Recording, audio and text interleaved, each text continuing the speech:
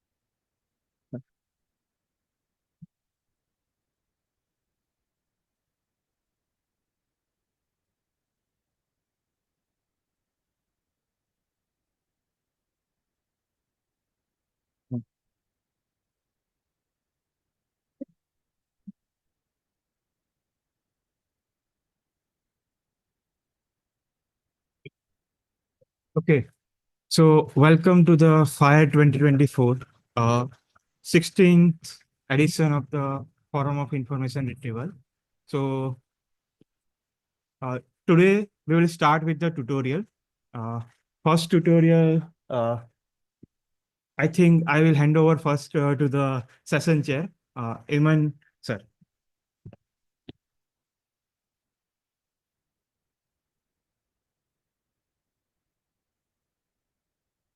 Good morning, all. We welcome to this session. First, I want to welcome Professor Rakesh Chandra Balavantarai Praveen. and Praveen. Praveen Kumar Katare. Professor Balavantarai actually is the Professor of Computer Science and Engineering for Triple IT Bhubaneswar, and his working area is text summarization and model evaluation metrics. And Praveen Kumar Katre is a PhD candidate of computer science engineering, and he is also working on the natural language processing and text summarization. He is from actually has a good industry background of more than 10 years experience. He is working on data quality and data integration products. So I welcome both of you to the dais to give your tutorial. Okay.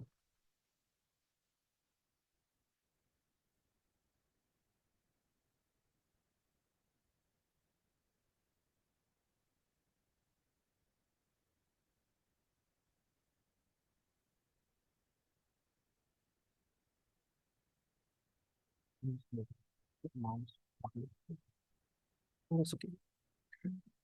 Good morning, everybody. I'm audible, right? Clearly? Yeah.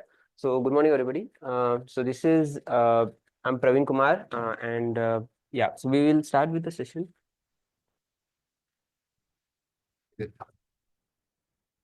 Hello. This is working, right? Okay. One quarter. Now it's okay. Ah. Okay. So coming to the presentation, right? So we are today I'm presenting on this hallucination index evaluation, right? So hallucination is something which is very it's currently a trending topic in the NLP area, right?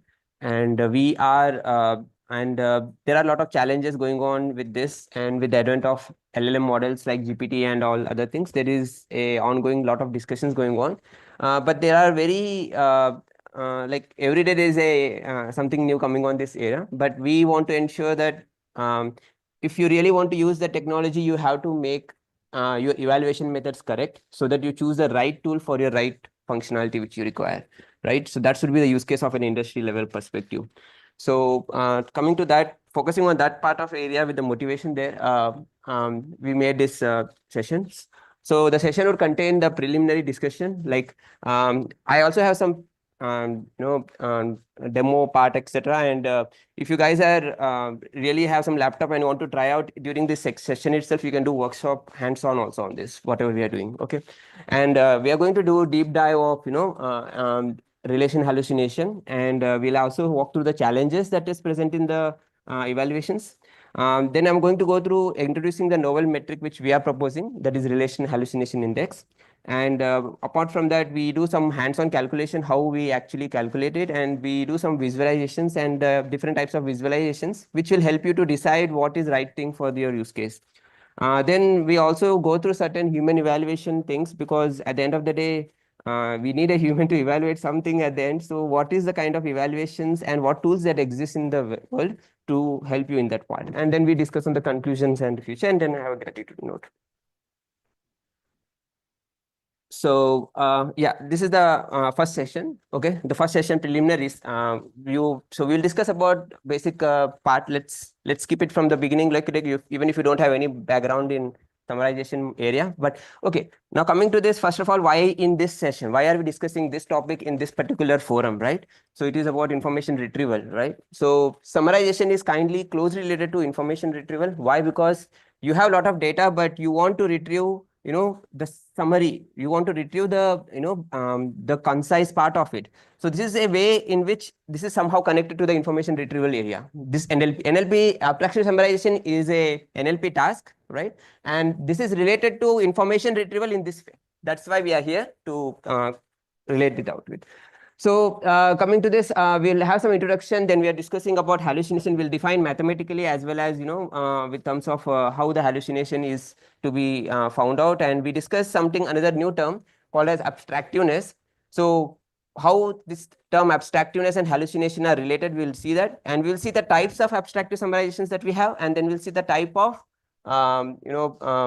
hallucinations that are present. And we discuss about biases, and when we think about, okay, how humans also are introducing biases, right? So that part is also there. And then we have some Python basic execution requirements and all.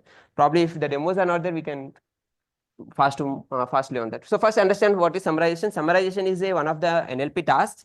So what it does basically is that you have a huge amount of text, you want to bring it to a small size. And so this image is actually very useful to explain it, because there are two types of summarizations. One is which is taking the text from the original document and then making a summary. And the other one is, you take the text and you are making your own, in your own words. Okay, you are bringing it in your own abstract way. That is why it's called as abstractive summarization. You can see, right? So in this one, you are just highlighting it. You are focusing on the main points of the summary. But there you will actually rewrite everything. Okay, so that's where, and that's why extractive summarization is kind of already, you can say, saturated area of research for most of the area. But abstractive is always, because with abstractive comes abstractiveness, which we'll see how it impacts us. So just to define an abstractive summary, right? So abstractive summarization is like you generate the condensed version of source text T, creating new phrases, and you want to convey the core information from the original document. Okay, so let's say we have a source text T, which is set of tuples. Tuples in the sense we are like having some text tokens. So these tokens are there. You have a length of n, and then summary is there, which is length, and you want to ensure that m is always less than n, because you are actually summarizing it. So this is a basic mathematical definition of summarization, to be frank, right? So now what is the main goal? The goal is the information content of S should be almost congruently equal to information content of T. that is your original text which you are taking. So coming to the next part of this is hallucination. Now hallucination is like, okay, you are having so your model is actually generating some text, okay, which is looks to be grammatically correct, looks to be all good, but you know, when you are actually trying to make sense out of it, it is not going through it. Maybe different ways. Maybe it is not factually correct. Like say you have reading about Nirav Modi, but you are actually explaining Narendra Modi. Doesn't make sense, right? So that's kind of things are there. So that is different kind of hallucinations are there though. But we will talk about this is basic to explain. Now comes the another part of abstractiveness and hallucination. Okay, so what happens with this is abstractiveness is you are actually explaining your document, you are describing your document in terms of the summary is being brought down and condensed now, and you are rewriting your things. When you are bringing new words, you are bringing what? You are bringing new meaning to the things, right? So how close you stay to the exact meaning of the original text is varying, okay? But the technique of bringing new words to the summary is actually abstractiveness. Okay, and what happens is when you bring new words, you actually are introducing hallucination in another way, because they like I can tell you there is no word similar, right? There are choice of words, right? So when you are in different place, the meaning is different, right?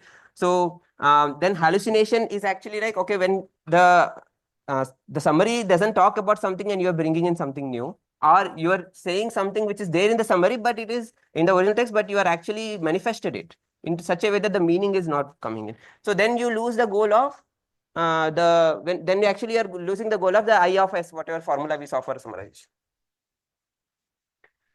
So that's the thing. Now we have T hallucination. Now this is hallucination's definition.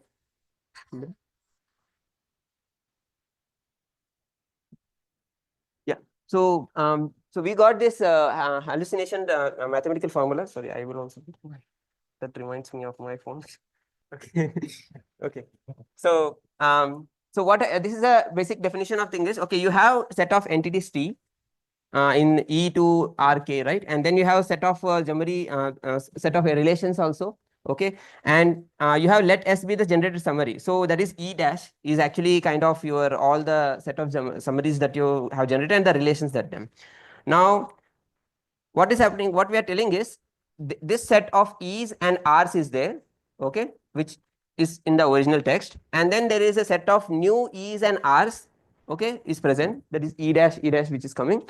Now our goal is that, okay, now what I can say is hallucination is like a function which we can say that if it is supported by ground truth or not, correct? It should be so if something is not supported by the grounded means we can actually relate it with the original document.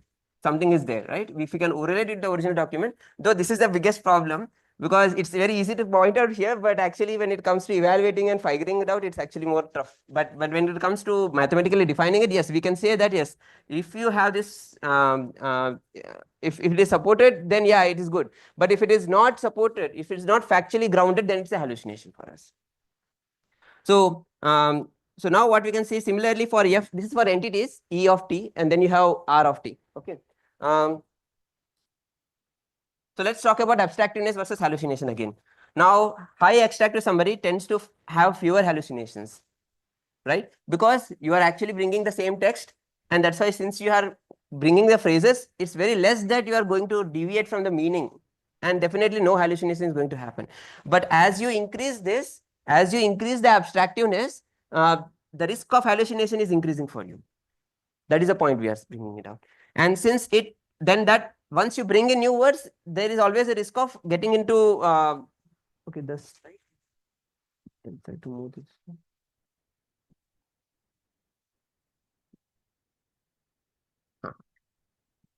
So now, so the abstractness involves generating new phrasing and combining ideas from the input text, right?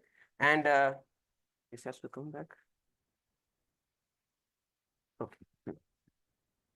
Then you have hallucination occurs when the content is unsupported. Okay. Let's go to the next page. So somebody is asking to join the meeting. Viraj. Okay. Yeah. So now we understood what is hallucination. We have understood what is abstractiveness. We have understood basic definition of abstractive summarization. Let's understand what are types of abstractive summarizations are there.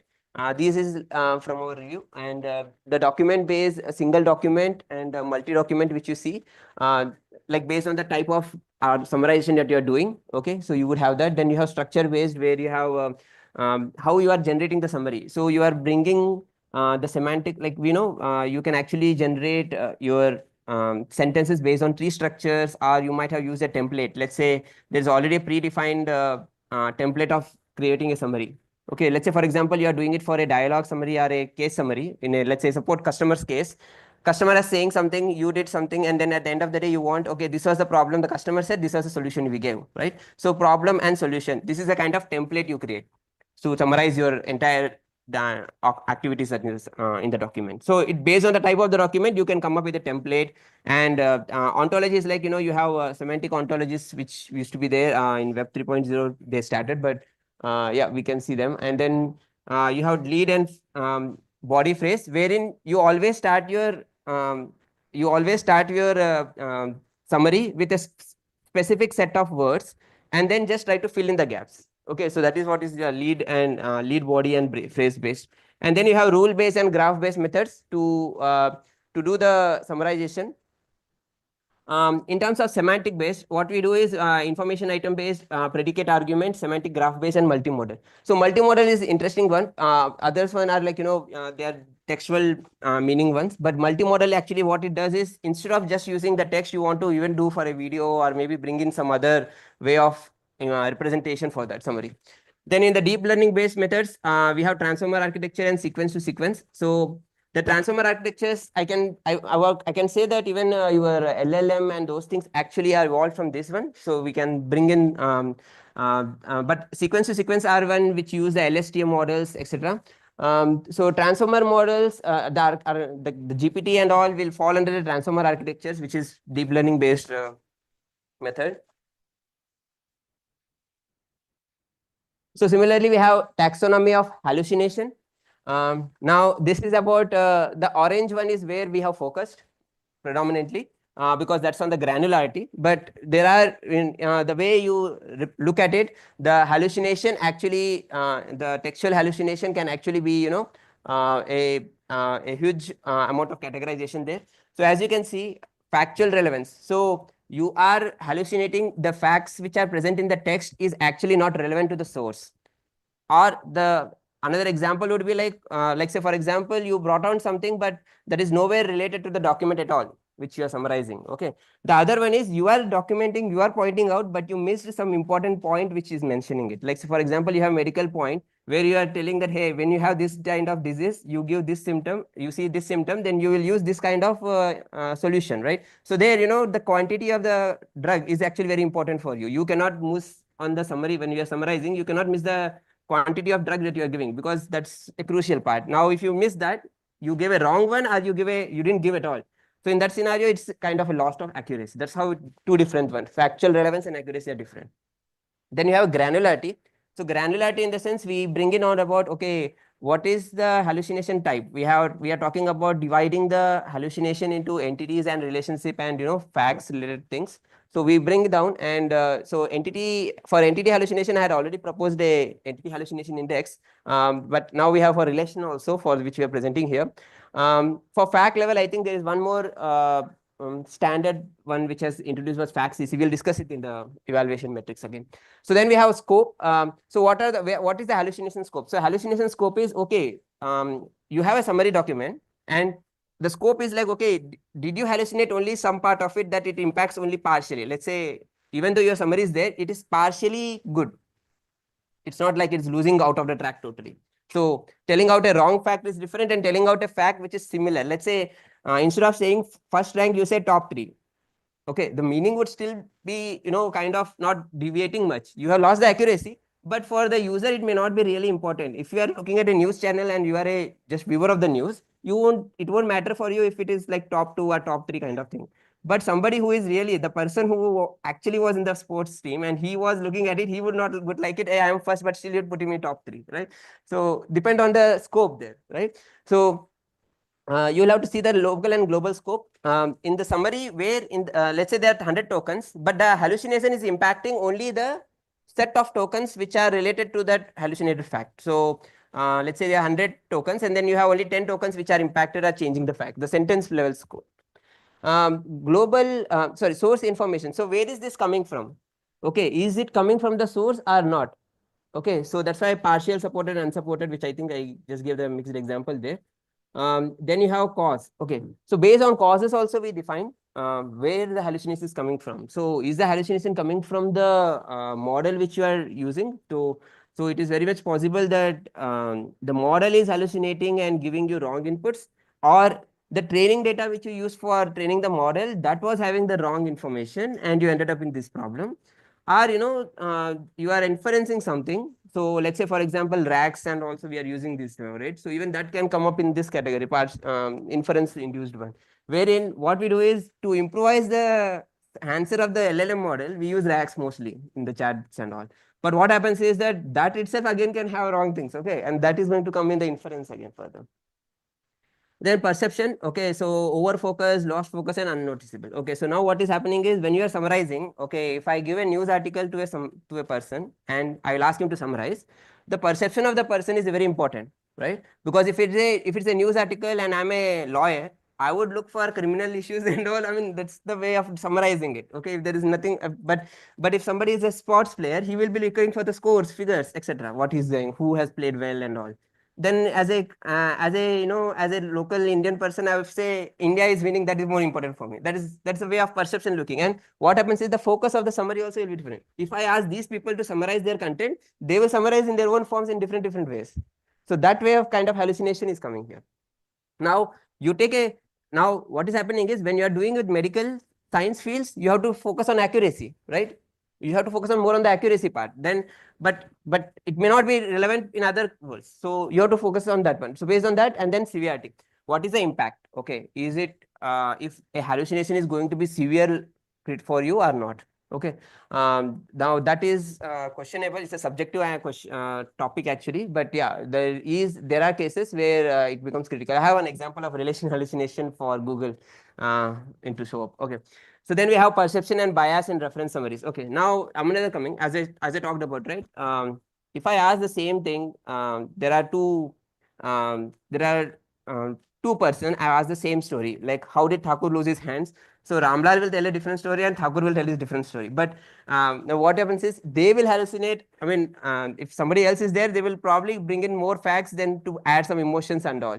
So when they do that, okay, it actually introduces a bias. And now when you are telling, when you are evaluating a system, what you do, when you are evaluating a system, you are going to bring in reference text. So your reference text is your golden truth. Okay, you are thinking that as a golden, right? Now, if that itself is from a person who is actually hallucinating in the sense, I mean to say he has a bias, right? So what happens is it's gonna compare your entire system is going on risk now because you are using a reference text which is not actually doing. This is like hallucinations from the data, right? What we saw. The data induced hallucination. So that kind of thing is going to happen. So, but these are not something we can really avoid, but we have to be understand that there's a difference in a human's bias and the perception bias, etc. Because from the world of summary, right, scope and the perception is very important factor. And I have an example here where I talked about reference summary. See, this is the original document in XM dataset, standard XM dataset. And you can see that that news, whichever is there, right? So the reference summary itself is talking about footballer. Okay. If you read this document, there is no way I can say that, hey, this is talking about football. Okay. We are talking about X reading defender. Okay. Now, X reading defender is actually a football term, which a person who was summarizing it knows it. And that's why it came there in the red color there. You can see the green color font, which you see. And even the Premier League football. Nobody talked about Premier League. There was a player in Premier League who used to play football and he is accused of some criminal cases, etc. It's a document here, right? So now if you see that the text itself is actually from the golden reference summary itself is having the hallucination. Now we are trying to compare the model output with them and that itself is hallucination to what we need. So what we understand here, now we understanding is, if I look at this, my understanding is that, hey, I know that we want our model to hallucinate because there is no footballer information here. You have to derive it and you have to get that in there. So which models will have football word in its output will match more, right? Otherwise it won't match. So that what we are saying now, we are asking the model also to hallucinate based on our requirement. Okay, so that's where what I say is hallucination may not be really the key term we have to understand is hallucination is needed in some form. Okay, even though it's not a factual or incorrect, but it's still needed to convey the meaning properly to you, right? So then we have human summaries and AI summaries. What are the differences when they do? So rely on implicit knowledge and avoid fabrications. But in case of AIs, it comes via because of probabilistic calculations, right? And then you have contextual judgment. Human can tell why he choose this way of approach and not looking at it, and the accountability. Now, what is the important thing? Both humans and AI introduce bias, and both can focus on irrelevant aspects to omit the key details.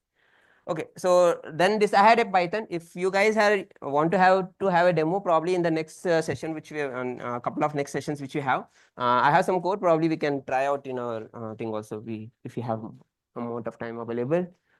So there, what is the reason why Python is used mostly is because of its package installer, and we can quickly download something, run it quickly, and get the results out of it for you. That is the main power of Python. Which again was, the reason why Python became more on the Hugging Faces and all this kind of thing era came, where you have models readily available, simple snippet of code, you bring it in. So any model, if you are introducing, if you are writing, or if you are introducing any kind of metric also, if you are introducing any LLM also, it's always required for you to write it in Python and do this kind of packaging thing, which is common basic thing, which you have to understand. Then introduction to hallucination. Now that ends our first session about abstractive summarization and hallucination introduction and preliminaries, which I wanted to complete. So now I'm going to the next part, which is relation hallucination. So if you have any questions on that, probably we can take on, otherwise we'll move to the next one. Okay. I take the silence as no, then we'll move to the next one. So introduction to relation hallucination. So now, okay, we understood hallucination and we talked about the category of relation hallucination. Now we'll try to get inside relation hallucination and understand what are relation hallucination types. Okay, and then we'll try to find the examples of that and what are the causes that has been seen, and business impact. I have some examples. Okay, so relation occurrence happens, when a summarization model generates relation which has subject, predicate, object that are incorrect, okay, that are misrepresented, or it is unsupported. Okay, so company A acquired company B, but instead of that you wrote company A acquired company A. You change the meaning. You have the same entities, you have the same verb also, but still you have actually ended up with flipping it up, right? This is one example. Then you have incorrect. Yeah, so that's why we have this type of 3 examples I have for fabricated relations, altered relations, and then you have ambiguous or incorrect predicates. So in case of fabricated relations, you can see the example. The source document says, hey, spacecraft landed on Mars and so many things it's talking that, but then in your summary you say, hey, spacecraft discovered water on Mars. Okay, so where did this water come from? Where did this, it was not part of the original document. So you have brought in some fact relevance, whatever we discussed, right? And the earlier, the hallucination type. So it is one of those where it brought in some unrelevant fact here. Then you have second one, wherein alter relations. Now, John advised Mary to study hard. Okay. And then Mary advised John to study hard. This is the summary your model gives. What is it?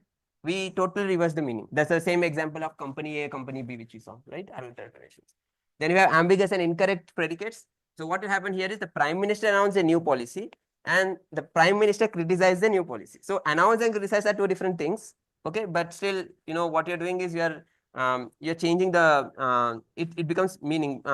See, announcement and criticization are kind of similar words in far context, but they are not same. Okay, you cannot use criticize as good as how you are using announced. Okay, that's the point.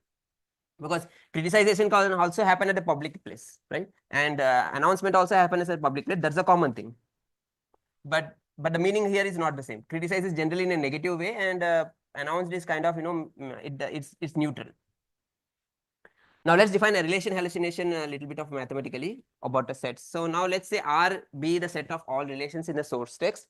You have S set of all relations in the generated summary. Now, what happens here is relation. What I want to say is, if a relation hallucination has to be there, okay, then it has to be such that the relation which you are talking is not part of your summary in any way. Okay, so that's the R belongs to S such that R does not belong to capital R, which is the source set of all relations you found in the source text. Now with this definition, now it's complicated for me to tell, okay, this hallucinate, now I can tell that anything which is not there in the original text, I'm calling it as some hallucination now. Okay, but then that means I cannot use the same text which is there in the original text, because I'm doing what? I'm doing abstractive summarization. I cannot use the same words as is, I mean, technically that's also a requirement. So in that scenario, what we have to do is we have to understand, we have to categorize the type of hallucination that is we need and what we don't need. Okay, so that is the main core of this paper, which we are discussing, which I'll talk about some 6 factors on that, how you can discriminate them and figure out, we also have some calculations on that. So model limitations. So what are the model, okay, these are the causes now, okay.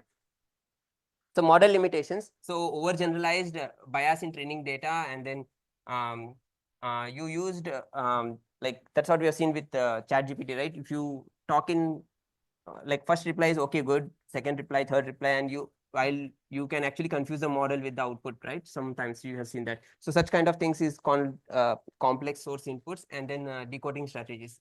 So the beam size is generally a statistical in nature, so it goes by the statistic, but if something comes out of the blue, it's actually not so useful. That's where the deep learning methods actually have a challenge. But we talk about model limitations. Yes, the model limitations in the sense what you have is, based on the training data that you have seen, you will summarize. If you are trained on medical data, you will train on medical data. You're not good with you're not good with like legal data, right? So you create a summary of legal data, you will not be able to do it. The perception is lost, the thing is lost. That's a usage problem. Also, it's not a model's fault, but it's also still but still you want to use, because that's why people want to use general models, right? ChatGPT is there. Everybody's using ChatGPT. But I will use ChatGPT for different purpose. You will use ChatGPT for different purpose, right? So, but then, so that is, you have to decide on generality and the specialization. So you want a general tool or specialization tool? Now that is your something which you will decide when you are choosing models also. What happens because of these guys? So trust erosion. So if your model which we are using, and let's say I am I am OpenAI is something whatever related to aspect, right? So let's say if somebody is having OpenAI, and you are an employee of OpenAI, and you see that okay, model is not working fine. What will you do? So the people, the customers who are using that is going to lose trust on it. You can say you are an AI leader, you have say AI advent of thing, but in some even one single part, right? I'll tell you example of this, which is Alphabet, Google Sync, right? So Google Bard demo, it cost so much 100 million for them just because the demo went wrong. Okay, why? Because the demo was because it explained a wrong fact in that. Okay, it is just a wrong fact of which some university found out, and they posted it, and then in a day it was like crashed, right? So there are scenarios. It has a lot of business impact. You cannot just go and speak out, okay? Because like spoken words are like arrows, right? You shoot them, and then you will have to face the consequences, right? So that's why it's very critical. Relations, if you are not getting it right, it's like a goner for the models, right? So that's one of the reasons. If you want to bring in more thing, and then critical misinterpretations. Yeah, healthcare and finance, as I said, drug quantity, accuracies and all, right? So those are going to create a harmful decision. If your diagnosis itself is based on a wrong thing, and you summarize the symptoms and you are getting the diagnosis, then if the summary of the symptoms is wrong, then the diagnosis itself is wrong. You're going wrong. So yeah, I think this this part ends the second session. Okay. We have now understood, we went through abstractive summarization, we understood the hallucination types, taxonomies, and we understood the importance of bias and perception. Then we came back to relation hallucination. We understood what is relation as and defined it. And we also got to know what is the causes of it, and what will be the impact of why we have to focus on relation hallucination. There were so many hallucination types, but why we focus on relation hallucination is explained in that previous session now. Okay. And Then comes your evaluation challenges. Now from here we are focusing on the evaluation parts. What are existing evaluations are there? But if there is any questions that anybody has, we can have it. Yes, please. Mm. But the final conclusion that you are deriving, like for example, Mm. diagnosis is wrong, but again due to hallucination, you are deriving the correct diagnosis. I mean, final disease prediction is correct, but the diagnosis is wrong. But still it's a wrong thing because eventually when something gets corrected, it's gonna wrong, right?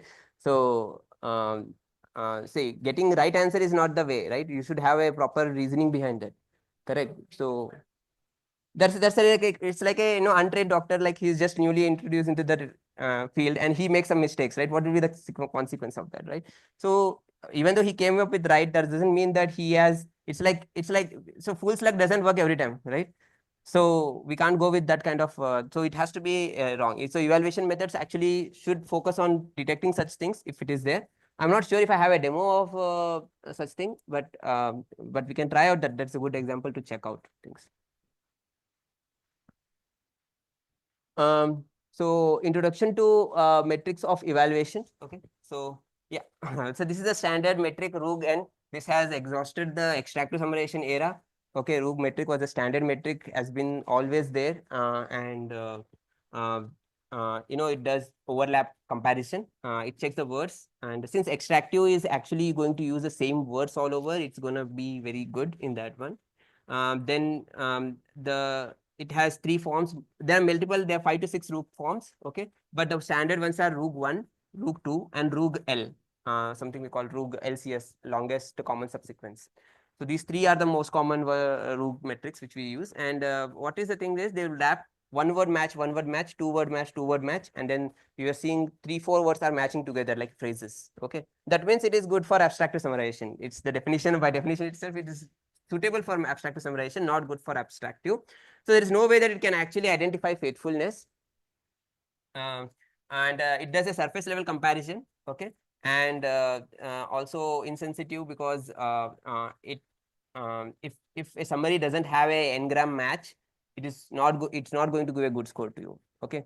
So even though you have a proper summary which is matching with the so even if you have a proper summary, if you are not hallucinating, I mean if you are not actually giving the words which are not exact matches, you will not come out of it. Similarly, the BERT score. So BERT score is based on BERT model.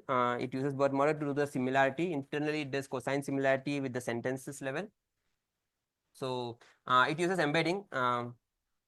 And so it focuses on pre-trained models. BERT model only it uses internally. So one of the good thing about BERT model is, okay, you have to understand about 2 things. One is NLI and NLG.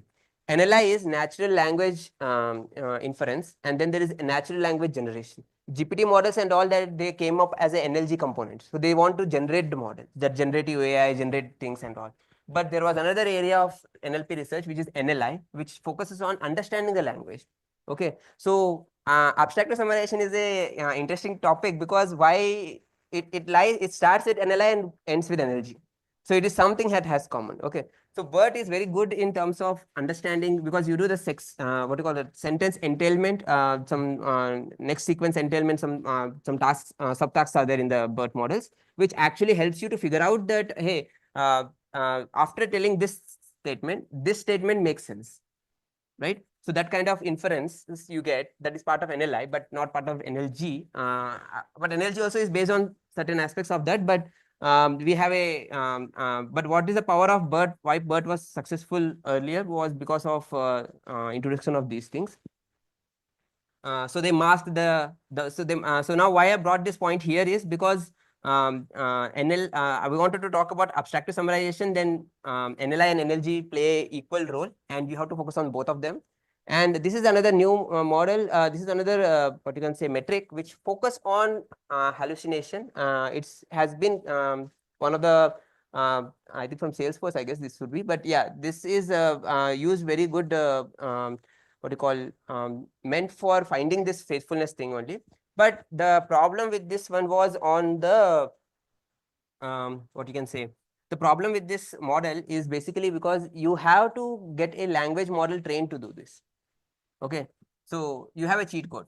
So you know, based on some criteria, you are actually doing a evaluation. You overtrain based, if you use that metric itself uh, as a trainer for you, what is going to happen? So you are going to get overtrained on that metric. I mean, you are going to overtrain on the metric, and eventually you will start, getting wrong evaluation because everything looks good, because that's how that's the challenge of all now whatever that's the main challenge of any hallucination model that you come across now for evaluation. They depend on hallucination again. Okay, if that is there, we have to come out of that. So but you have to understand is there is another era of NLI which will help you. Okay, NLI, when I say, what I mean is entity recognition, NER, right? NER models, what is the power of NER models? NER models they don't try to generate anything. They just tell you what is inside, right? They don't fabricate things. So use that one, and then you can do some. So inferences is more important than generation to evaluate first. So so that's what that is one of the learning we understood when we went through these things. And there is another model called Quacks, which is uses like question answering. Okay, you have a text summary, you have a text and you have a summary, and then you will question the text, you will question the summary, and you expect the answers to be matching, right? So now here again you depend on the LLM or whatever model to give you a question which is relevant to this. Okay, now if the question is relevant, you got it, but there are again some cases where you should have asked more better relevant question which did not come into. So again, you have a chance of missing out of hallucination here, right? If you hallucinate properly, you'll generate proper questions. So that's another way of looking at this metric also.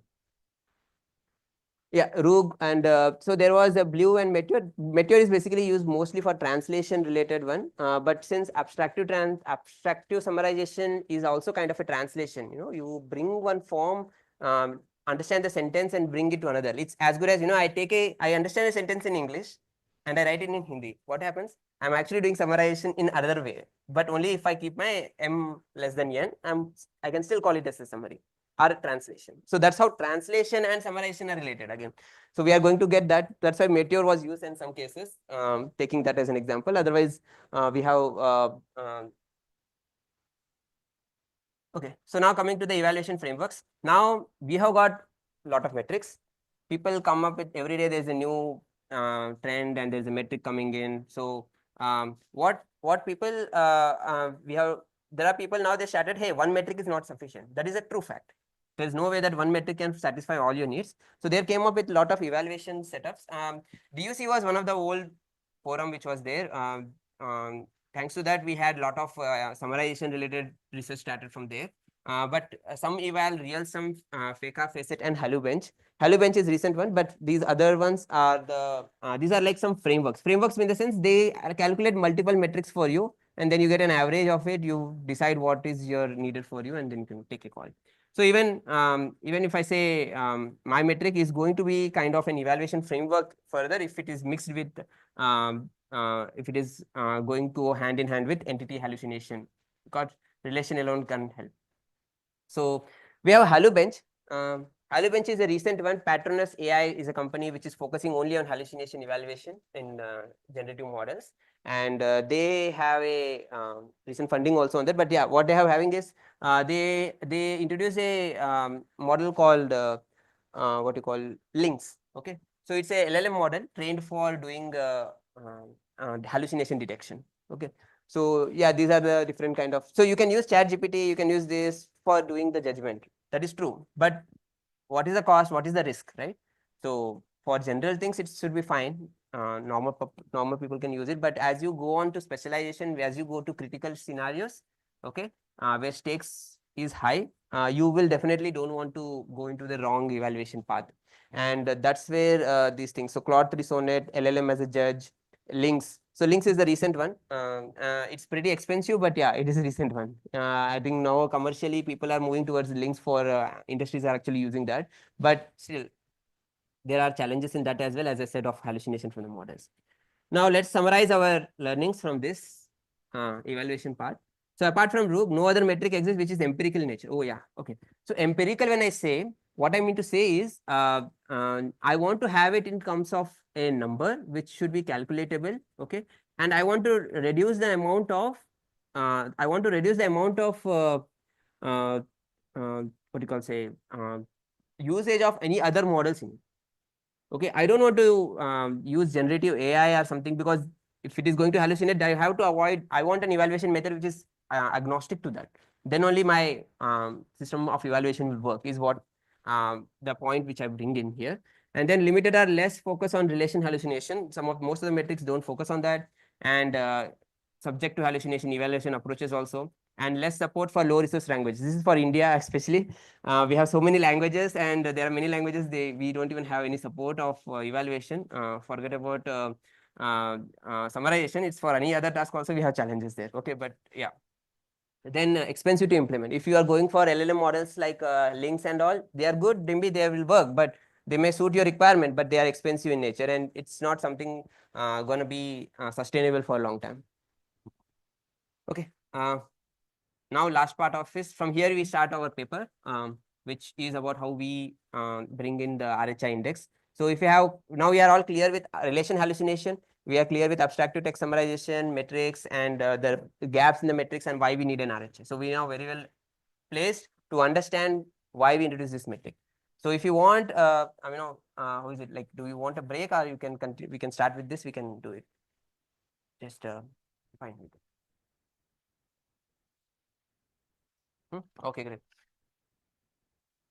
Yeah. So yeah, coming to the introduction to RHI. So relation hallucination index is what, as we call it. Okay. And then we have 6 factors of hallucination. As I said, we have to discriminate the fabrication that is coming. So we are trying to, I have a Venn diagram which will make it clear what it is going to do. And then I introduce the RHI and the method I followed to just investigate or experiment on that. And then I'll explain how we are extracting relations, and we do an example calculation. And in the next session, I have a working demo of the videos. So this was the definition which we took right earlier. We already came across this. R is set of all relations in the source text, and S be the set of all relations generated summary. And relation, if it is, if your relation is actually part of the original text, okay, then yeah. So if it does not belong, right, you have a relation in S, okay, and R does not belong to R, right? Small r does not belong to capital R, right? So that means it's a hallucination. It's a H of S function. Then yeah, that's the basic feature. Okay. Now talking about hallucination. So we, in the very first or second session, I talked about, okay, you need hallucination, you need abstractiveness, but you will need some part of hallucination to achieve abstractiveness. Okay, and to do that, we have this category. So what I can tell you looking at this is you have extractiveness, okay, which is part of all the 3. Now the green part, the green one, that circle is actually, the circle on the last side is actually your reference text. This one will be your input text, and the below one would be your generated.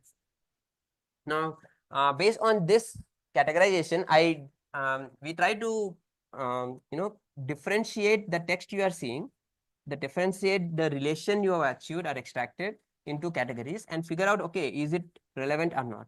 So we want to ensure that we have a faithful summary. Correct. If you want to have a faithful summary, as you know, extractiveness, if it is high, there is a high possibility that it is not hallucinating much. Correct. So that's why the middle part, it's a intersection. If I call I, R, and G, then it is I intersection, R intersection, G. That's extractiveness. Okay. And then you have something which is present in the reference. Your reference is telling, hey, this is how you have to write the summary. Correct. It is telling you, this is how you have to write the summary. But your generated text, if it is writing the summary as is, then it becomes this positive H, which you see, which is called positive hallucination. Why we call positive hallucination? Because this is actually adding value to my summary. Correct. It is not deviating. It is going to the way, like the footballer guy. Footballer was expected to come, and it has come, and we didn't. If you bring in footballer in your terms, you would have got into positive hallucination. That's the point. Then you have next one is over focus.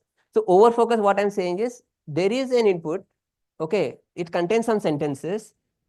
The guy who is interested to read the summary is not interested in the topic, okay, but you have brought it because in the input text it was there, okay. So that which is not part of the reference, but it is part of your input. So it's a part of extractiveness only, but it is coming from the input directly and it's not hallucinating as we wanted. So that's why we called it as an over focus content. Then we have another lost focus. Lost focus is where reference wanted you to consider that, but you have not considered that part in the generated summary. So then it goes into the lost focus section. Okay, I think we covered all. Now we have only two, lost and negative hallucination. So lost hallucination is, this is the hallucination which you are supposed to have. This is not in the input text, but you have to bring it. Okay, that is your lost hallucination. You could have hallucinated, you could have brought in that content, but you missed it. So that's the lost hallucination. And negative hallucination is the reverse. This was not supposed to be there, but has come. Okay, it is not in the input text, it's not in the reference text, it's like totally unfact. Okay, so that is a purple, that's a violet one, which is negative hallucination. So this is our entire 6 factors we say. Now based on this, you decide, based on your use case, you decide what you want to see in your model's output. Okay, you want, okay, I'm okay with like lost hallucination is okay for me, but I'm totally intolerant to negative hallucination. You have to decide when you're choosing the model, right? Okay, I cannot go with a wrong fact. If you don't write something about it, I'm fine. You miss it, but you don't give me wrong information. Correct? That is one way of approach of looking at evaluating things. So that's when you decide which part you want, and based on that part, you tune it. Okay. So we calculate this and we have a formula for RHI. I'll give the formula for each of these terms here in the next slide. Okay. So I'm doing a EF into PH by 2, and then we are, so what you see EF and PH. Okay. Yeah, let's go to the slide. I'll explain one more part. So here what happens is extractiveness and positive hallucination. These are the 2 parts which is very much required for your summary to be there. It is good ones. Okay. And the other ones, they are not good actually. You want to avoid them. Okay. You otherwise you are so if you go for see what you may ask me, like, why overfocus is not a why overfocus is bad. Why overfocus is just going to lose the focus. I mean, it's not actually relevant to what you want to look, even though it's not in the reference. Okay. But what is happening here is you are actually you are distracted here. When you're writing a summary, you distracted from the actual context of the summary. Okay. For example, if I look at the sports scam, which I was talking about, footballer, and then there was 3 brothers, and they were in a case. Now, if a criminal guy, lawyer or something is reading it, he wants it to be on, okay, they were accused for what? Okay, when is the court hearing? Those kind of information which is present in the input text, that would be his script, right? But you talk about different about football and stuff, he is not interested in that. So it's actually a bad part. We don't want that kind of thing. So over focus and the lost focus, these are the 2. That's why they fall under negative. Negative hallucination is obviously negative. Then lost hallucination is something which could have been done better is lost, right? So that is gone. So those 4 should be less, and extractive positive hallucination should be high. That is our goal. So that's why what we do is we try to reward them and we try to penalize. That's why the minus sign after that, and then you have the 4 factors. The 4 and 2 are just for scaling up to show up the numbers. Okay. Yeah, this is the formula. It's clear from the what you call the set theory. Okay. So what we have E extractiveness factor. So I intersection R intersection G, and then you are doing I plus R plus G, and you are calculating it. You see 3 sets are there. 3 times you want to see it. If it is how much of percentage is sitting in extractiveness. If it is good amount of extractiveness is there in the content, is mostly factual. Positive hallucination, R intersection G. So whatever is in the relation reference summary is there in your generated text. Yeah, it is matching. You are good. So you will go for positive hallucination. That means it's a good one. Then LH is a lost hallucination. So what you are going to do here is you want to remove the lost hallucination. So you want to get the thing which is not present here, right? Yeah. So LH, OF, and actually these are all based on the set theory only. We are just calculating those factors based on whatever you have in the sets. and you have over focus where whatever is in the so whatever is in your model, right? So whatever is in your model is coming from the input text or not. If it is coming from the input text, yes, you have a match. Yeah. And then you have negative hallucination and lost focus. Yeah. So now coming to my paper, what I did in my research method, what I followed to come to this derivation. This is the actual thing we did. Based on this, we got to know, okay, we could improvise something and come up with a metric on this. So we have this method, like, we took XSUM and ExcelSum. XSUM is a data set popularly known for summarization. It's one of the standard data set. Earlier, before that, we have CNN, then now we have XSUM, and then we have got better one, which is ExcelSum. ExcelSum, the good thing about ExcelSum is exists in 44 languages already. So it is a wide variety of support it has, and you will see ExcelSum getting more mature, hopefully. Okay, if LLM doesn't go. So then we have 200 articles we brought in. So we got 200 articles from the ExSum, and we got 200 articles from the ExcelSum. Okay, and we did. Why did I choose two data sets differently? The challenge here we wanted to see is XM is a standard data set, and the models which you use would already be now trained. Let's say, for example, even ChatGPT, if I ask you, it would have already been trained some of this. So we want to make sure that there is a mixture of them so that we see the scores are not, because what my understanding is that the evaluation changes with respect to the data set that is being used. Some data sets you may see the hallucination is good, and some cases it may not be. And yeah, that's what we did, and we bring in those two data sets. We filtered some of the things, like for example, we had we uh, we had some characters which would actually end up troubling the processing, like quotes and various things. So we did some kind of filtering of the data there. We cleaned it, and technically. So then we passed on the data to these 5 models. So I did it with the Colab, this one, and I generated a data set for all this. So what I did is I gave this input text from here. I have a reference text from the XM. I have ExcelSum input text and reference text, and I'm passing it to BART, and I'm asking it to generate the summary, and I retain those summaries. So those 5 buckets which you see are actually for each of the models that we will use: BART, Pegasus, GPT 3.5, T5 large, and RefSum. Okay, RefSum I choose particularly. It's not a data set actually. It's a false data set. What RefSum is actually, it's a reference text itself. Because I added it because I want to do an ablation study on my topic. Like, okay, how is it evaluating if I have a reference summary itself, I'm giving it for evaluation. So the idea is that if you give a reference summary, you have complete positive hallucination. Okay, so that kind of thing you would like to see. So remaining all, yeah, you are evaluating. So here you can say there it's in all other things, it's like input R and G. But in case of RefSum, R and G are same. Okay, that's the idea, because we want to figure out flaws in my evaluation technique as well. So that's why we put it there. So then there is generated summary and the tuple correct correlation, triple generation. So we generated the tuples, relation tuples from that, and then we passed on and we calculated RUG entity F1. Entity F1 is one of the standard, not standard I can say, it's one of the metric that is used for finding entities that are not present in the summary. So that's why that score. And then we have entity hallucination index, which is based on similar to my Venn diagram we have built it in the past. And relation hallucination index is what we have. And plus we have a human evaluation. So this is a very painful job of human evaluation actually, because you need to have an expert of the domain which topic you are studying about, and you will have to go through that, and then somebody has to rate it. It's a it's a intensive job, but that is needed. And we have a way of simplifying that a bit. I have some, I cannot say we can simplify too much, but yeah, we do have some way of annotating and helping the users to do things faster. Yeah. So we'll stop it here. You're seeing? Yeah. Okay.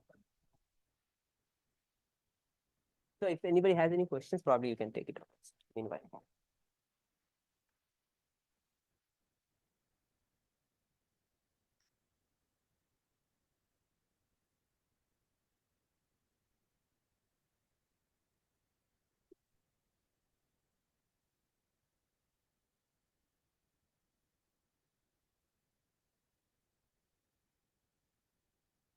So we have a 10-minute tea break now, and we will start at 10:40.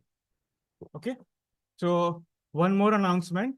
Those who apply for the student travel grant, they have to mark attendance on the registration desk in the morning tea time and afternoon tea time. Okay. Yeah.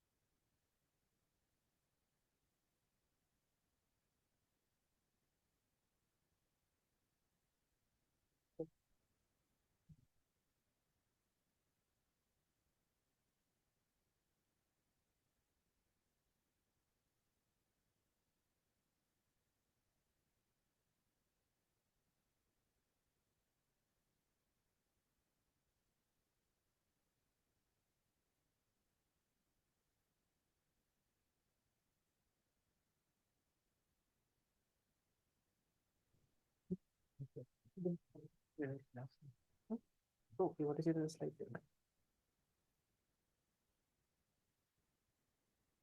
Okay.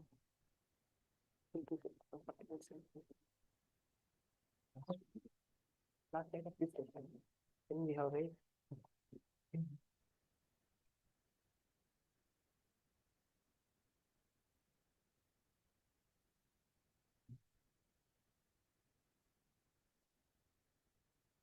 yeah, okay, yeah. So just to talk about, we had this method, and I mean, this was the method which we followed, but eventually, if you are going to use the metric, you would end up following similar approach just to calculate the RHI. Just that you, but the extraction part, the metric which we are having, it has two parts. One is the extraction part, and then there is a matching part, okay, where you have to figure out a match. So this algorithm is mostly explaining about the extraction part, and as I mentioned earlier, we are using NLI features like models, like we have ER and sentence parsing to figure out the parts of speech and things, so that we can understand the language better, figure out what are the relations, and figure out what are the entities in that. So that's basically the gist of whatever we are doing here. So we take an empty list, and then in that one we are generating text-rich sentences, okay, and we are breaking the input text into sentences each, and then for each sentence again we break them into tokens, and we try to classify the tokens as whether it's because whenever you have a relation, he is doing, in English, right, it comes like SVO, right, he sorry, SOV, is it, he is doing, no, he is doing is what, so yeah, basically, like, you have object at the end, okay, because in Indian languages a little bit varies, right, because you can say मुझे खाना अच्छा लगता है when I say, so I'm telling the verb comes where, in the middle, or it comes afterwards, correct? But in case of English, it's little different, right? So what we try to see here is, in English, it comes in the middle, whereas for some languages it comes in the last. So we'll have to be taking care of this when you are identifying relations somehow, okay? So that's what we try to do, but we are not just looking for relations within here. We are also looking for some far relations also. So for that reason, it's important to figure out, first of all, what all subjects you have, whenever you have, and first of all, you identify all the entities, and then you will try to understand, this is a subject or this is an object in the sentence, right? And then you are looking for, is it a verb, right? So what kind of verb it is? Okay, is it an adverb kind of verb, or has some adjective related to the verb? You try to categorize them and then figure it out. So first of all, we do a token classification that will help to do basically we do a POS tagging in terms of token classification. After you do it, we are already aware of all the entities and verbs that are present. So we are good to go with the extraction part, which is the relation extraction step. So here what we try to do is we try to do the sentence parsing to understand, and since the model we use here, right, is based from NLTK kit, okay, standard NLTK kit. So what we try to understand is, hey, what is the confidence that the model also is giving to me? Because at the end of the day, my detection of the entity and the SVOs depends on the model's efficiency. So we can ask, that's why we made it like confidence. You would have noticed, like, I didn't explain anything about what is the confidence I'm talking. So the confidence I'm talking is what is the confidence score the NER model or the POS tagging model is giving to me with respect to my detection. If it says, hey, if it is giving a better score of that, I'm going to consider that or not. So I can use that as a catch. So I can actually try to tune my relation RHI based on, hey, I don't want any SEO tuple which is not having so and so confidence. We can try to customize that. Okay, so we have that feature as well in the metric. Then comes after that the SOV, simple SOV sentences are fine, but what happens if you have an SOAV like adjective, or you have an adverb, and then you are actually trying to put on some of the English prepositions and adjectives that you have. So we have to figure out what are we trying to adjective is actually kind of specializing something about it could be for a verb, or also I mean it could be basically for an act if it is a noun, or it could be a proper entity, noun or pronoun. So we need to figure out that, and we need to classify it, and we should not be considering them, to be frank, because they give a degree to you, but they don't categorize the SOV tuple basically. So we have to handle them accordingly. And after we do that, we actually filter and sort them so that we can see all the duplicate relations that we have found out, and we can filter them out and make a unique union set of it. So idea is to make a set rather than a what you call list, because we don't want redundant things to be there. We'll remove them. And then the output is put out. So this is basically, it just gives you a list of tuples it identified from the text. So on the now coming to the, so once you generate the relation extraction part, you are done with 80% of the job. All you have to do is now get the relation tuple from there, get the relation tuple from there. Both are sets. We have set theory calculations already with us, right? We just need a way to match them, correct? If we are matched, we are good. So to follow that, we wanted a match system, and what approach we followed is if you have an entity available, so there is no point in checking a semantic match for entities, right? Because Praveen is Praveen irrespective of like, okay, I mean, that's my way of looking at it. So what is changing is the verb part, right? So you need to be semantically similar in terms of the verb. If SOV, like as we discussed, there were 3 kind of hallucinations in relation. One was the ambiguous one was the altered one, and one was the fabricated one. And if you have to detect those ones, we will have to be focusing on the pattern, how the sentences are coming, and are we able to catch that relation that it is defining. So to capture that, we went through it, and now that brings us to this next session where I am doing the calculation, how we are doing it, okay?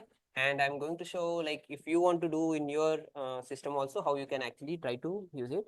So RHM metric is there, which we have also published in Python PyPy API. Okay, so I have a example running code here, which will show you that. So basically, yeah, we choose Python, obviously, as I said, the importance of what you have in terms of what you call Python's adaptability for new models, and you don't have to do extra coding much of that. So the API which I have, RHM metric, supports 2 ways. One is batch mode and one is a single mode. Okay, in case of single mode, I take one text, input text, reference text, and generated text, and ask evaluate it and give it back to you, the results of the metric. In the other scenario, we do it in batch, wherein you give an array of documents, like say 200, 400 documents you want to pass it on, you can give it, and at the end of the day, you will get 2 things. You will get a return statement, as well as in the current directory, we are writing one JSON file, which you will be able to see when I am showing the demo. So yeah, this is the RH package. So it should be, I think, underscore package. It's correct, the language correction has changed. Okay, so it's RH underscore package. If you do just pip install, you will get that metric in your system, and you will be able to use it. It has some dependencies, but I think mostly it will install dependencies. But on Colab, I found that there is a problem with the Spacie and what was one more, this scikit-learn.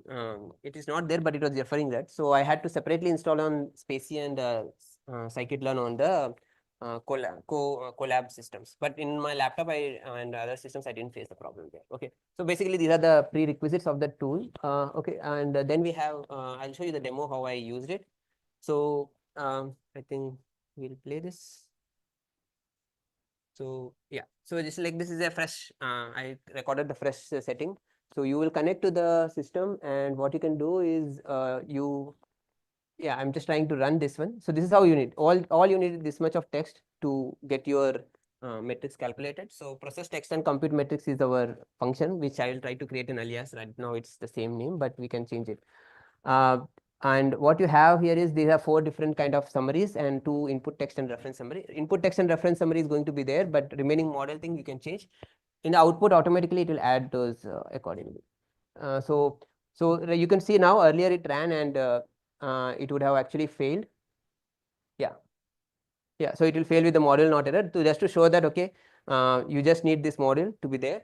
So once you install this module, you will get to know uh, uh, uh, whatever it has done. Okay, so once yeah, this RH package is installed, right? And yeah, you will see after this.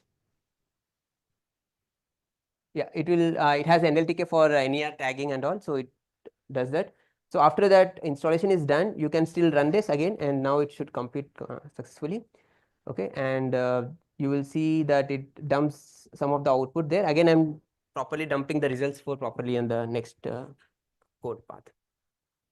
So yeah, it has some debug logging for now, which I thought it would be useful if somebody wants to get deeper dive and what actually it is doing, what matches it found.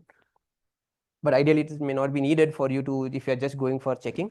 And then we have this second one where you can see for every model, right, in the results. So since there was only one article in the paper, in that particular code, it took only one array, and you would be able to see the Facebook BART CNN hallucination metrics when like whatever model name you would have given in the input text, the input field, right? So that you are going to get it here, and you will be able to see the different metrics. Even it will tell you that general level, like what in that Venn diagram, where it matched, where it did not, and you can see that RHI is the metric you saw there for different things, and each individual hallucination, lost hallucination is how much. You can see all those 6 factors tightly calculated there. Based on that, you can make a call whether you want to choose the model or not, or which model you are working with and what is it's calculating for you. So I think this has completed. So this is a simple execution thing which you can do right away also, and maybe we can have a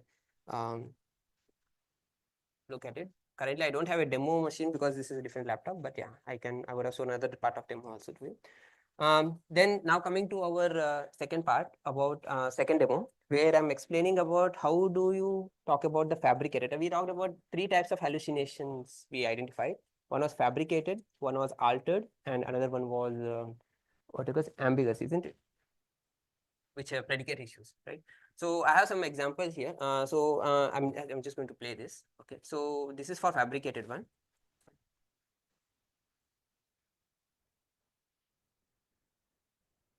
I don't know if you guys can see it.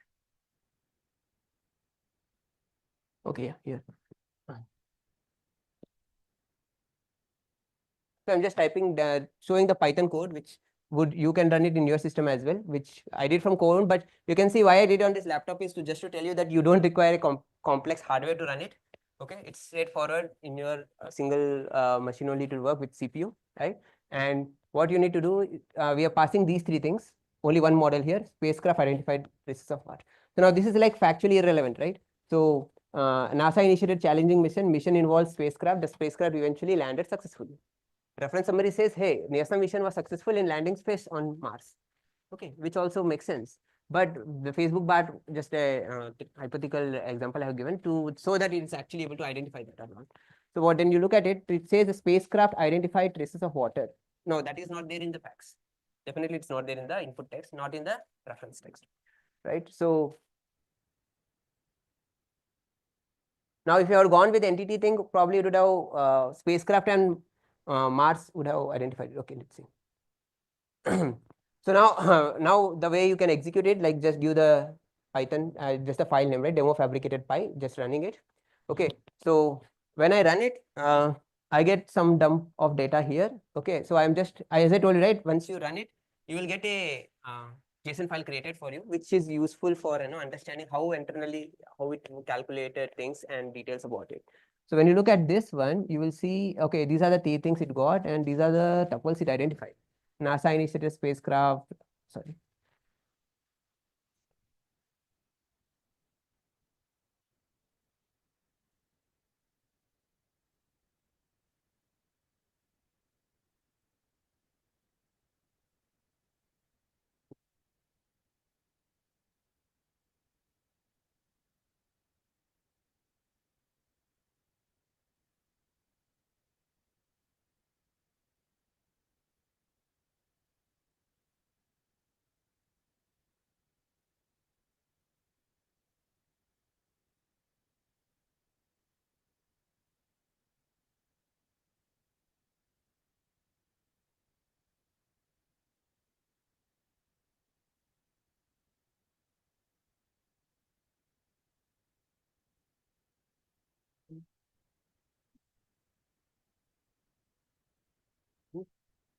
Yeah, it's coming to the beginning once I start playing it.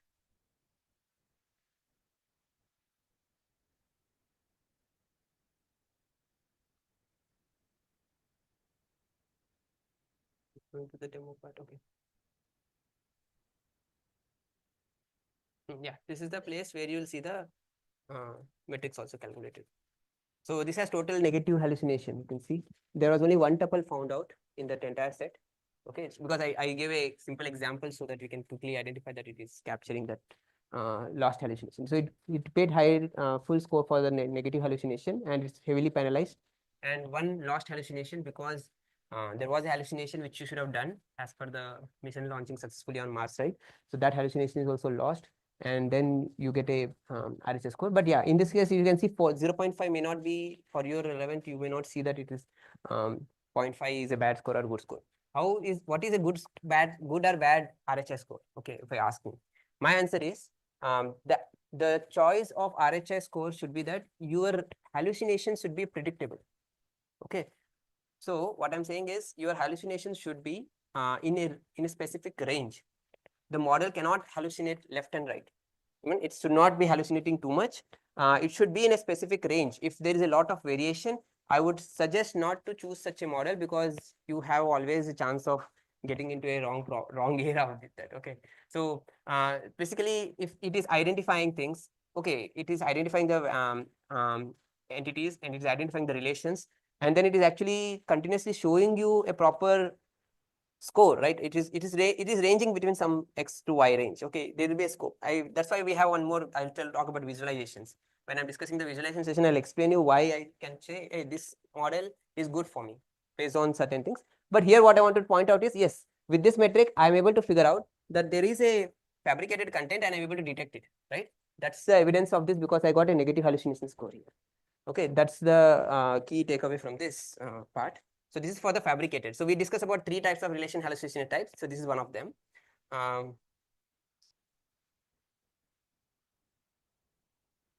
Okay, the range of value you could get is somewhere between 0 to 1.2 as for now, because the extractiveness factor, right, is actually going to add on when I notice it. What happens with the I mean, we can normalize and get it down, but you know the thing is lost. Like what I want is hallucination is there, but you want to measure whether your model is hallucinating in a proper way and are the factors coming in a proper way which you want. So keeping that into side, RHI in itself may have less meaning compared to the what factor. What I'm saying is, for me, the 6 factors are more important than my actual RHI score. Correct? Mm-hmm.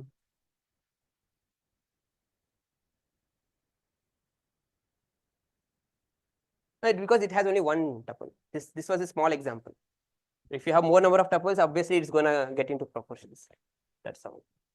That's one. You saw right, the other one in the Colab, the Colab one which I saw, it was having a different number. It goes in like fractions. Lot. Because here for demo purpose, I have created this text where there is a factual incurrence accuracy problem, and then we brought in there to focus it out. This is the tune for the demo purpose. And after this, we have another which was altered, where I gave an example of John and Mary advise study hard in the beginning, right? Where we had shown one relation.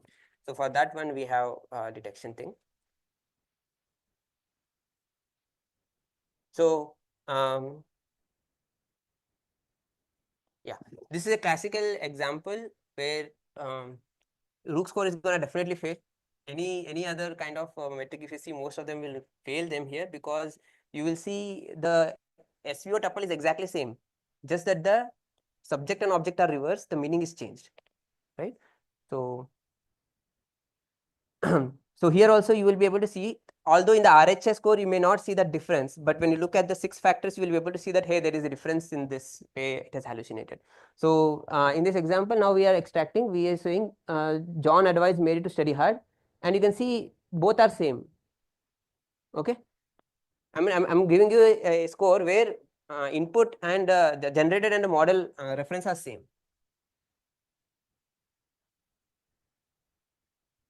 So what is happening here is John advised Mary, John advised Mary, I have given model output same. So just to show you how the score was, if I'm actually giving the proper content, then I'll add that hallucination into it and I'll give you another run. Okay, this is first run. Okay. So in this first run, we see that, and then we can have a look at the scores. The scores will actually change, and based on that change in the score, okay, yeah, you can see a 1.375 because of the exactness factor.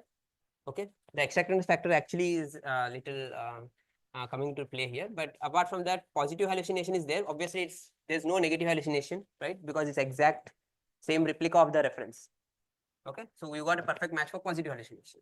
Now, what we can do, go back, is we can change the text now, and we'll rerun again and see the difference. The numbers are how they vary.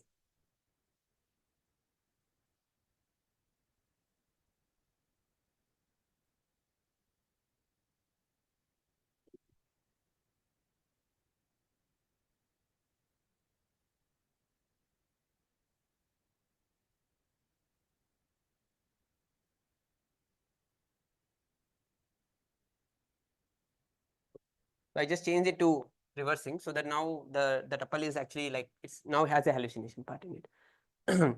And was it able to detect that?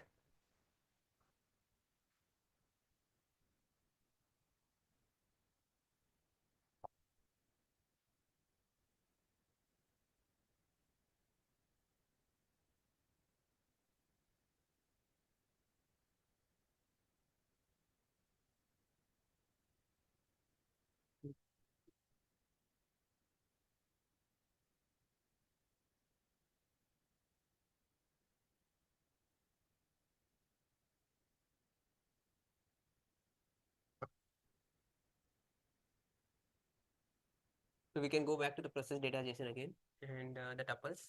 So it identified John advised Mary and Mary advised John, and then you can see the numbers have properly changed, right?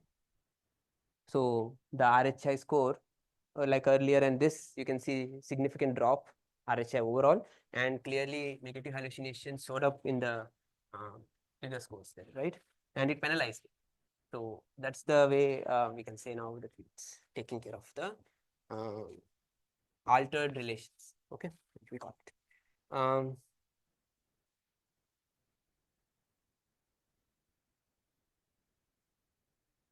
Okay, now we have one more was that ambiguous relations, third part.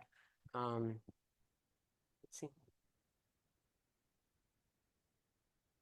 Okay, so ambiguous relation, the prime minister announced a policy and the prime minister criticized a new policy. And would we be able to figure that out? That's the thing which we are trying to achieve it.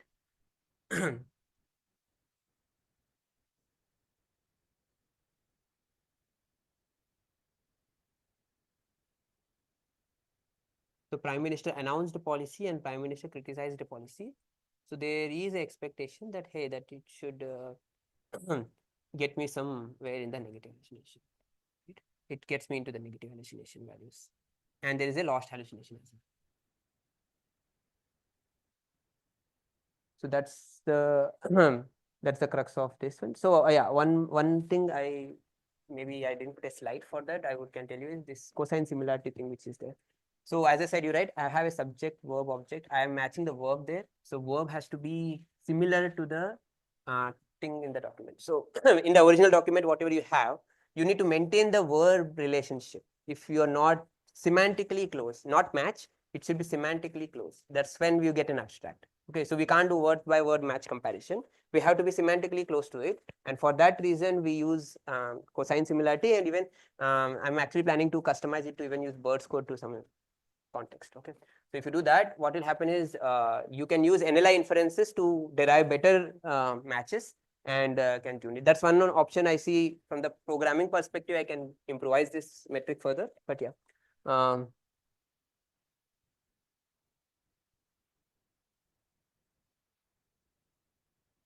Okay, I think this part is done with this. Okay. Okay, so we had a good run with the RHI metric, right?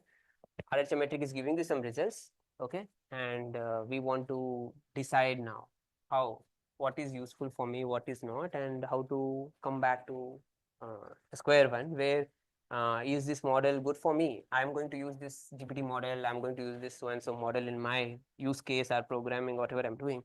What are the key criteria that I need? So basically visualizations plays a part, right? Okay, you need to visualize, because just having one random sample, like you may say, I mean, I have given you 3 simple examples and it is working, it is not working. So you need to look at things. That's when I said you need a model whose output is having proper variations. You do not want it to be deflecting everywhere, right?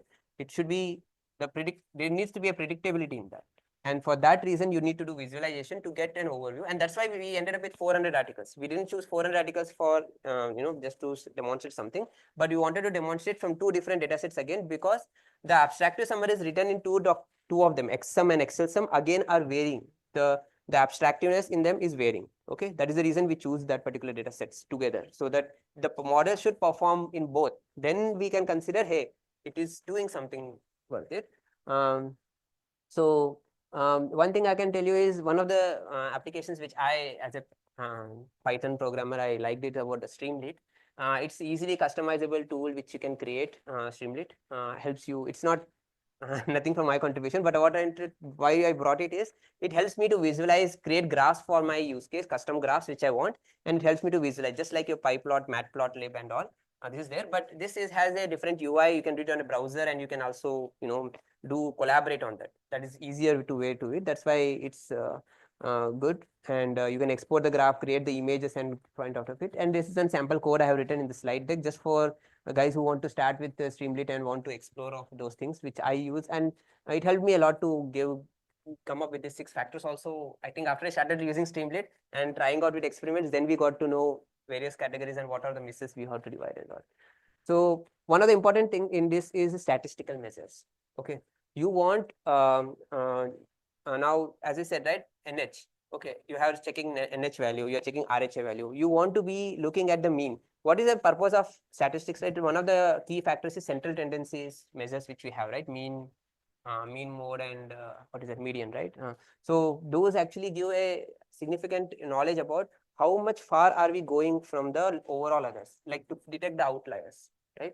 Because how many outliers, you cannot have a model which is having full of outliers. I mean, there has to be some common point, right? So it gives you that, okay, just behaving like I give one output, I get an input from, I give an input and get an output from a model, and that model output is actually, coming from, like, I don't, like, as one example I was given by luck by chance concept.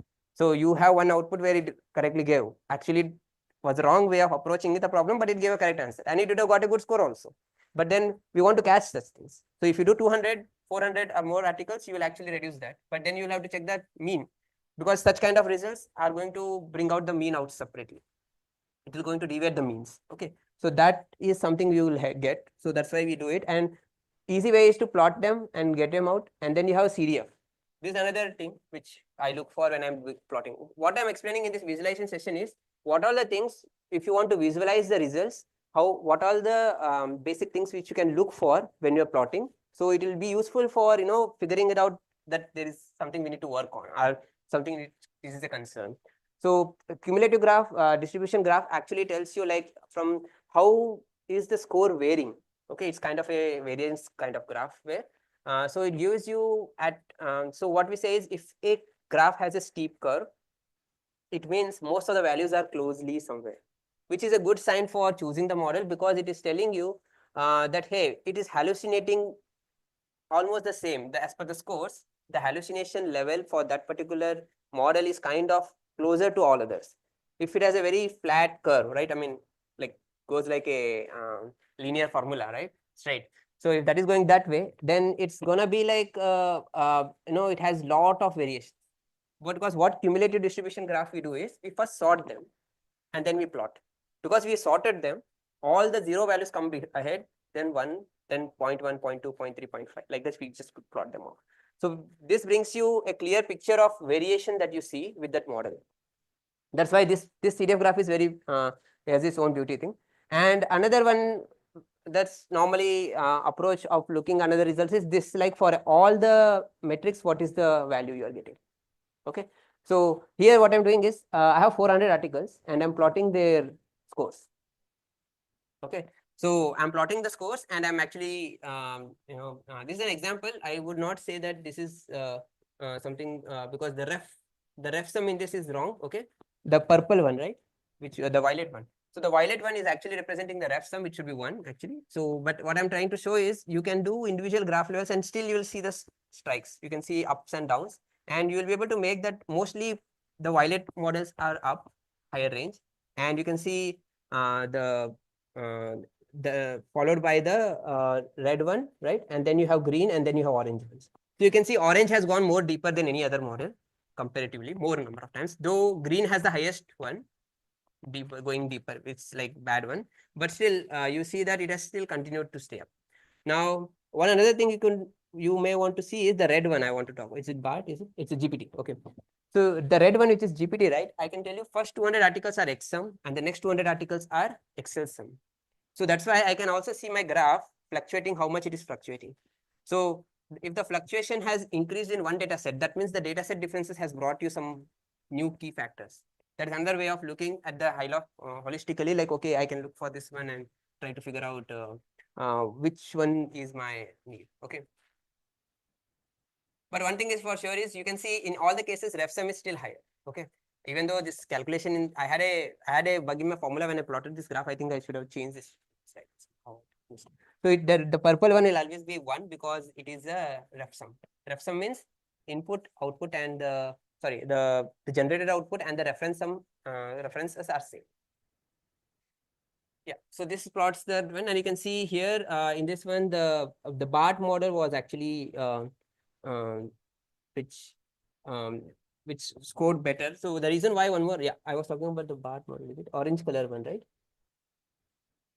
Yeah, no, not the orange one. It's a blue one. Okay.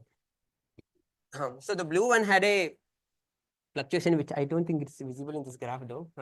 But we have what we noticed was Pegasus was performing better in some of the models, like with the XSum dataset, but it was hallucinating a lot when I introduced Excel sum dataset. Okay, and that's why that there is a deterioration in kind of performance of the Pegasus model, which is in the orange color, the orange and the green one which you see T5 large.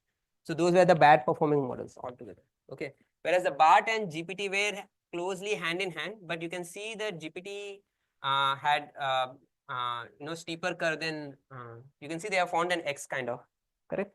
So we saw more values for like what you can say is this the blue color one, right? That is the BART actually was having more lower values than higher values. Okay, but as it gone up, it actually performed better. But the ChatGPT thing actually, which is started from 0.5 after 0.6, after getting to the 0.6 point here, you can see this is like it has kind of grown like steep here. Okay, so this data set shows that okay, this is the place where it was steeper. Whereas if I look for overall steepness, I think after reference summary, I think BART is doing good. Okay, but if I look at the pieces wise, then I will see that GPT was not doing good in the beginning, but then after it reached a certain point, right, it started doing it better in this case. So that's the values we can see that the distribution, how it plots is going on. So this tells us, okay, these two models are doing good and these two are like, you can see they started here and they're ending and they are like spread across, which means that they are not actually hallucinating in a proper way, in the sense they are not getting, they are fluctuating a lot. You can do this for all the metrics. I mean, this is for RH I did, but you can do it for NH, pH, and all the 6 factors that you have.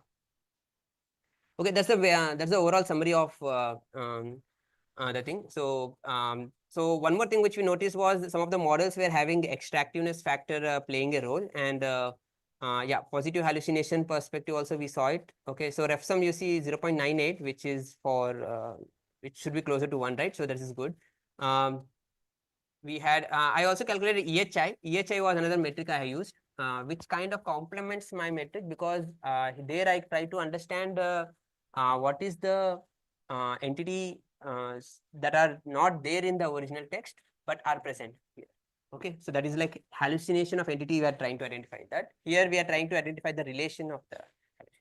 Okay, yeah. So that sense about my thing. Okay, the results that we see is something which you can also derive. Now we have the code, we have the thing, we can also play around with that and look it out. And if you have any bugs in the tool or you want to improvise it, feedbacks, you're surely welcome, and we can make it a better evaluation tool on the further point. But as far as I have seen, I have covered those three kind of fabrication types, three kind of relation hallucinations in that, and it is able to do that. Now coming to the human evaluation.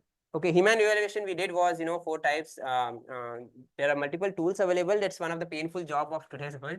Okay, I had to take help of some students to do that, but still somehow we got it. But then we realized, okay, there is a need for improvising the tools for evaluation. And what are the tools that we had here? Before that, let's understand what are different types of evaluations you can do. The evaluation that you can do is direct rating. The humans can actually tell, hey, I'll give 10 out of some X out of 10 to the factor. Then the other one is about ranking them. Okay, rank 1, rank 2, rank 3, and then you have annotate the error. So there are cases where you actually want to highlight the error and point out, hey, this is where the hallucination is. The user who is reading it can actually point it out. And then comes the comparative evaluation, where they can actually tell across 4 models or the 4 models. So what is the difference between the direct rating and comparative evaluation is that in direct rating, the users can be multiple. Let's say I have 400 articles and I have 4 models, I can have 1600 reviews done. Okay, and each individual review is independent of each other. Okay, so they give the evaluation that way. But comparative evaluation, what happens? 400 articles, 400 reviews to be done, and it involves all the 4 models are togetherly evaluated. So we give them rating based on the score that at that particular model is performing for that text. So we did actually the direct rating, which I have talked about, and then we have human evaluation tools. So what all tools exist for human evaluation these days? This also, so Amazon has a Mechanical Turk some tool, and then Prolific is there, Label Studio is there, Docano, and you can build your custom application, which I also did in my scenario with help of Streamlit. Okay, I have put that code in the GitHub for access. Okay, whereas Docano is another open source tool, but the other 3 ones, the first 3 ones are actually paid versions, and you will have to spend some money on that.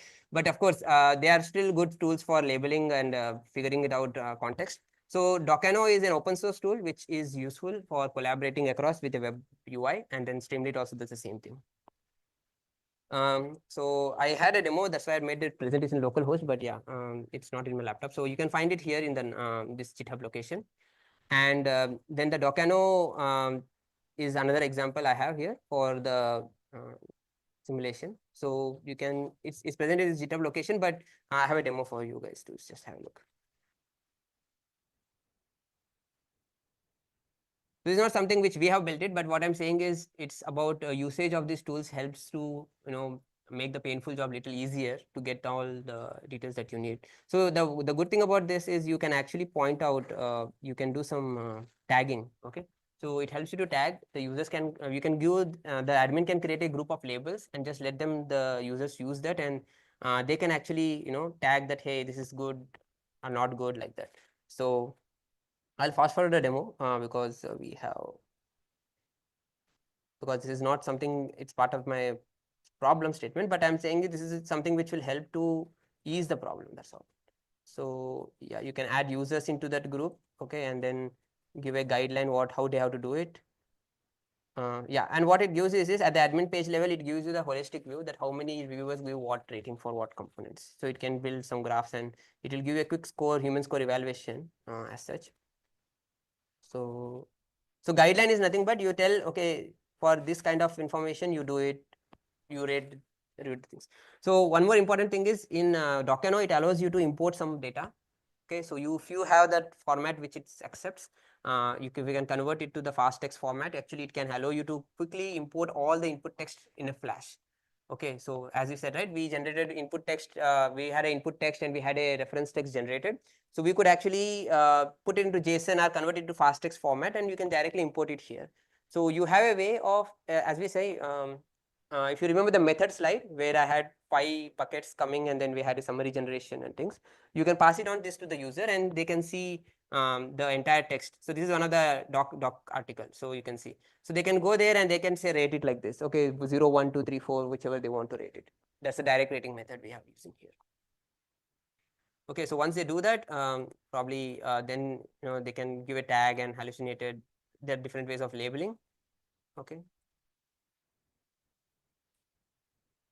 And one more thing with Docker does is it allows you to do postman request to the server, because you have hosted literally a server.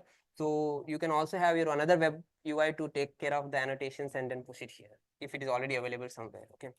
Another approach of using human evaluation is not actually human made, but there are cases where you might want to use a LLM itself to generate the ratings. That is similar to your LLM as just kind of concept. Okay, but there again there's a fear of hallucination.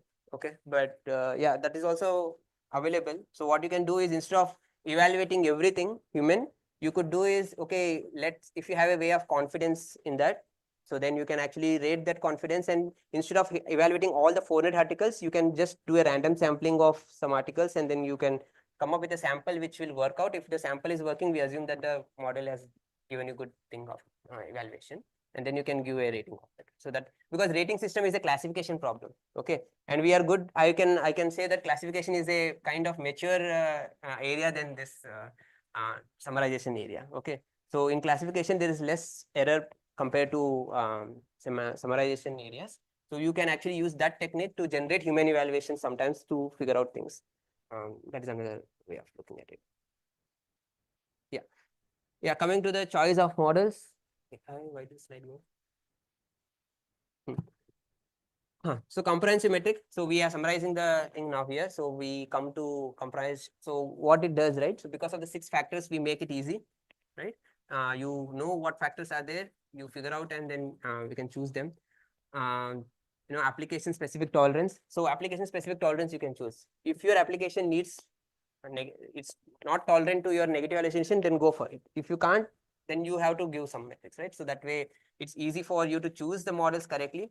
Interpretable evaluation with some visualization just we saw, and alignment with human judgments you can do, and also some supportive tools for that, and then guidance for trade-off.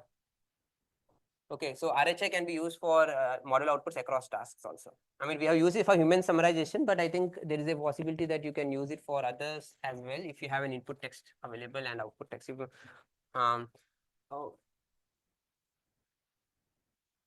Yeah, I think this summarizes the whole point till we analyze. Only part we can focus on this is the third point, which I can say is undesirable hallucination factors and rewarding desirable ones. Okay. And RHA facilitates selection and fine-tuning of models aligned with designed outcomes. So it's an empirical without expense computation power. Whatever I did in the command prompt was also on my local machine. And even in case of Colab, I was not using heavy power computations. So it's going to be less power computation wise and cost wise for you if you are going to use the metric for now. What is the future thing here, right? Okay. One problem you saw here was in the Venn diagram, the main component was the reference, right? Everything is coming on the reference. Now, what if the reference is not there?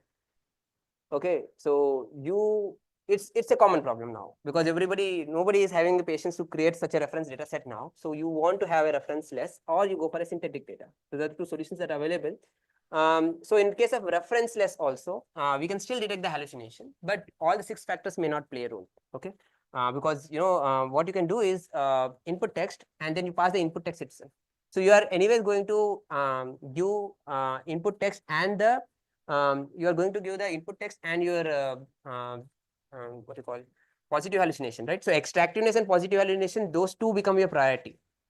That is still pentaine, because if you use so what I'm saying is I, R and G when you're using 3, right?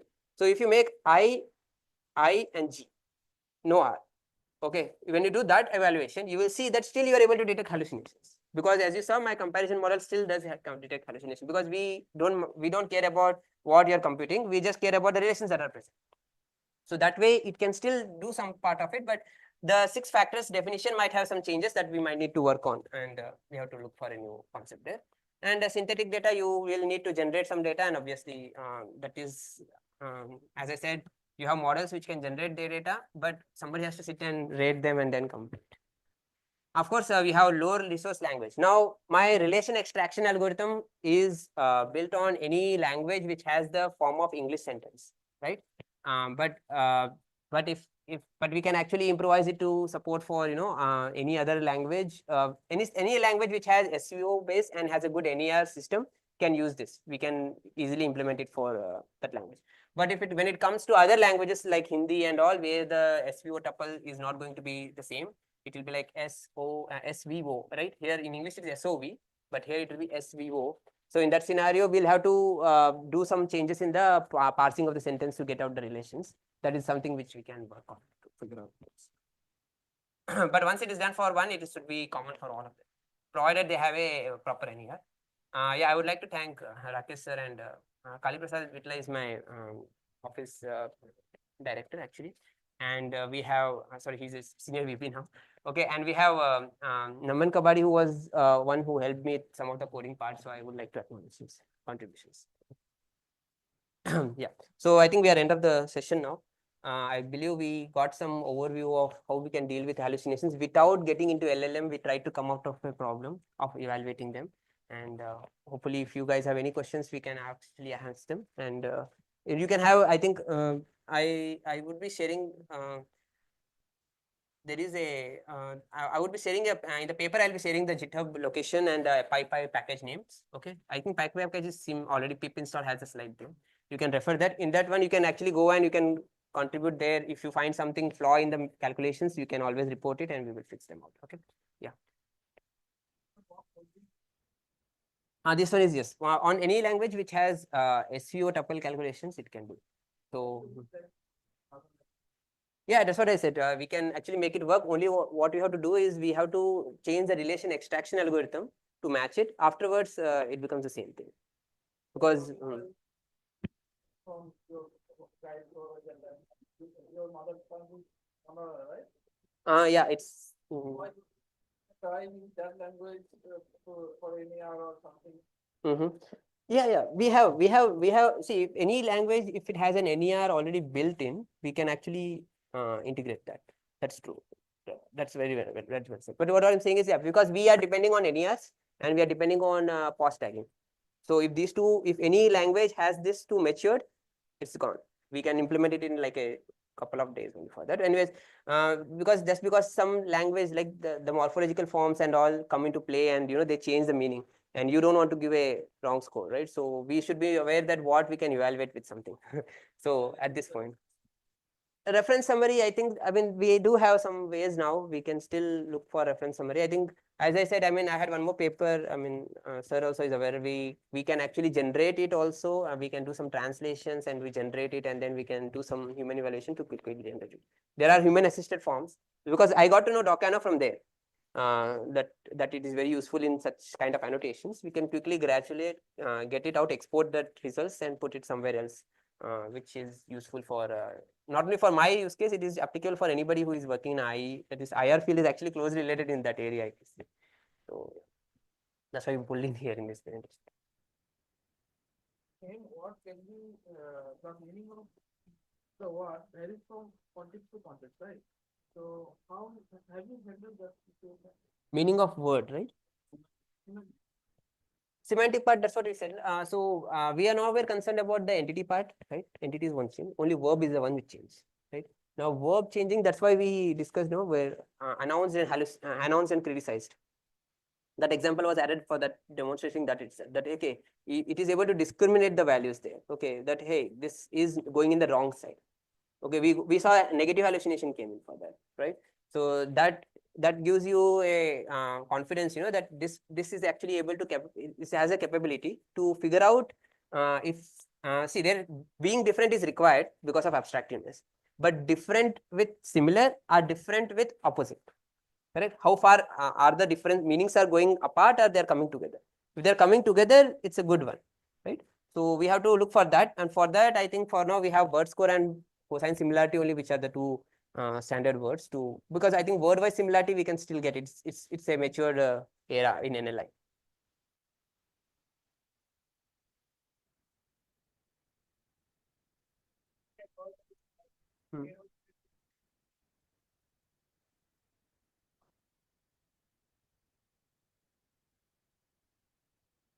Yes, correct. That's true.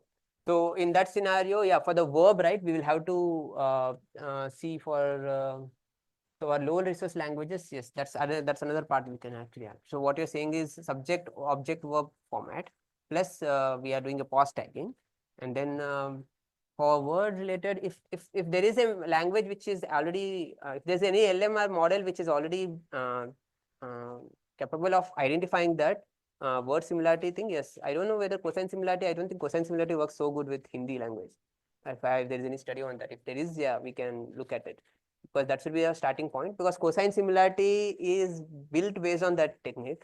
It can actually figure out from that dictionary kind of embeddings, right? It can figure out how much far we are from the meanings. But that's again a statistical way to go. And statistical way is again has, if outlier comes, it's going to be formed. So that's where it will be a complication.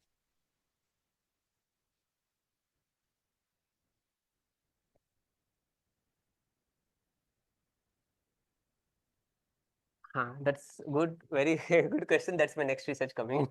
Okay. Okay. Quantity hallucinations. Yes. So quantity hallucination is there. Yeah. It's already some point, but I was not bringing it to a maturity point here. That's why I had to hold it for some. So you do entity, you do relation, and you do the quantity. It's all the hallucination done, right? So we have complete hallucination with that.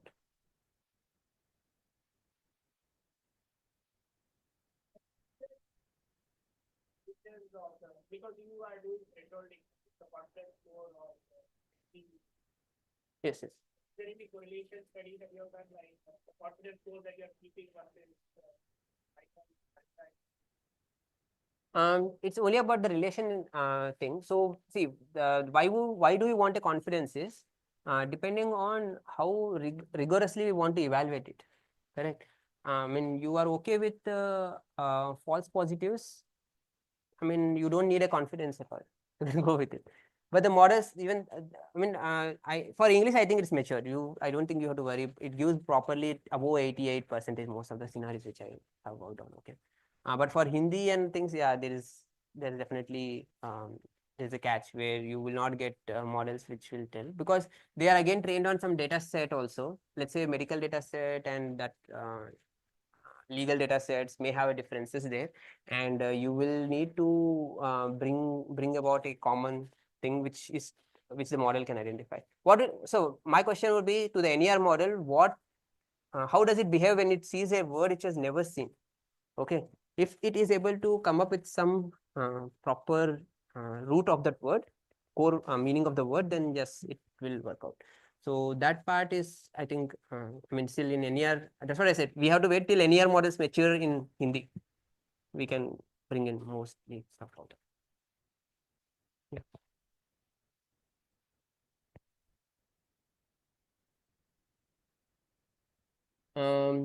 So plagiarized text actually is not in the input document, right? Right. So you are talking about a fact which is outside the input summary. So summary in itself, right? I mean, I can tell, I mean, not to say. So for example, if I'm talking about Modi and things, okay, when I'm talking about Nirav Modi, I will tell facts about like who tells me that, okay, like Narendra Damodar Modi is from Gujarat. Who will tell that? Nobody. I mean, this is a fact that you know as a person, okay, but the input text doesn't have it, right? I can say Bill Clinton is born in India also, but that is not something we can say, right? Because that fact is not in the input text. So what I'm saying is, when you are doing a plagiarism check requires you to index the documents which are already there, and then go and check it out, and then you figure it out. That's a different NLP task altogether. Okay, because you are telling choice of words also. But you can say that, hey, I have one input, but what you can do is you can try to figure out a similarity wherein, okay, you give the input text as the text you suspect is a plagiar, like from where it came from. So for example, you have a text which you think that, okay, it could be coming, is this text coming from that text or not? You can check that kind of, because the relations will be maintained in that one. In that case, what you have to have input and this guy. So because mine is not just, it's just a hallucination index, right? As I said. So you can actually figure out input and that match is there or not. If you're documenting, but for that you need to find which is the plag guy. Correct. But plagiarism, the purpose of plagiarism is to find that it is come from some other source. It is not like you already know the source and you are evaluating it. If you have a suspects, you can use. If you don't have suspects, I think it will not. Any question? And from next time, if you have a question, please use the mic because we are recording. Sorry. So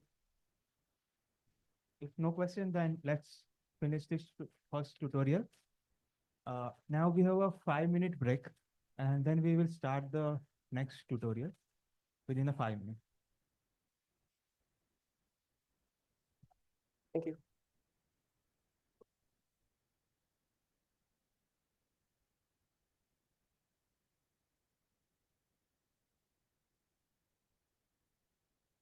One.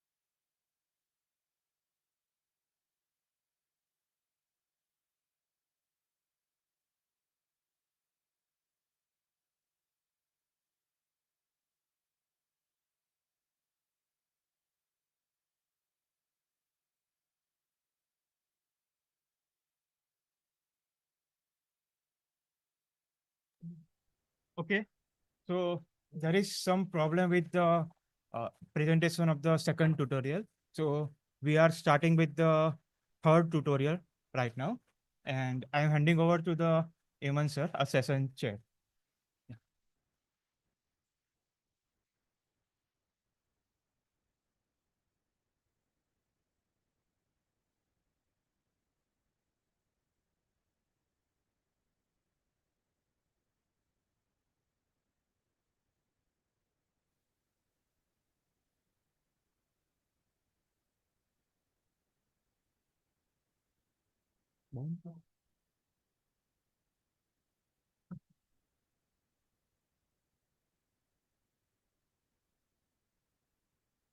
So I request Nilanjan Sinha Babu to actually he's the MTech MS student of IIT Kharagpur, and his research area is data analytics and reliability assessment.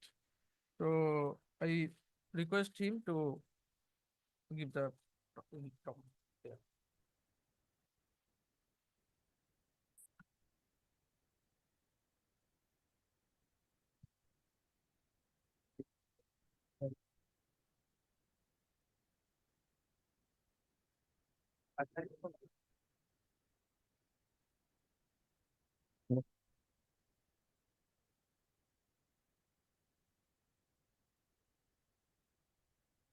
Fine.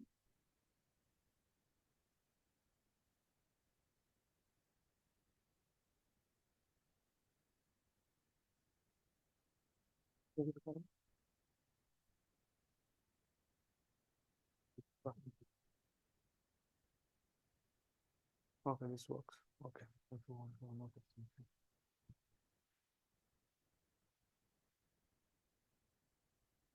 Yeah, hello. So good afternoon, everyone.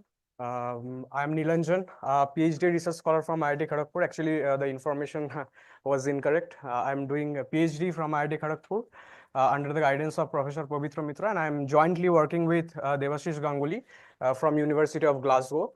I'm working on information retrieval and large language models. So how basically we can use these language models to improve these information retrieval techniques. So today I am going to talk about in-context learning. So this is a very specific topic in large language model. So how we can utilize this in-context learning to actually improvise these models or drive these models to actually better perform re-ranking task. So yeah, this is the tutorial outline that I'm going to follow. So firstly, I will be talking about basics of large language models. So here I'll talking about very basic thing that the large language models needs to be known for you to get started. Nothing much of in a detailed manner. Then I'll be talking about information retrieval. So this is an information retrieval conference. Most of you are already aware of the things, but only the things that are required for using large language model for information retrieval, I'll be talking about those. And then I'll be talking about how we can use these language models to actually re-rank documents, and how there are different techniques, for example, zero-shot learning and few-shot learning, how those can be utilized for re-ranking tasks. So introduction to large language models. So this is the very initial part of how language modeling or this idea of language model came.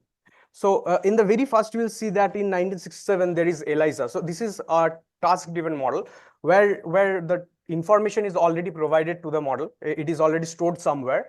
And if you ask some question to the model, it will try to answer it. So it is just a basic program, which is a rule-based program. And there are rules. If you ask this question, it will get you this answer. So it was very interesting at that time.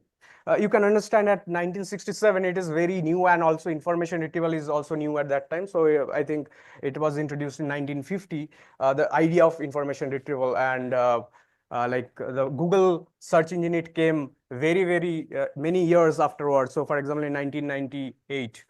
So you will see that the LSTM model that came in 1997. So the information retrieval was very new in this ELIZA kind of era. So it was the starting, or the idea is that if you ask some question to a model, how you can get an answer out of it. So this was a very important and interesting thing at that time. And you can see that we get or realize that this can be done after we get these generative models, basically the transformer models. We use this ChatGPT, GPT-3, GPT-4, which actually showed that this is quite possible. So the language models or large language models basically is a foundation model, which is a blank model at this stage, will require huge amount of training data and resources. Resources means computational resources that needs to be there for training these models. Because these models are very huge, it will require huge amount of training infrastructure. So once you have this huge amount of training data and computing, you can use this to train a model. So this will be a base model or a foundation model that will be very much generalized, can work on multiple type of tasks. But now you can fine tune this model or instruction tune this model for specific instructions. So instructions could be, for example, chat or something like sentiment analysis, or there could be many more things that you can do with this. So what you do initially, you have a foundation model, you train it with huge amount of text data. And once you have this training done, initial training done, then you can fine tune this model or instruction tune this model for specific instructions. Now, once you instruction tune this model, what will happen is you can do task driven by instructions. For example, you want to chat with the model.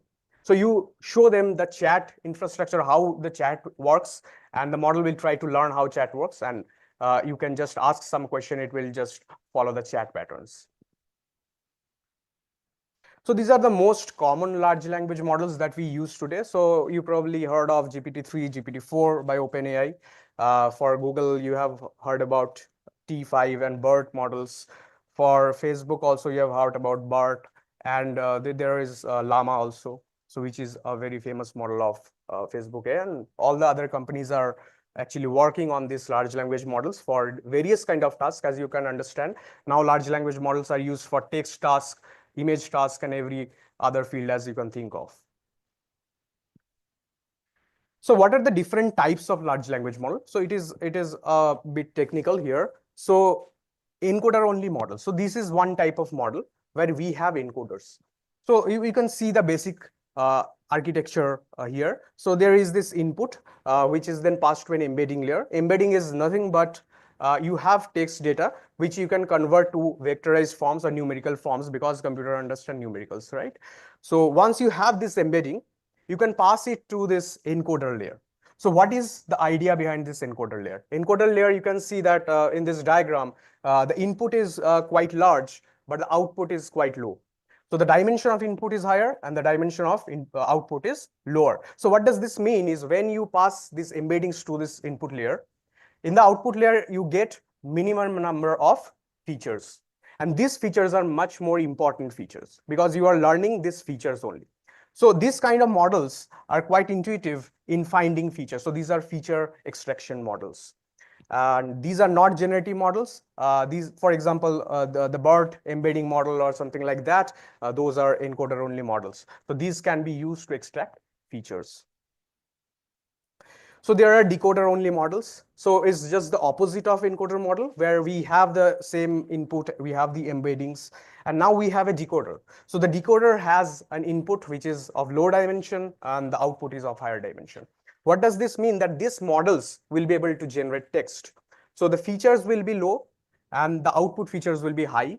And this creates our decoder only models. So you will see that most of the models, large language models that we use today are decoder only models, for example, GPT and so on.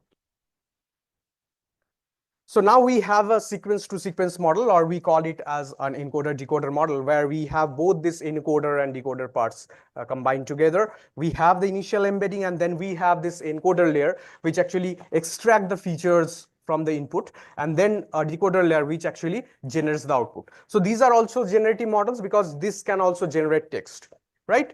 So we will see, so in overall what I will say is that these encoder only models are good at text analysis but cannot generate text. Encoder decoder models can generate text, are quite okay kind of thing. And for decoder only models, these are very, very good at generating text with prompts. So most of the large language models that we'll see is a decoder only model. There are exceptions. There are some encoder decoder models which actually perform very well with instruction tuning.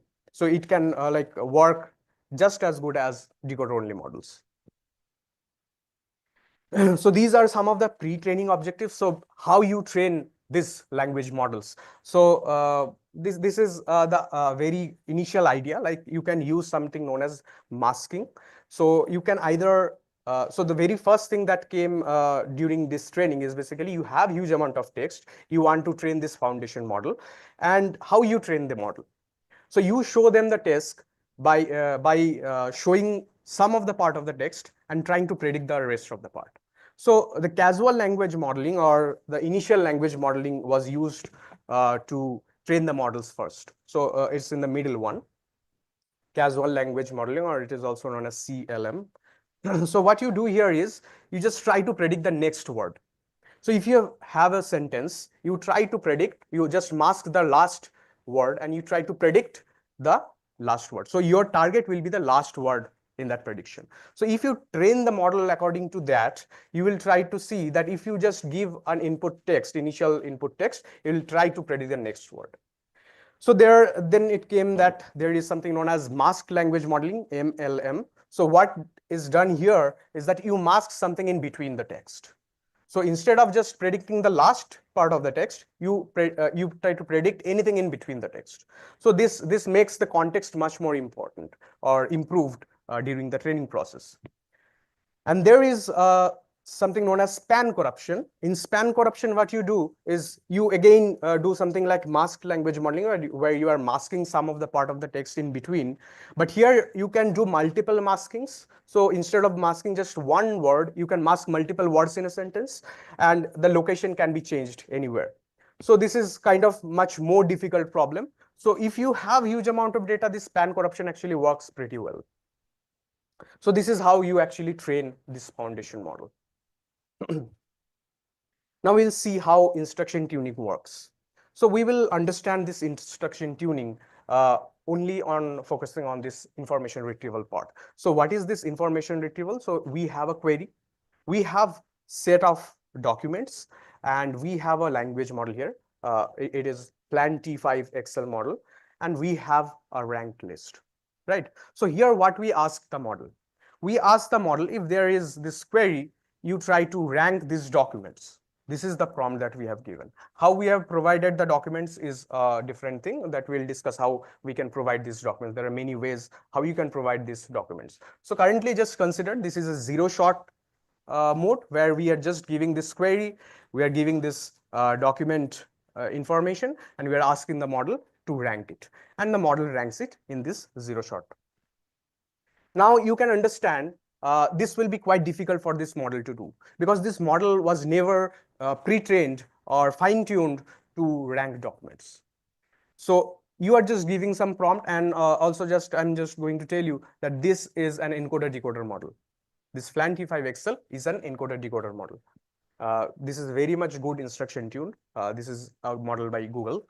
And now you have a ranked set of documents. So there is no instruction provided previously about how you can rank documents. Now what we do, instead of just giving it directly this, we can show it some examples. We can show it some examples. So for example, the training data set that we have, will have some query. We have some relevant documents. We have some non-relevant documents for that particular query. If we just show the model that these are the type of data that we have some relevant documents, we have some non-relevant documents, basically supervising the model, and you have to rank them in this way. So this ranking using this training is also like the data that you will be using will be based on the type of prompting that you will be using, that we'll see. But essentially you are trying to give some information to the model previously about what is the task that you are going to perform. So once it has this information, you will see that again, if you just give the query and the document, this model will be much better in re-ranking the documents or ranking these documents than the previous model where you have not given any kind of previous instructions. So this is the very basic idea of how you can use any kind of supervision to a model and it will perform good than the previous one. Now I will discuss about some of the techniques that are used in large language models that you will see here and there. And most of these techniques are also used in information retrievals also. So whenever we are going to use information retrieval large language models, and you will see that this kind of techniques comes into the picture. So one of them is known as distillation. So I will just try to tell you what is distillation in a very simple manner. So in distillation, you'll see that there is a teacher model, which is a very big model.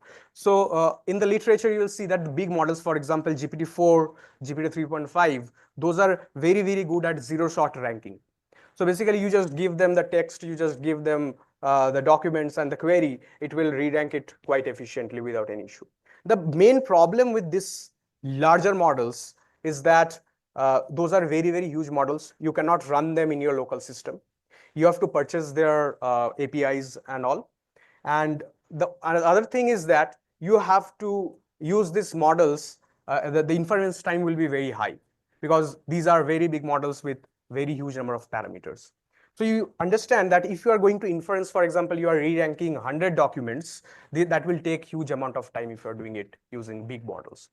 So the idea here is that if you can transfer that learning of that big model to a smaller model, for very specific tasks, for example, re-ranking tasks here, then it will be much better because it will be a smaller model. It will have almost all the knowledge that is present in this larger model, and you don't have to use the entire amount of training data that you used to train that larger model. So how you essentially do it, there will be a teacher model, which is the biggest model that you can have, which is the most correct model that will try to train that smaller model. And there will be this student model, which has lower number of parameters, which is a much shrunken down version of that model. And what you do is you just provide this input data, which is the training data here. And once you give that training data to this model, the teacher model will try to predict the output, and the student model will also try to predict the output. And the difference between those output needs to be minimized, which we call as the distillation loss. And we just propagate this loss to this student model to make this student model quite good or efficient at doing some of the tasks that the larger model can do. So this is how the distillation process works. So this is something that has been learned by Google by some experiments, is that how the distillation affects the model size and training parameters or the training data. So essentially, if you have a larger model, you will require obviously a good amount of training data. But if you are training a smaller parameter model, so which is a very small model, and you are just using some specific task to train that model, basically we'll call it as task specific models, you will require more number of data to train that smaller model to get at least same effective as the larger model. And you will see that the distillation actually requires very less amount of data and can actually outperform this larger model also in some aspects. Why this actually comes into the picture? Because this larger model is actually a generalized model. It knows many things. But when you try to get some idea out of this larger model, so for example, if you're just using it for re-ranking tasks, so that will be much more generalized for all the tasks that you have provided. But this digital model will be much better at re-ranking tasks, for example. So the task accuracy is actually increased when using digital model. It gets less confused, what I will say. So this is one of the paper, which is a very good paper you can search. So the name of the paper is ChatGPT Good at Search. So it is accepted in EMNLP 2023. And you will see that they have distilled this GPT model, GPT 3.5. And they have shown that if you just distill this model, you can get very, very effective results with even very lower number of parameters. You know that the GPT models are having trillions of parameters, which is like we cannot think of it in this stage. So you can use very small number of parameters to actually replicate what the bigger model does.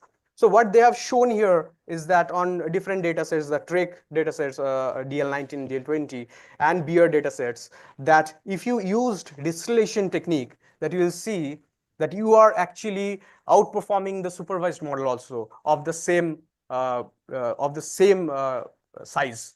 So if you consider the same size of the model, you will be good with a distilled model than a supervised counterpart. Similarly, if you just see for the training samples also, it is the same story. It's much better than the supervised model for the same size. So chain of thought. So this is also something new that is being used in information retrieval tasks. So there are some papers which are actively working on using this chain of thought techniques to actually improve the information retrieval. So there are different types of chain of thought prompting. So initially we'll have an input-output prompt. So you give the input and you get the output directly. So just let me tell you where this chain of thought actually works well. So if you have a problem or a query that can be broken down into simpler problems, and you can get an output out of it. Basically, some queries, for example, some maths problem may require you to have multiple steps to get to the correct answer. So something like that will require chain of thoughts.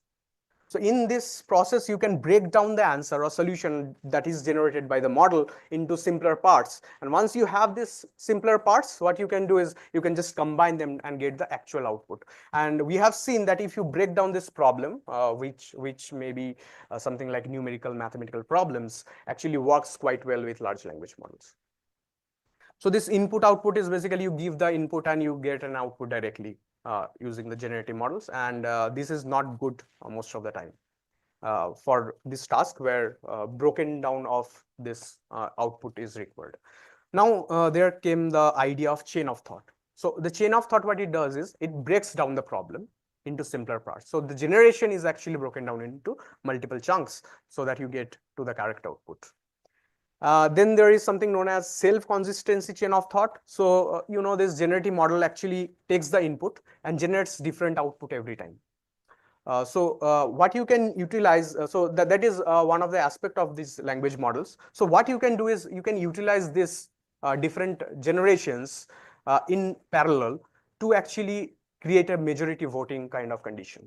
So where you have multiple generations and you try to pick the majority voted one. Similarly, there is something known as the tree of thought. So it also works in the similar manner, but it actually uses parallelly all the inputs from the previous stage. So this is what is the difference between the self-consistency and the tree of thought. So all of them actually work differently. So you can understand that where we can use this tree of thought or like self-consistency or the only chain of thought. You can see the number of inferences actually increase with tree of thought or self-consistency. So we have to consider the inferences also, because these inferences cost us, right? So if we have enough resources, we can just go ahead with this tree of thought. If we don't, then we have to select the other ones. So how this chain of thought can be implemented in a model or tuned in a model. or trained in a model. So there are various ways. I've just shown you one example using few shot technique. So you just give one example. So if you give a query to the model, and if you explain that how you want the answer to be, you just give it as an example to the model. And once you give it to the example to the model, once you ask it something, so it will try to explain similarly what you have given as an input. So this is one of the example. There are many other techniques that you can utilize for this chain of thought prompting. So just let me tell you one thing. This chain of thought is very, very recent in this information retrieval. So there are few papers who have tried to use this chain of thought prompting in large language models for information retrieval. It's very, very new. So you can just try and see that what can be done in this particular field. So this is also something quantitative chain of thought. I'm not going deep into this. It's just like you give a positive sample and a negative sample as an example to the model to figure it out that what would be the best possible solution. Now, this is very interesting because this is what I have worked on and what I'll be explaining in the rest of the lecture. So in context learning. So let me give you one example. So this is like driving the model with examples, what the in context learning is mean. So we have this input where you can see that this is a date, right? So 2024, 12/12. And we want this required output, basically what we want from the model to be 12th of December 2024. So this is the task that I want the model to perform. Now, how we'll do that? So we will pass this to a model. So we can just type 2024, 12 and 12 without any specialized instruction given to the model. I'm not giving any prompt to this model apart from this input that I have.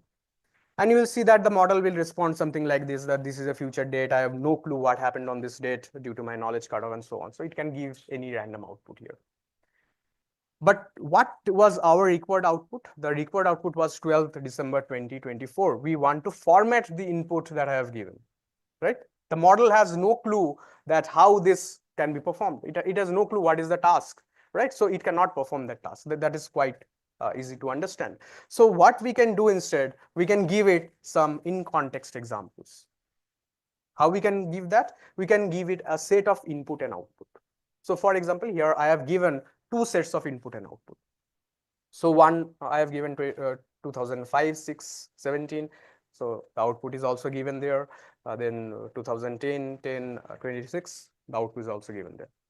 Then I am passing the input, the previous input that I have already given. And you will see that it will try to utilize that knowledge that has been passed to the model and try to predict the output. Now you will get a similar kind of output. This is known as in-context learning, where you are giving this example, set of examples, few short examples to the model to actually drive that model to the perfect output or the task-specific output that you want. So what is in-context learning and what is fine-tuning now? So here you will see in this in-context learning also, you require some amount of training data, right? So in fine-tuning also, you require data. In context learning also, you require data. So you will see that there is still a huge amount of difference between this fine-tuning and in-context learning. The difference is that the training data size. Of course, you cannot give 1,000 training data in the in-context learning. So in-context learning actually requires very less amount of training data. It actually requires very less amount of training data, while fine-tuning, you will need huge amount of training data. So no parameterized training. So this is also one of the feature of in-context learning. You are not changing anything in the model. The model is just as it is. You are just actually driving the model. You are training the model for that particular instance only, right? So you are giving examples and the model is driving without any change in the parameters. There is no training involved. But the model fine-tuning, of course, it changes the model parameters.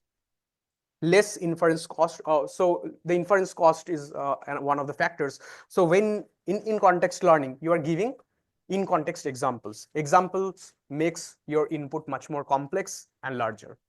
So there will be more inference cost associated if we compare it to that fine-tuning counterpart. Yeah.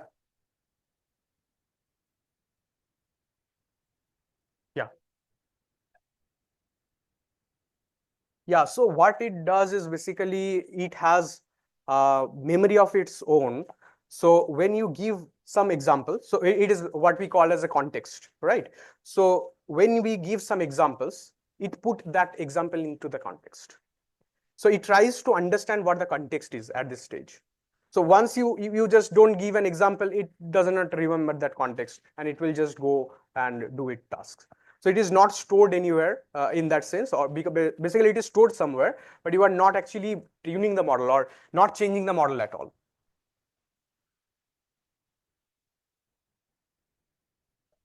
Yeah. So when you, okay, so the thing is that, so when you give this example to the model, right? If I, so just let's see this one. So here I have given, so let's say the second example I have given, right? The second example I have given, so I have given this two ICL examples, and in a different setup, I am using the same model. If I just give that 2024 12 12 without the in context example, you will get similar kind of output that this is a future date. This is what I mean. So if you give the examples, it works for that instance. If you change the ICL examples, in context example, to something else, it will just switch it. So you are basically switching the context and the task based on that. So it is not changing the model parameters at all, right? Yeah. So so this is the like large language model part. I was just covering the basics of all of those. So any question from that large language model part? Yeah. So you showed the distill process part, right? Distillation, huh? Yeah. So in that, suppose I want a smaller model, like keeping my base model as ChatGPT. Yeah. And I want to make a student model out of that, Hmm. specifically to answer questions based on a particular domain, example cars. Yeah. And so if I give prompts related to cars while training phase, will that make my student model, specifically ready to answer those questions in a particular Yeah, domain? this is the idea.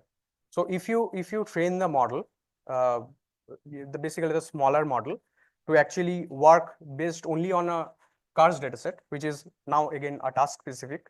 So what will happen here is that you are not training the model directly. You'll see, you are not updating the model parameters directly by the training data, but instead you are using the output from the larger model also.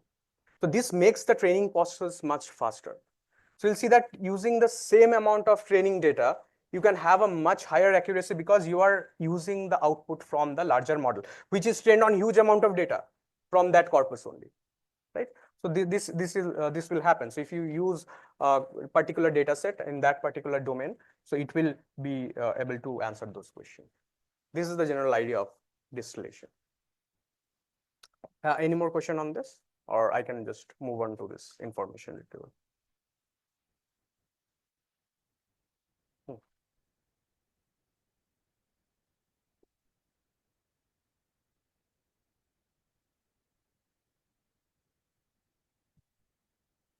So now I will just go to the basic of information retrieval. So there is this unsupervised text retrieval where we have lexical models, and semantic models are also there. So we have example, for example, BM25, which is a widely used model till date. And we have a query. Again, we have these documents, which are indexed documents, and we have this retriever, which actually retrieves the documents. How it retrieves the document? They match the query and the document and give it a score, similarity score. Once you have this similarity score, you can just rank these documents based on this similarity score, and you get a ranked set of documents. Similarly, we have supervised text retrievers. In supervised text retrievers, we need training data. So this training data needs to be provided to the model, which is again something like query and document relevance and non-relevance set. And you give this training data to this model, and the model will try to score them accordingly. So it is always like you can see that if you have training data, you will use training data. It's never the case you have a training data and you don't use it. So if you have this training data, of course, the model will be much better than the unsupervised counterparts. So we try to use supervised models whenever we have data. So this is the like thing that we do always. So the idea here is that even without having a training data, is it possible to improvise a model, ranking model? So you'll see this is an interesting part and very important part on what we are going to do. So how you can use large language models specifically for ranking task. So we have millions of documents in our collection. For example, in MS Marco, we have 8.8 million documents. So if we have 8.8 million documents, we have, let's say, one query. So how can you use those 8.8 million documents and rank them using a large language model? And we know that these large language models are actually quite expensive in many ways, right? So what you can do is, instead of using the entire collection of 8.8 million documents, you can just take a part of that. And how will you do that? You can just create two different stages of ranking. So there is phase 1 ranker and there is this second phase ranker. In the first stage ranker, you have the entire set of 8.8 million documents and the query, and you use a very small model, for example, BM25, to retrieve top 100 documents from them. And once you have these 100 documents, now you can re-rank in the second stage. And this is where your large language model stays. So now you have 100 documents for a particular query, which you want to re-rank using a large language model. So you will see that there is a division in this pipeline where we have initially the stage 1 retrieval, and the stage 2 retrieval, or what we call as a re-ranker, is actually where the LLM is present. And this LLM will try to score this document now. So that 100 documents, it will try to re-rank them. And how it will do it, that we can see afterwards. Now, there is something known as zero-shot information retrieval techniques. So we already know about zero-shot.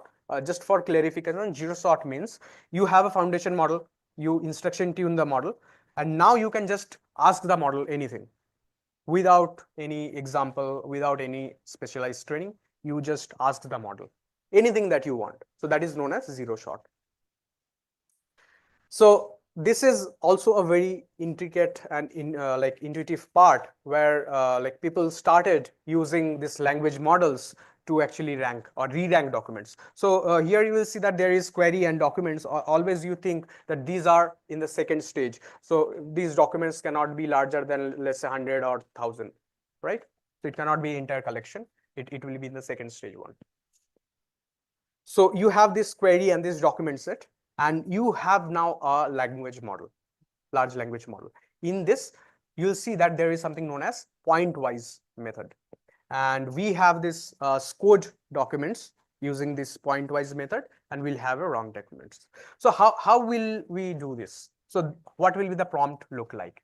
So the prompt will be something like, there will be this query and there will be this document. So you give one query and one document. And once you have given this to the model, you ask the model, does the document answer the query?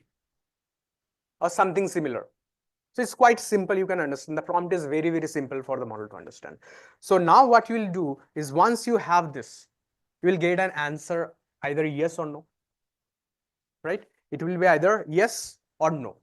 So you can use this output, yes or no, into multiple ways. And one of the most important ways, or basically essentially what are the ways that we utilize this yes or no, is that we use the logics of yes or no. We see how much strong the model believes the yes to be correct and how much the model believes the no to be correct. We use this logic score from this model, and we try to make this scoring of these documents accordingly. And once we have this document scored, we can rank these documents using that score. Now, the problem with this point-wise method is that you are checking one query and one document. You are not considering any other document that is present in this particular context. For example, you have 100 documents to re-rank, and you are taking only one query and one document. You don't have an idea about any other document in that list. So whatever inference you make does not take into consideration all the other documents that are present. So this makes the models quite unstable and does not perform quite well. But this is the very initial technique that has been used for LLM as a re-ranker. So I think we'll be heading for lunch right now. And after that, we'll continue our session from here. Thank you for listening. Any question till this particular part? That's great. Yeah.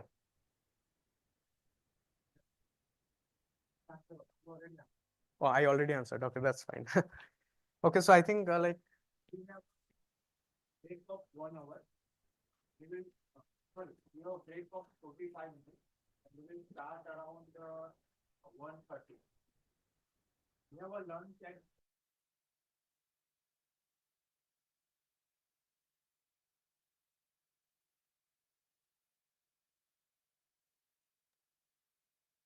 So let's begin the second part of the third tutorial. But officially third tutorial, but currently tutorial 2.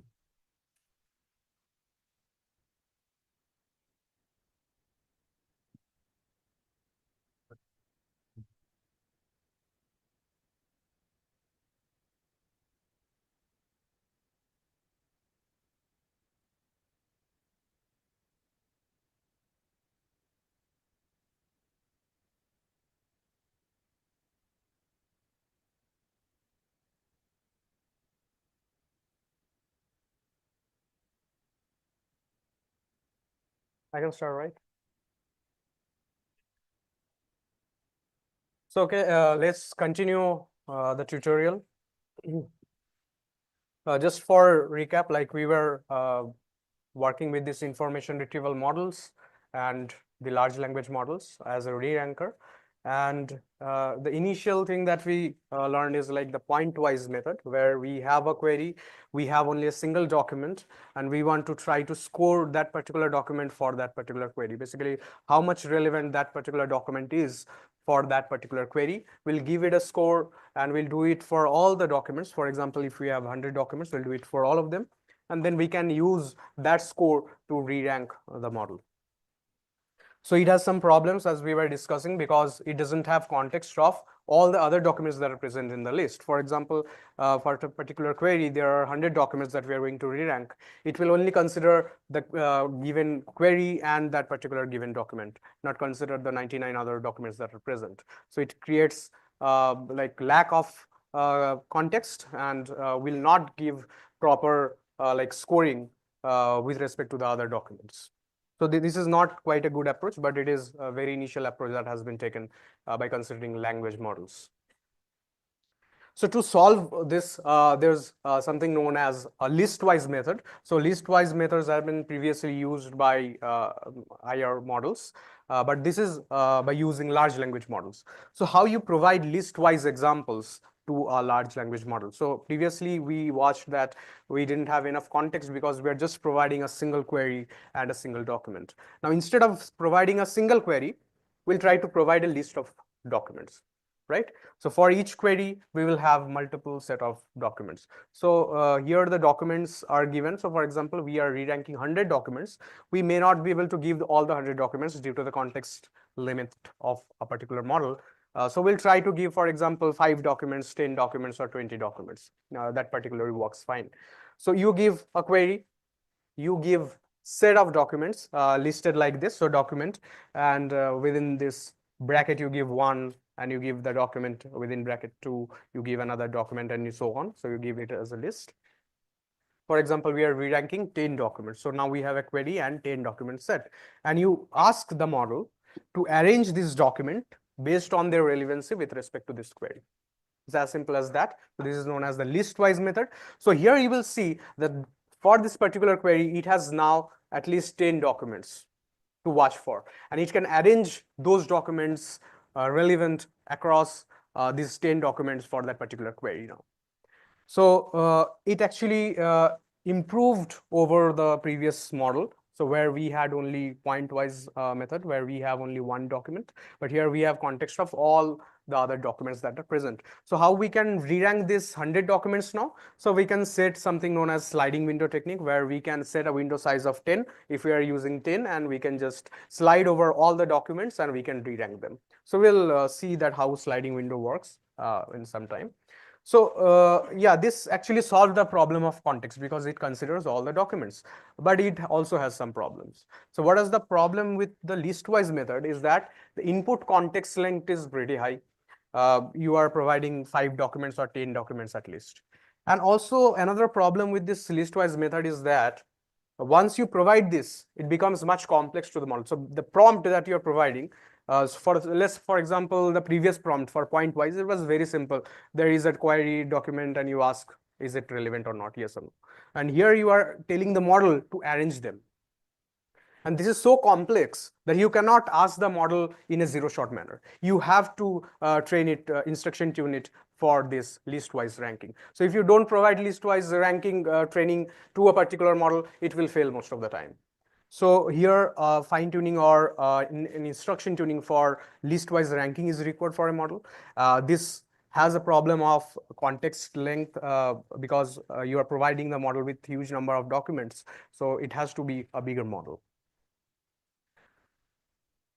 So to solve this, a particular work done by Google known as pairwise ranking prompting has been proposed. So it utilizes the best of both the worlds. Basically, it uses a very simpler prompt from this pointwise method and also uses the context of other documents also. So how it does that? It actually considers now a query and set of documents. Set of documents means there will be 2 documents. Specifically, pair of documents.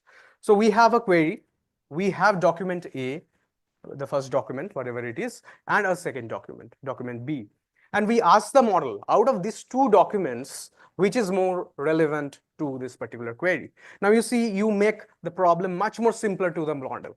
And it has been shown that using zero shot, this actually performs quite well, even outperforms the listwise method because there is no fine tuning involved there. And of course, it like outperforms the pointwise method also.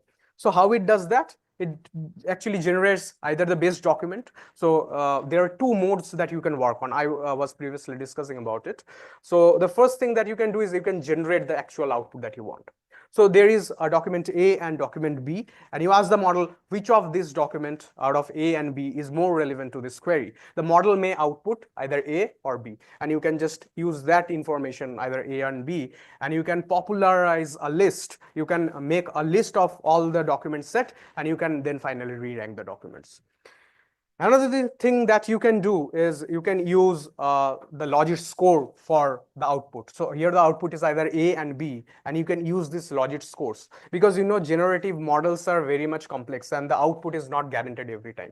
So if you ask the model that output A or B, it might not output A or B at all.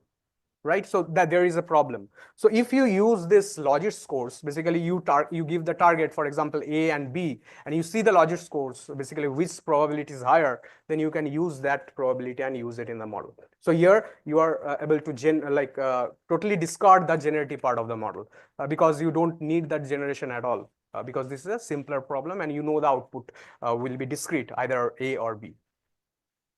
So in the paper of pairwise ranking prompting, they have shown that using this generative mode, you get a little bit of errors because you may not get this output every time. But using this logit scores, you get a better outcome. And this pairwise method actually outperforms some of the supervised methods and also these pointwise methods. So any confusion till this point? Yeah, this is what I was talking about. So you can have this both the generation. This is from the paper only. So the name of the paper is Large Language Models Are Effective Text Rankers with Pairwise Ranking Prompting. It's accepted and published in EMNLP 2023. So this is a very interesting paper. I think you can go ahead and search for it.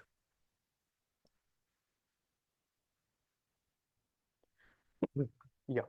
So for the pairwise method, you have to have some kind of technique to rank the documents. So in the paper, they have proposed 3 different methods. One is the all pair method, as from the name you can understand. You take all the pairs of documents that you have and you populate the list, basically a matrix that looks like this. And you just ask the model for each of the document and you give it a score. So how the scoring is calculated? If, for example, document A is having a higher logit score than document B, then you give it a score of 1. you give it score of 0 if it is the otherwise. And if you get something which is very similar, basically then you give a 0.5. Why this similar thing is coming into play, I will tell.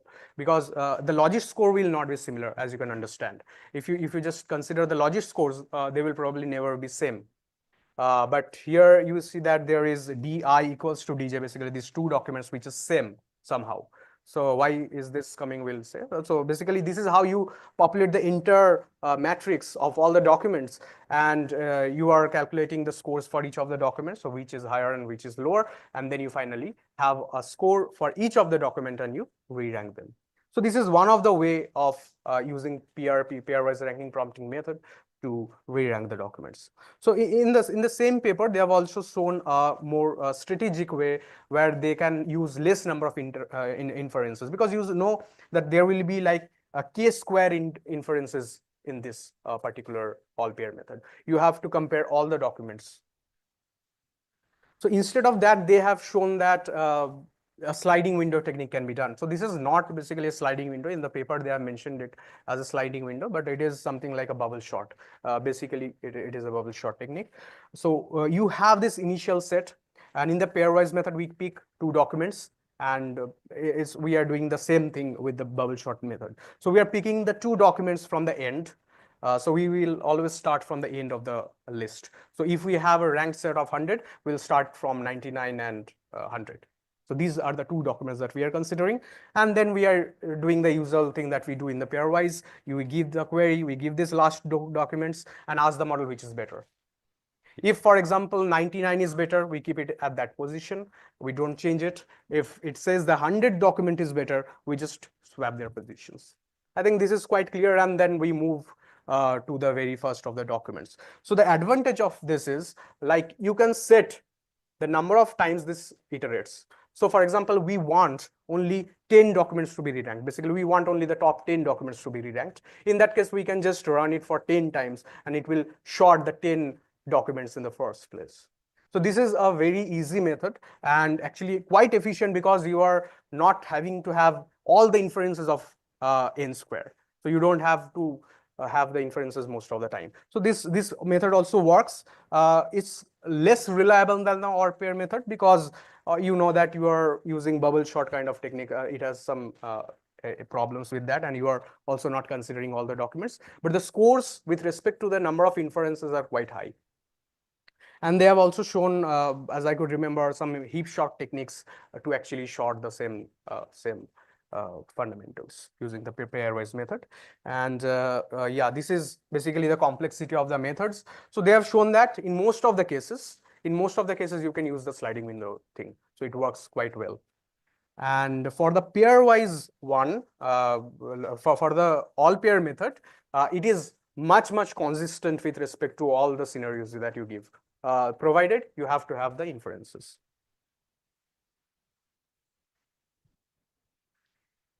So set-wise method. So this is another method. So you can see the source that has been provided here, actually a new paper after this PRP method.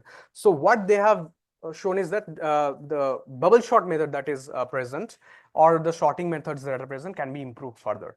Improved further means you require, again, a less number of inferences, and you still get somewhat similar outcomes. So how you do that? Now you do exact same thing. Just you change the window size. So there is a parameter of window size where you fix the number of documents that you can actually provide. It's kind of a list-wise method also. So here, instead of providing 2 documents, in the bubble shot, we have seen that we can provide the 2 documents. Instead of that, we can provide 3 documents or 4 documents or so on. So we can set a window size. So you will get, similarly for the generation mode, you can get a particular name, maybe passage A or passage B or passage C, or we can get the logit score of each of this, and we can rearrange them based on that particular score. It's as same as the pairwise method, just you are considering, instead of 2 documents, now 3 documents at a time.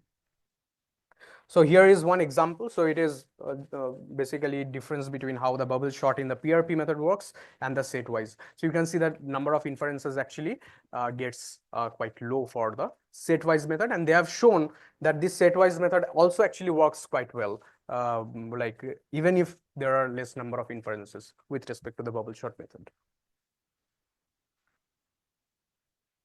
So I think this is the thing that I want to discuss before moving on to the few shot information retrieval. So these are the special techniques using large language model to actually re-rank the documents. So any queries till this particular point, because now we'll be moving to a particular work that I have already done.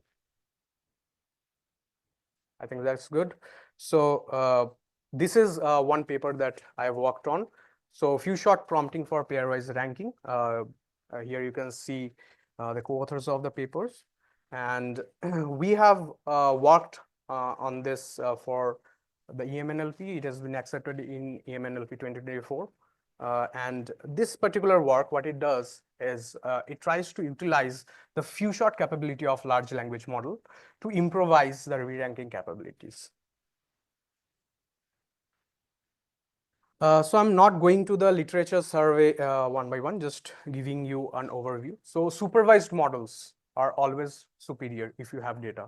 So most of the time we are trying to use different techniques to overcome the supervised models, but it's quite difficult because, you know, if you have in-domain data for a supervised model, you will always use that.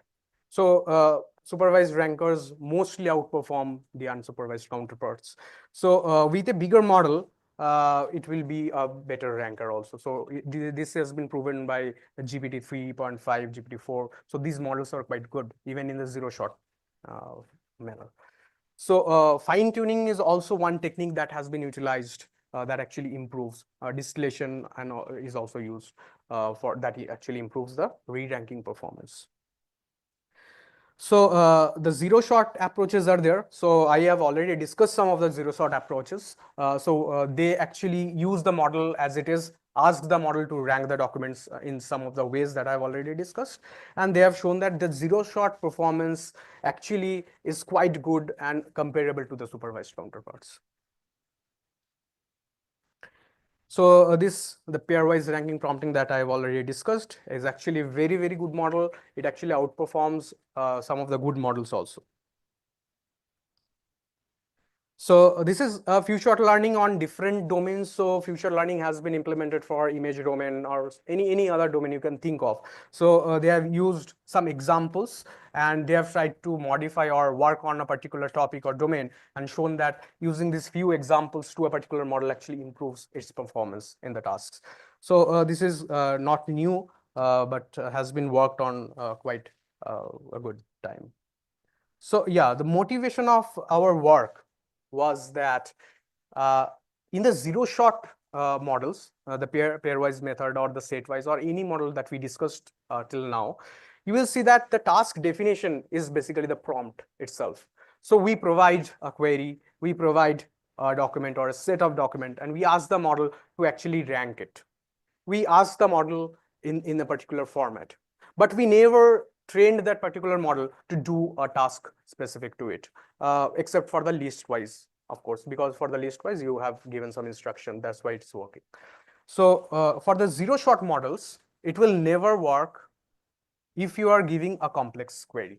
So for the complex query, for example, the list-wise method, it won't work.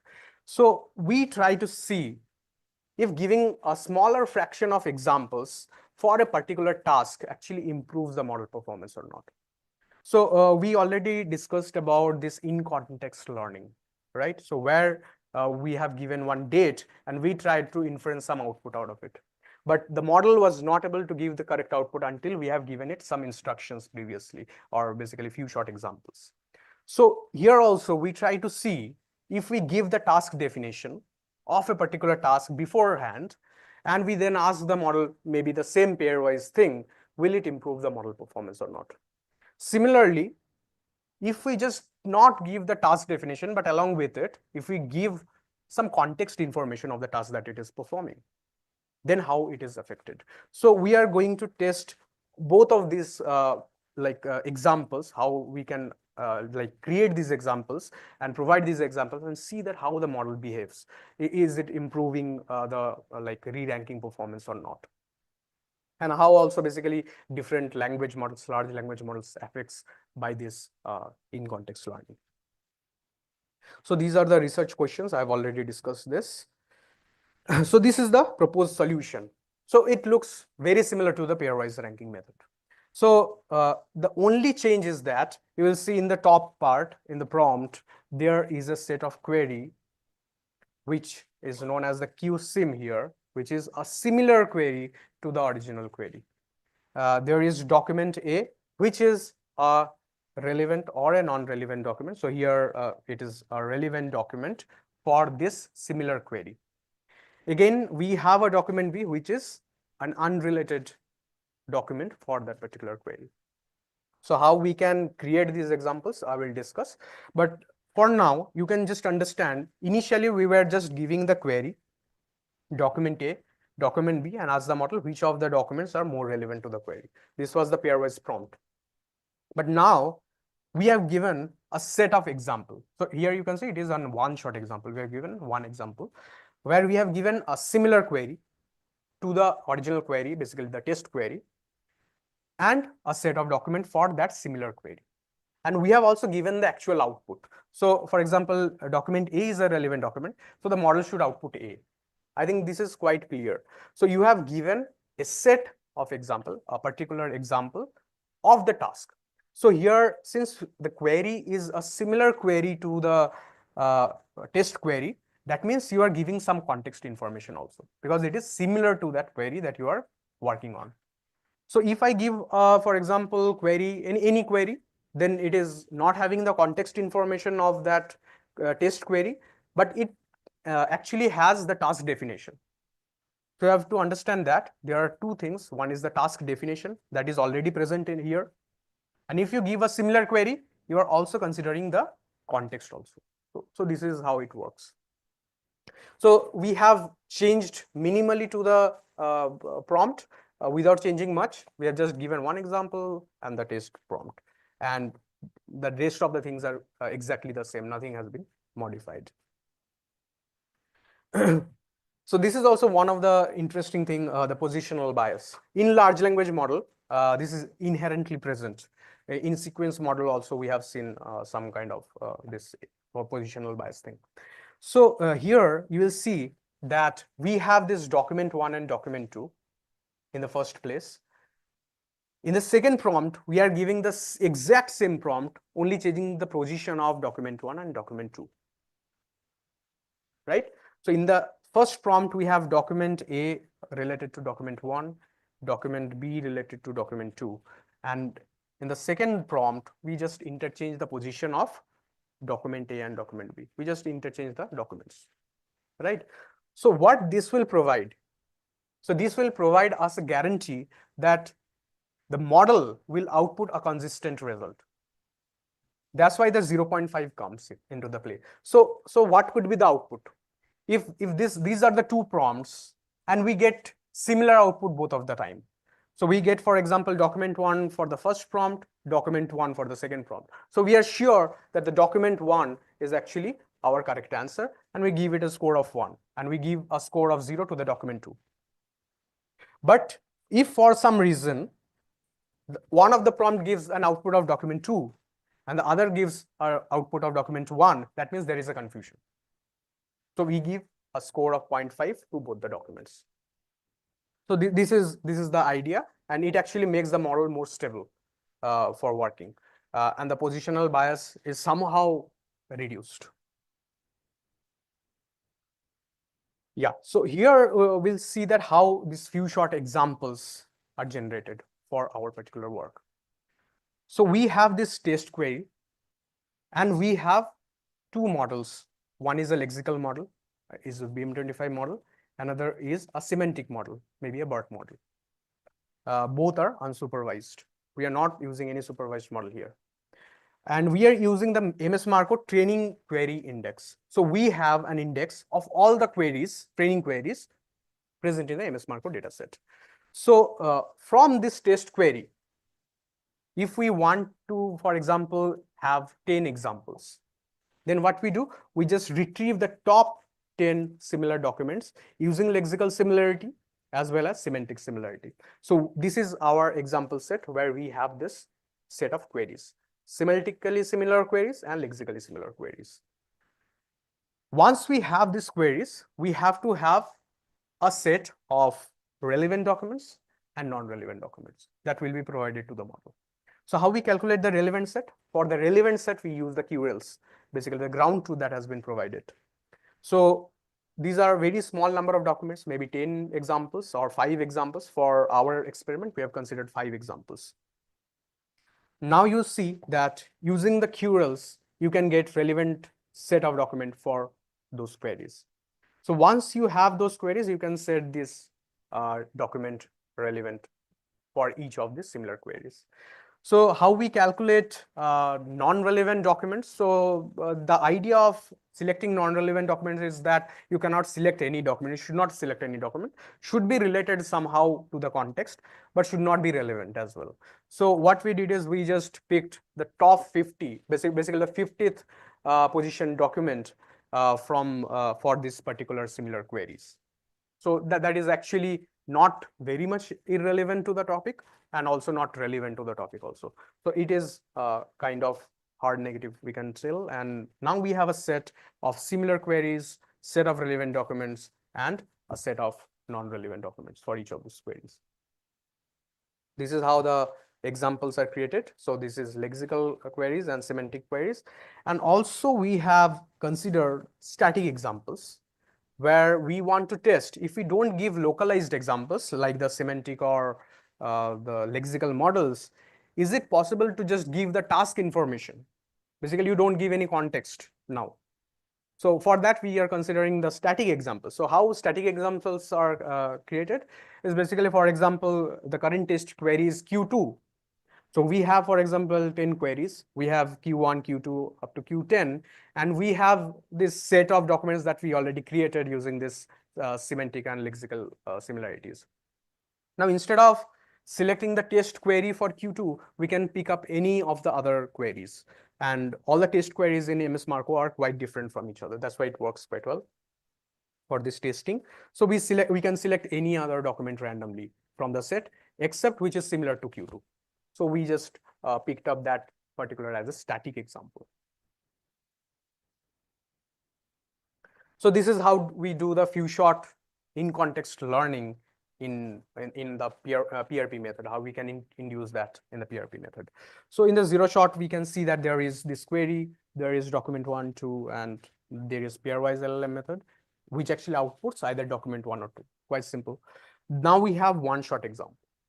In one shot example, you give a similar query, you give a document relevant, and if you give a non-relevant document, and you pass it to this pairwise method, and you again get a document 1 or document 2.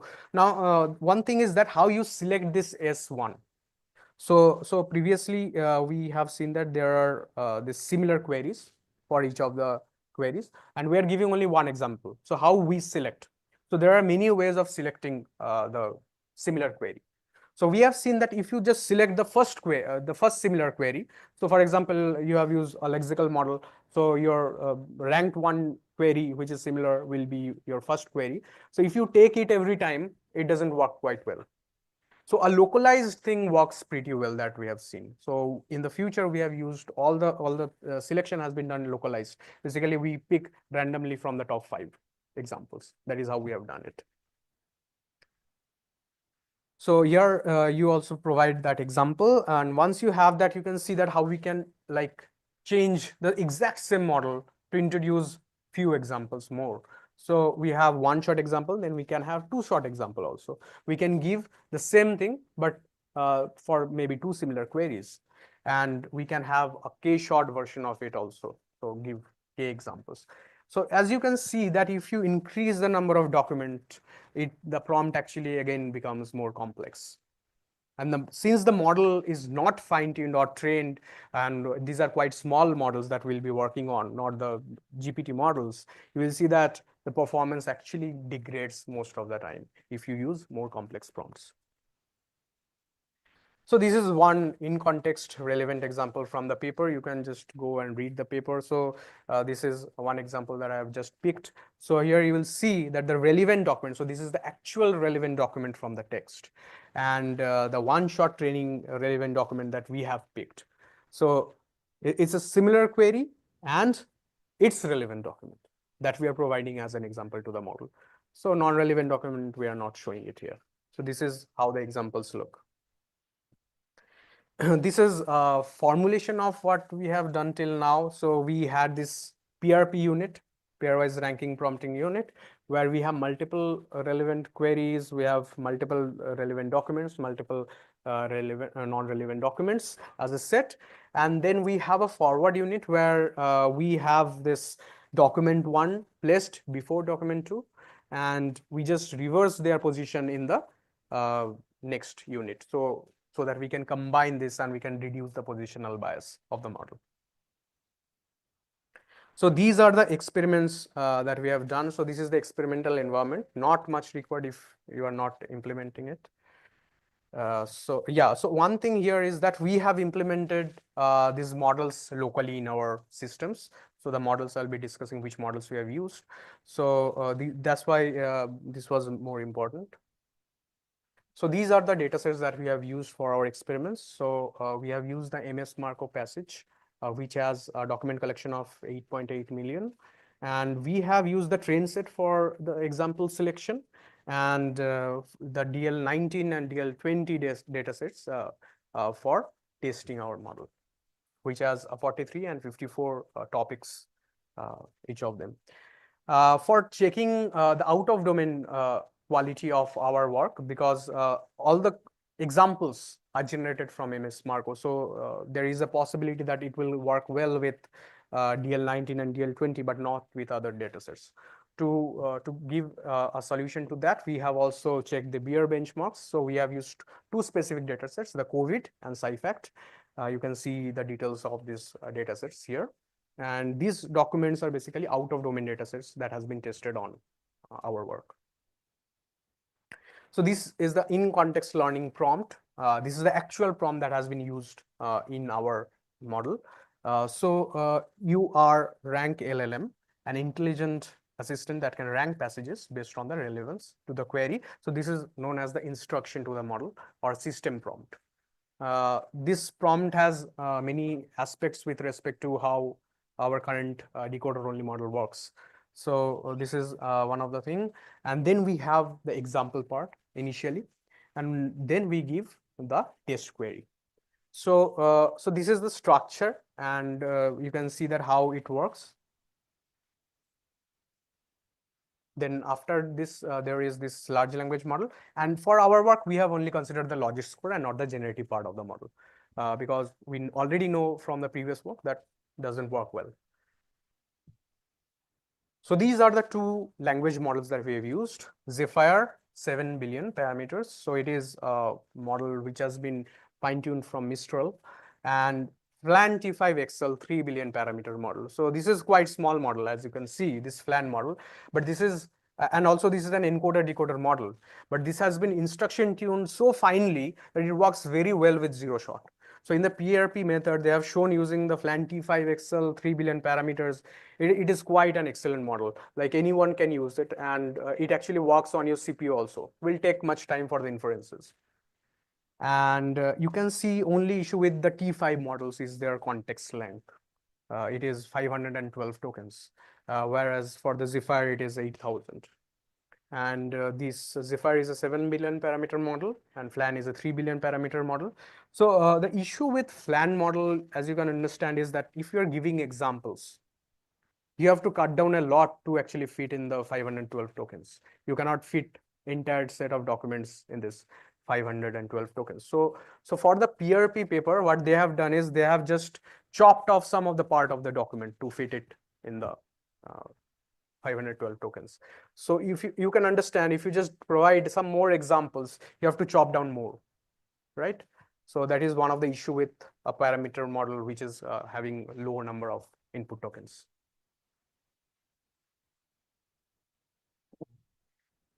So for evaluation of the retrieval models, we have 2 things. So basically we have a retriever, we have this ranked set of documents that we want to test, and we have relevance judgment or QRELs, where humans actually judged all the documents and query pairs and given them a particular score or relevance. For the MS Marco, we have something like 0, 1, 2, and 3. So 2 and 3 basically is relevant, 0 and 1 is not relevant. So for the calculation, we have used MAP and NDCG scores, and these are the specifics of which we have tested for our work. So we have used a cutoff of NDCG 10, and for MAP we have cutoff of 100. And you can see that the MAP score, the relevance we have like set to 2. This is important because the relevance for MS Marco is 2. So these are the findings of our work. So this is the main result. You can see in the baseline, we have this BM25 and Contriver. So these are the two models, initial models that we have tested. And we have FLAN T5 in zero-shot manner and Zephyr in zero-shot manner. Now you'll see that this FLAN model is quite good even in the zero-shot. And the paper also showed that it is quite good in the zero-shot manner. So the FLAN model actually gets 0.34 in the MAP score and 0.65 in the NDCG score for DL19. So it's much more than what the Zephyr model can do, right? So it's quite similar for DL20 also. So this FLAN model, even if it is an encoder decoder model, it has been fine-tuned so properly that it, even if it is so small model, it actually works quite well with the different prompts. Now we have a set of our experiments. So all the below things are our experiments. And these experiments have this naming scheme where we have this LLM first.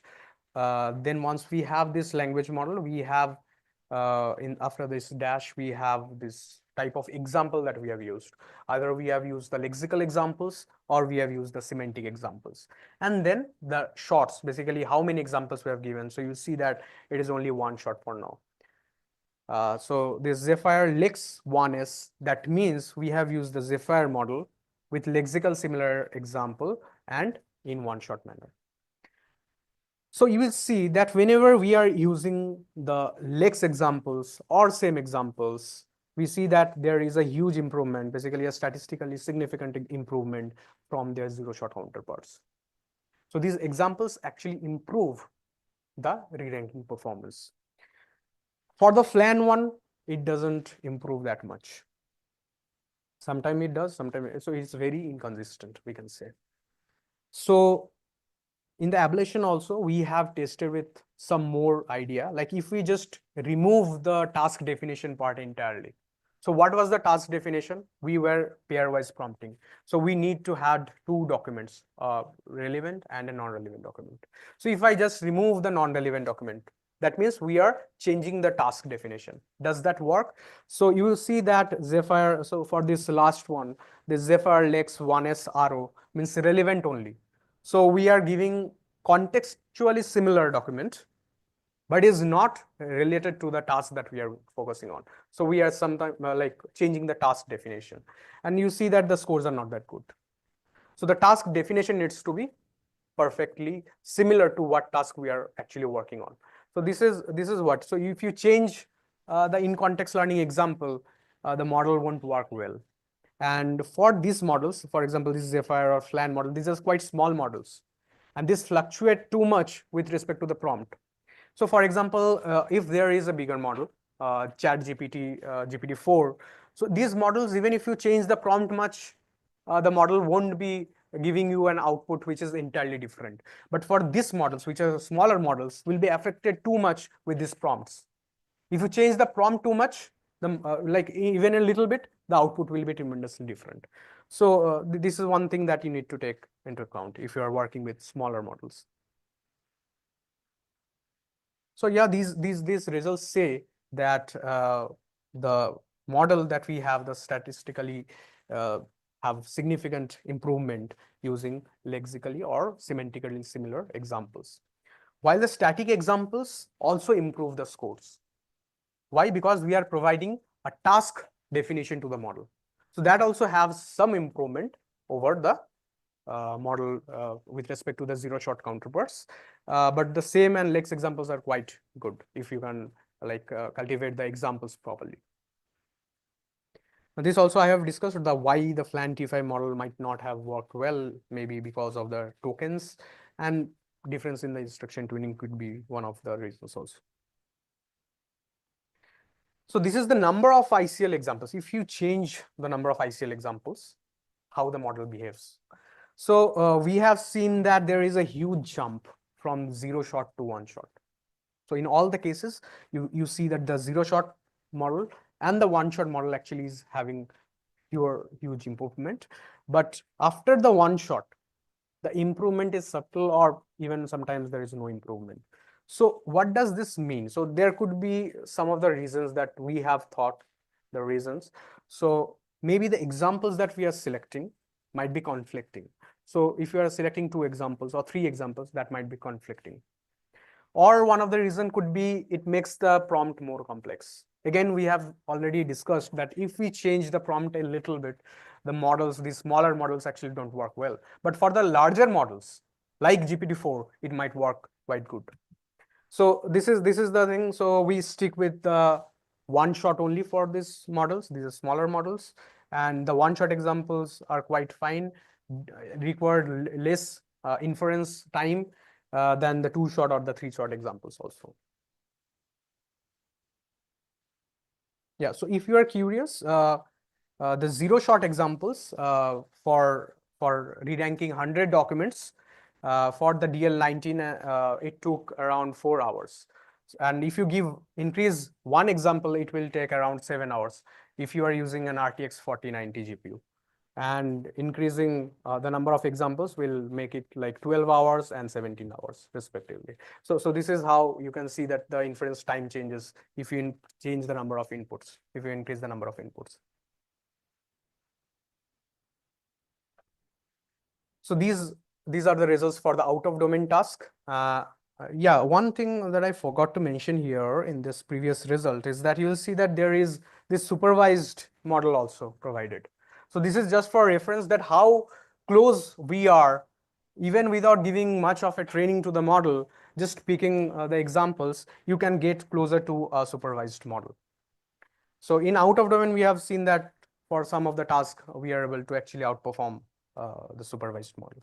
So this is the result for the out of domain where we have TrackCovid and Cyfact.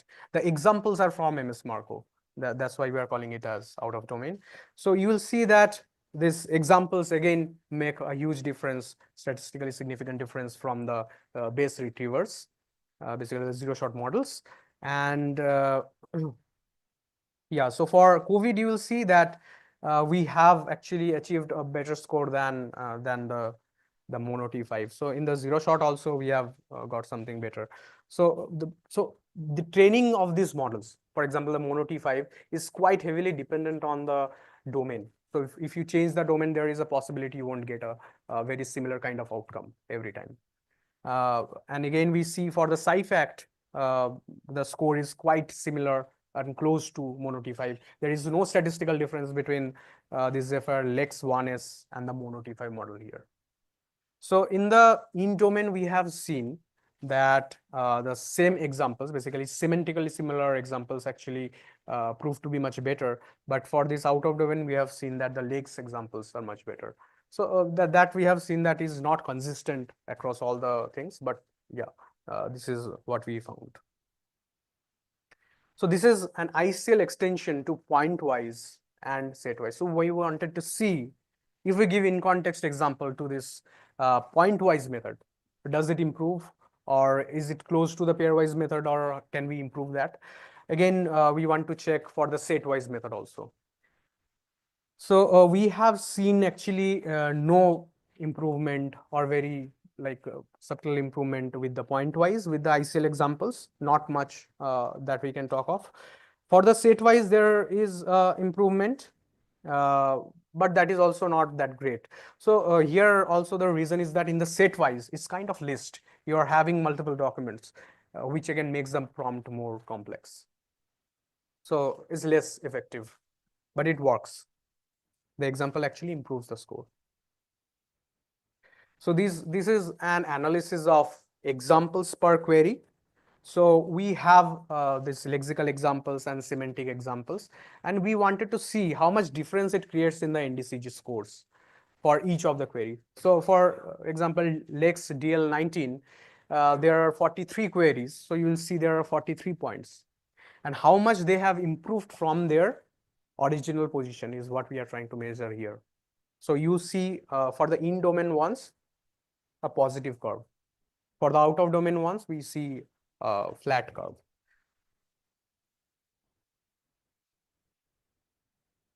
So if we change the first stage ranker, how it is affected? So we have seen that if we change the first stage ranker, if the first stage ranker is not good, your final output will not be that great. But the ICL example still improves your, like, whatever the output you get. And also, if you give a weak ranker in the first stage, your model will not be good. But the examples will still actually improve your retrieval performance. So these are the conclusions. I have already drawn all the conclusions till this time.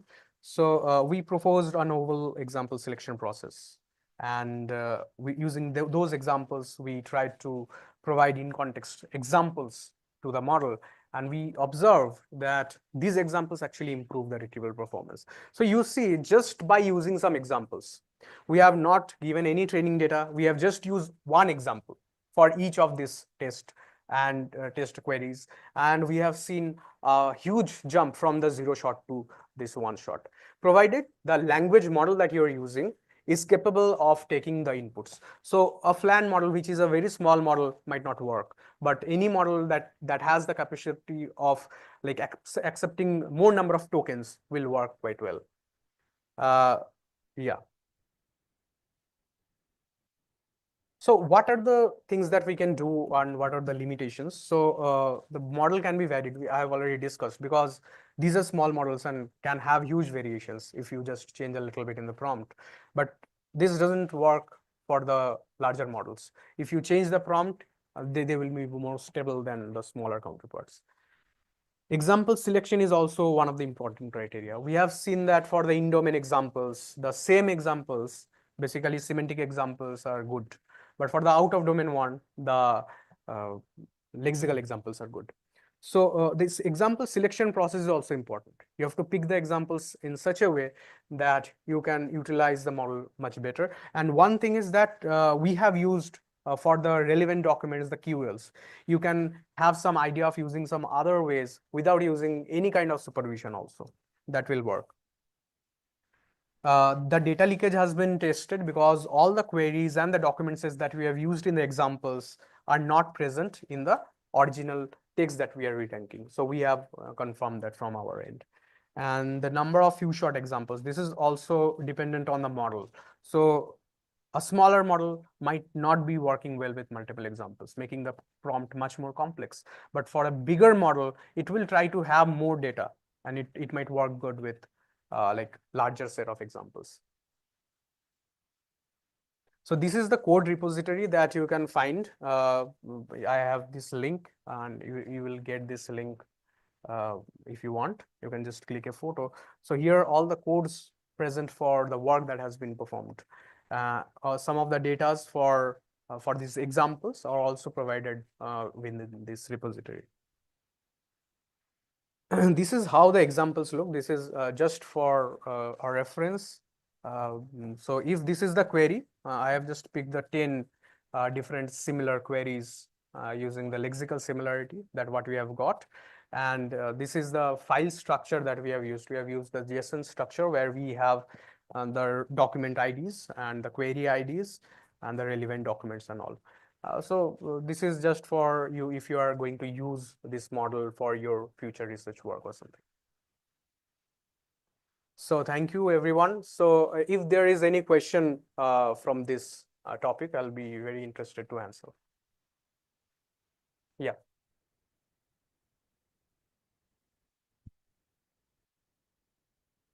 So in one-shot inference, like we use prompts to give context to the model.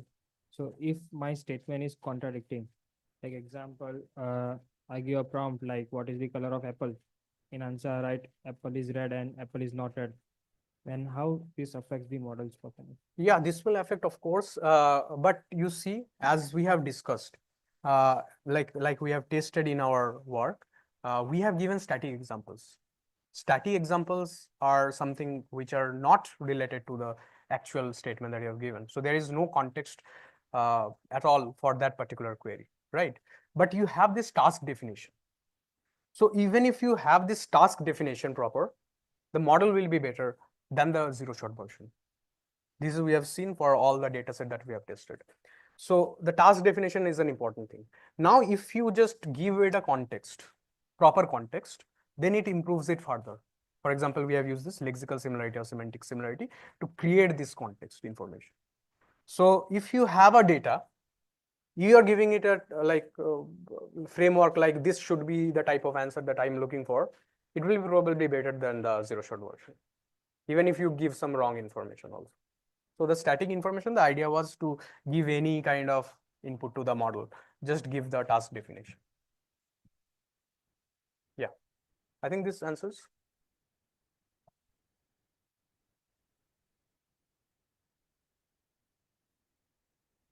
Thank you very much. You used the 50th document as a non-relevant example. Yeah, yeah. Sometimes the 50th could be very, in relation to number one, be very different in score, lexical overlap, Yeah. relevance.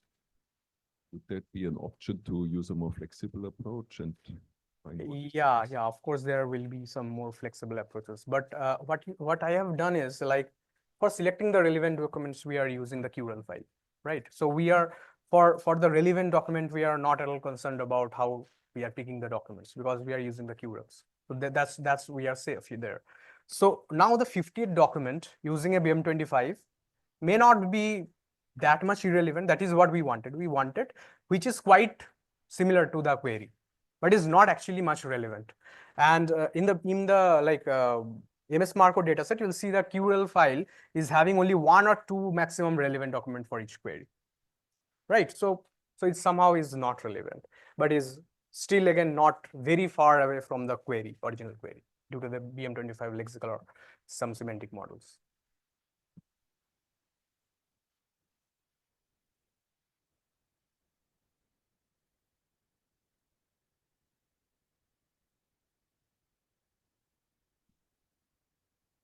Okay, thank you.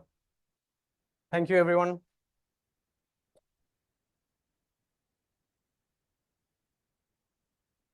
I think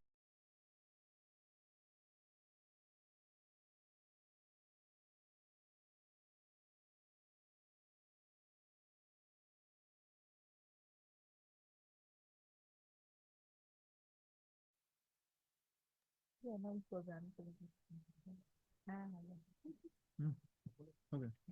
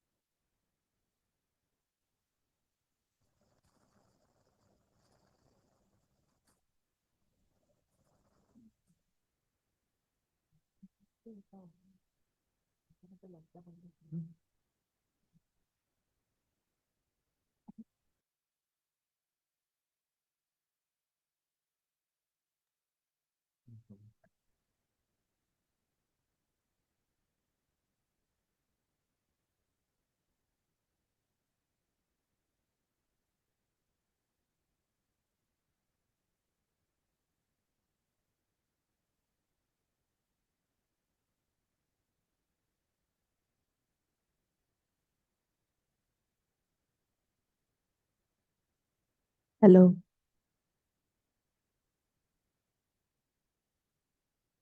So, so let's start with tutorial 2, but in HUL tutorial 3.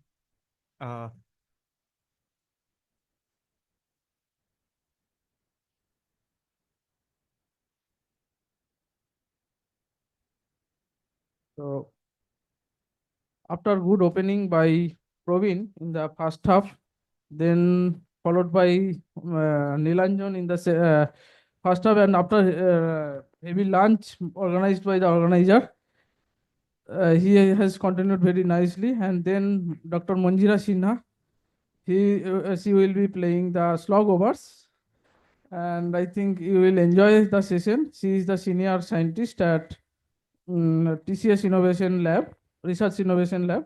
And previously, actually, she was associated with IIT Kharagpur as a assistant professor. And I know her because was the visiting faculty of in my institute, that is TIIT Kolani. So I am confident that she will give you a good, very good session now. So I am handing over the session to Manjira.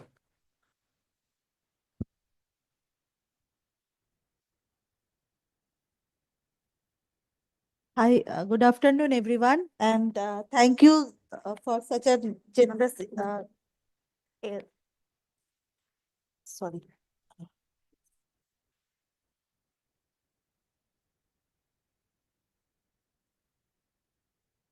Thank you for the generous introduction. It's working. Okay. So my previous speakers, so these both were very wonderful tutorials. So I hope I can live up to the expectations. And I know everyone is a little bit tired from the long day. So I will try to keep it interesting. So basically what I will attempt to is that not delving into too much of technical aspects, but presenting an overview of what kind of problems that we have to address from a business intelligence perspective. That when we are dealing with different use cases in the business or industry, so what are the challenges, what kind of solutions we need, and how generative artificial intelligence and especially large language models, they are playing a major role in this. So let me start. So what we do is we basically deal with multimodal data in all of these different domains. And so starting from the sustainability, adverse media search, risk analysis. So these three, this is not working. Yeah. So these three, they deal with different kind of business reports and business and finding about different business entities, their details, their background. So for example, what is risk analysis is that, say if you are a financial institution and if you want to give loan to someone. So for actually big loans, like, you know, they give it to the big industrialist, there must be a kind of background compliance checking. So nowadays also, and of course it is required to keep a person in the loop, that how does it happen is that the dedicated risk analysts are there who actually go and search over different portals. It can be LinkedIn, it can be social media, news reports, and say the person can be from, say, some very far away country or place, a never heard name before. So they need to search, and they kind of typically do it with the regex type of queries, and they need to search and they try to find that if there is any kind of criminal cases, those are pending, any history of debt default, any kind of more or less compliance violation or risk associated with that person or entity. So now, as you can understand, this is a very lengthy process. It requires a lot of data to be looked into manually.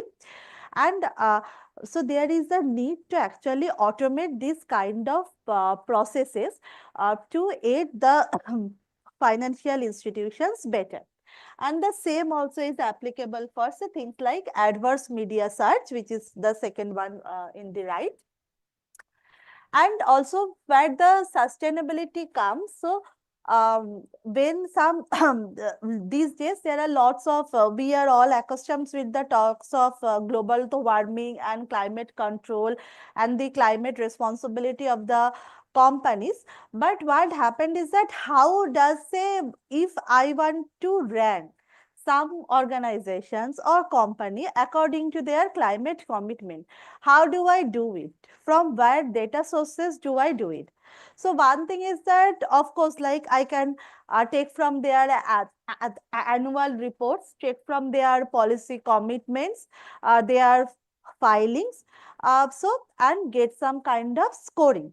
So this is not also a trivial task because all these things are different types of data sets.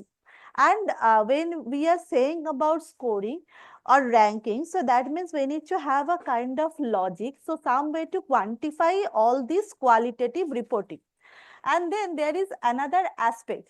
Say, of course, if I am running a company and I am giving my annual report, I will always try to write good things about it. So what about the thing that I have claimed I have done, but say some the watchdog institution have found that I have not actually done so. And it is so common that it actually has a name. It is called greenwashing. That I am claiming doing something green, but which is not actually the reality.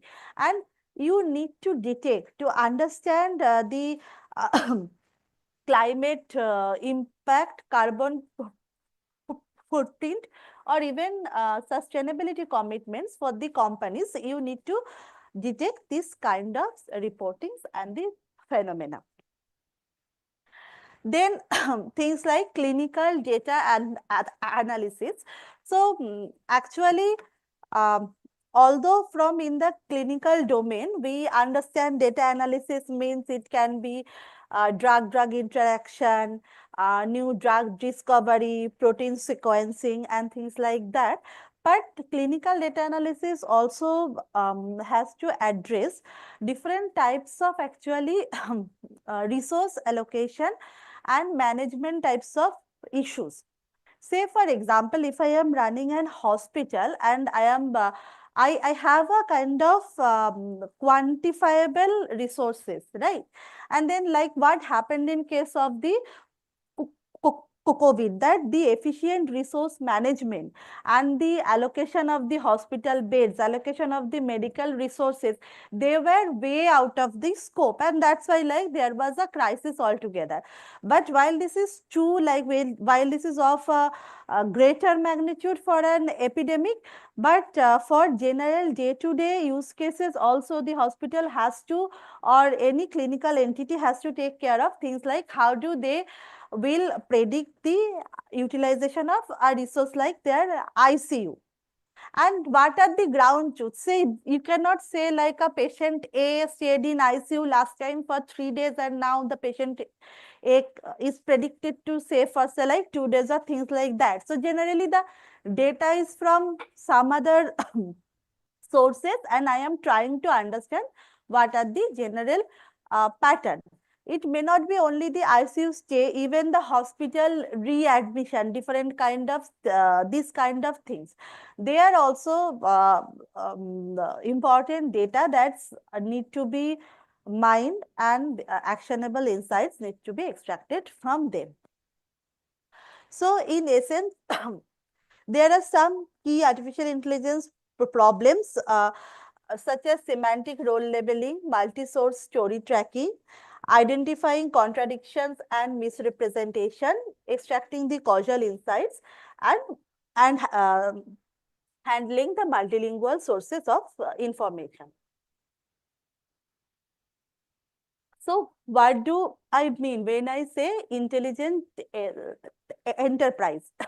So it's basically an interactive system, kind of like a communicative and coexisting the architecture of all of these parts.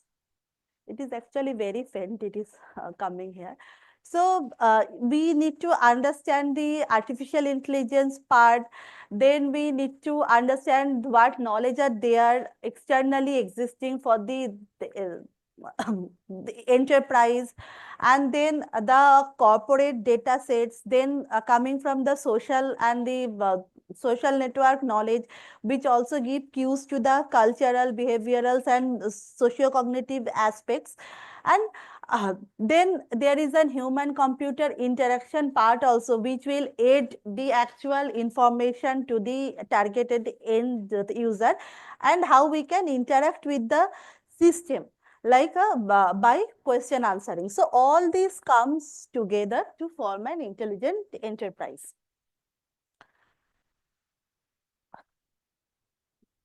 So why we are doing this? Because this is how a general business intelligence dashboard looks today, that we have a, so we have, now we are at this point that we can extract different types of data sets. We can efficiently represent the pattern, trend, kind of quantifiable outputs from data from different sources. But still, what we need to do is that, seeing from all this data, we need to find out the insights, or we need to infer from all this information ourselves, or by another external entity. So what we are striving to do is that, how we can move beyond the dashboard, how we can directly ask a business intelligence system questions like, why was the sales not as predicted in a particular region, or said region A? So now what, so now the thing is that, why these two are different? Because now when I ask a question like this, what the system needs to understand is that, what kind of decomposition or the dependencies are there in this question. That means when I say in a particular region, so it must be able to understand what are the general trend figures in that particular region. What is my sale this year? What was my sale last year? And of course, what is the general prediction for this year? And what is the reason of the anomaly, or the result beyond expectation? And then how we can compare with the other things. And although this may look very trivial to us, and we may feel that, okay, I can just ask these questions directly to ChatGPT, but it does not happen in this way. Because I will come to the other example.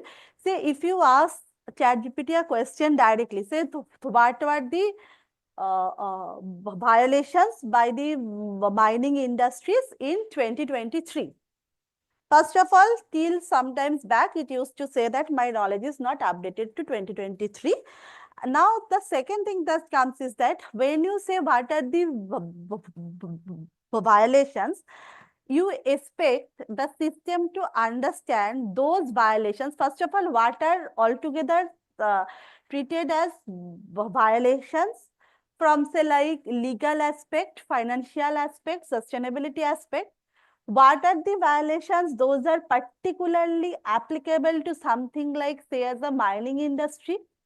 What are the violations that you can, what are the kind of things that may be apparently a violation, but can actually have an kind of this clearance for this particular the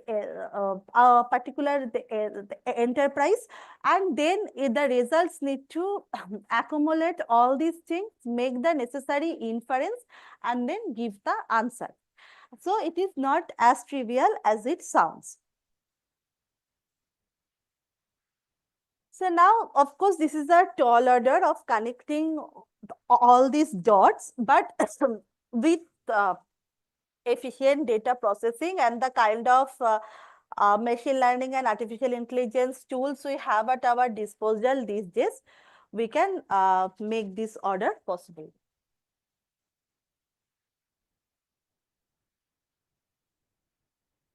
So, say another practical example. that if I have a news that tsunami hits Japan, and then I have another piece of news that Toyota sued over Darwin woman's traumatic injuries caused by the faulty airbag. Now, these two are different pieces of news, and they may apparently, first of all, this one may apparently not be seen as directly connected to the automobile industry in general. But I want to know that is that the case, or is there some indirect way, like as I have said, connecting the dots that will affect my company. So if I ask a question like this, that for this part, I will search that what are the orders that comes from Japan, and these are likely to take a hit. So this is the direct understanding that we have. But now if I want to have a more indirect chain of consequences or understand the causation, that if I ask ChatGPT something like how Toyota is linked to Ford. So it gives the result that is fairly expected, that both are the automobile company, they have this history, and they are not directly linked to each other. But is that so? And if it is that, also that whether this news has any implication on this, and what kind of implications, like, you know, I don't want to go and look through this kind of databases, which will take a lot of time and lots of effort. I want the answer at my disposal in the one click. So now, what I mean by connecting the information by semantic analysis. So I have these facts that tsunami has hit Japan. Japan is a country. Tsunami is a natural disaster, and natural disaster disrupt business. So I need all of these kind of factual and logical understanding to actually or get to this part of, like, if tsunami hits Japan, I need to check the order supplies from Japan. So this I am doing as a person, but I need these steps to make my system understand. And then also I have these pieces of facts. So Takata is in Japan. So Takata is a manufacturing company which manufactures the airbags, and Takata supplies this to company like Maruti, Ford, and Toyota. So now, and we have this third set of facts that Ford has business with Takata and Ford has business with this and other different companies. So now if I am asked the same question, that how Ford is linked to Toyota, that you can see that Ford and Toyota both takes a single material, the specific material from the same company. So now this news, I can say that if this is happening, so that means the airbags may be faulty from the source. So although I am a different entity, I need to also check whether my the airbags are okay or not. If they are not, like my cars have already been sold, what kinds of penalty or what kind of lawsuits I am expecting? Do I need to do a recall?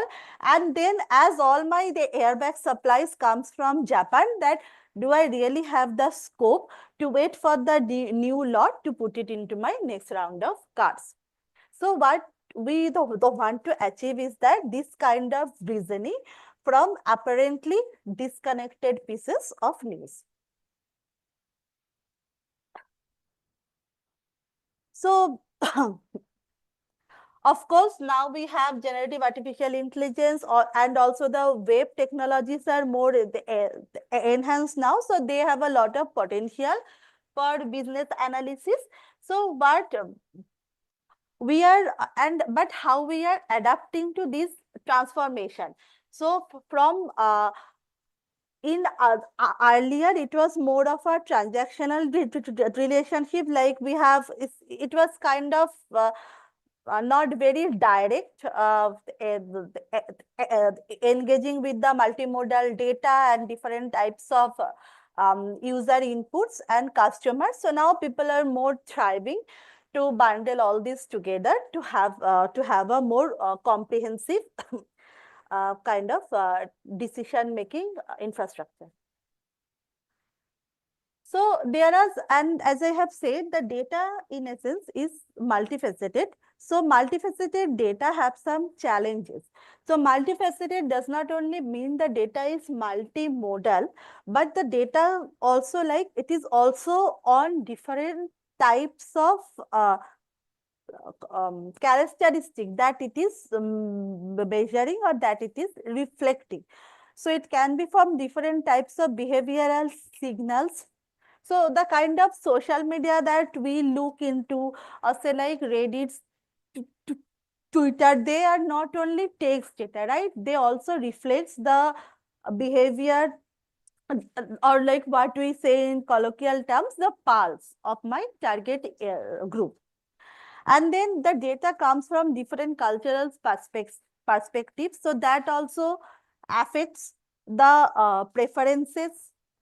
It can be multilingual, although we address this part not in that much of details, but particularly in context of our country, this is a very important aspect.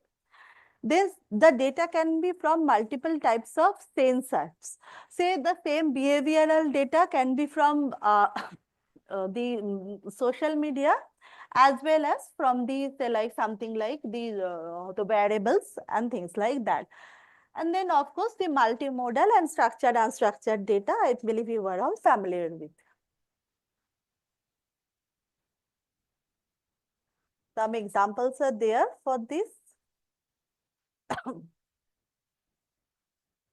So what are some of the research challenges? That how data collected across multiple channels can be fused together to get better social and enterprise intelligence,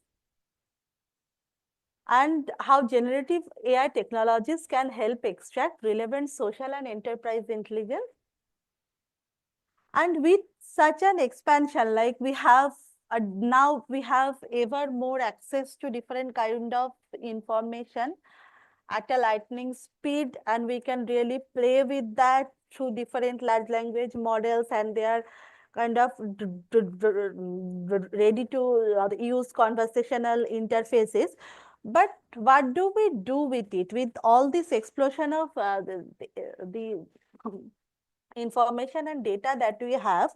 How can we build a contextually relevant knowledge that can be given to right person and also at the real time?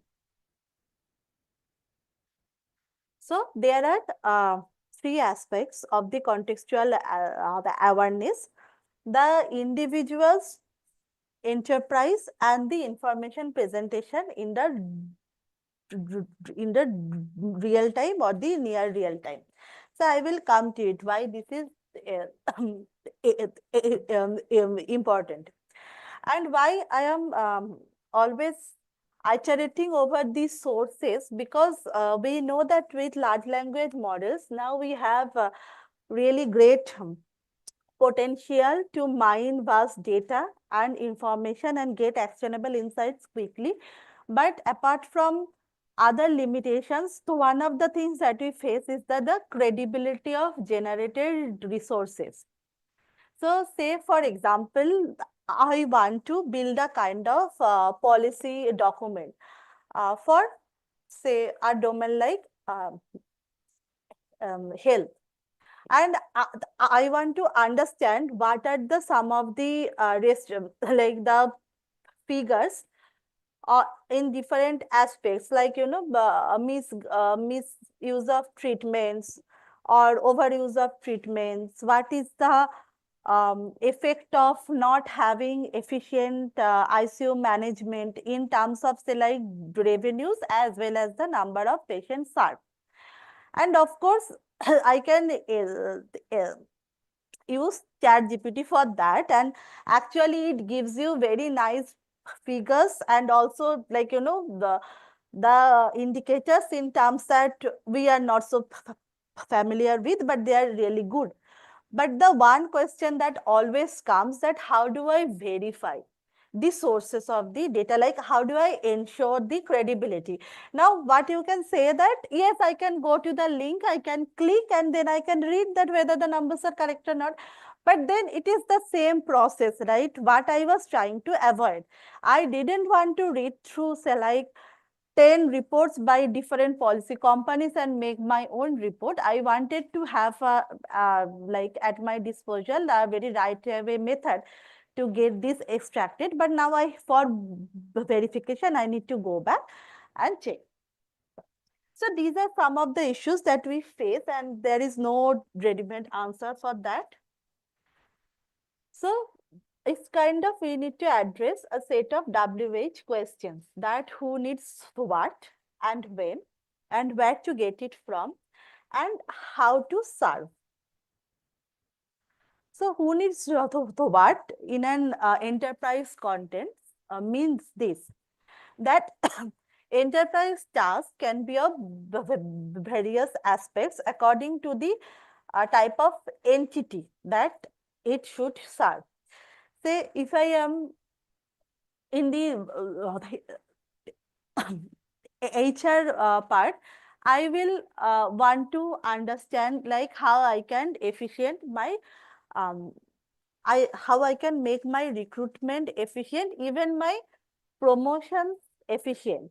And actually that was in my opening slide.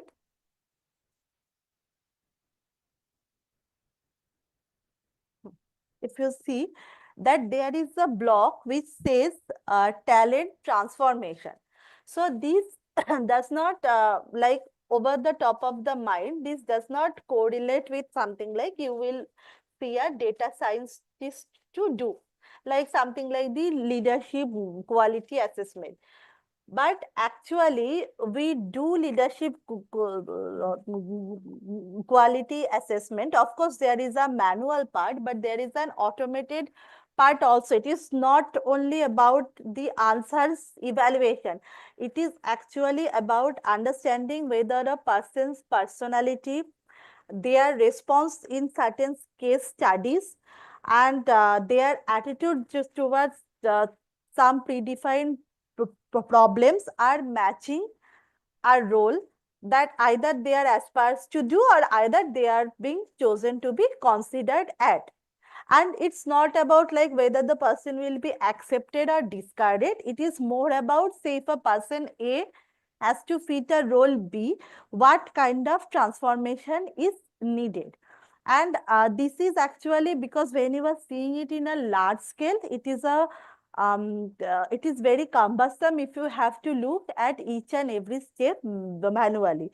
So what happens is that the talent transformation team, they regularly comes to us to understand that how we can make the process more efficient and actually how we can accommodate more people. And it has absolutely nothing to do with the firing strategy of the organization. It is just for like to take someone to the next step.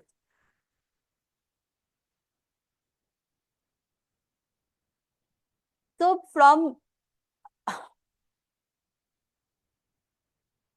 the HR perspective, so this is an important use case of generative artificial intelligence.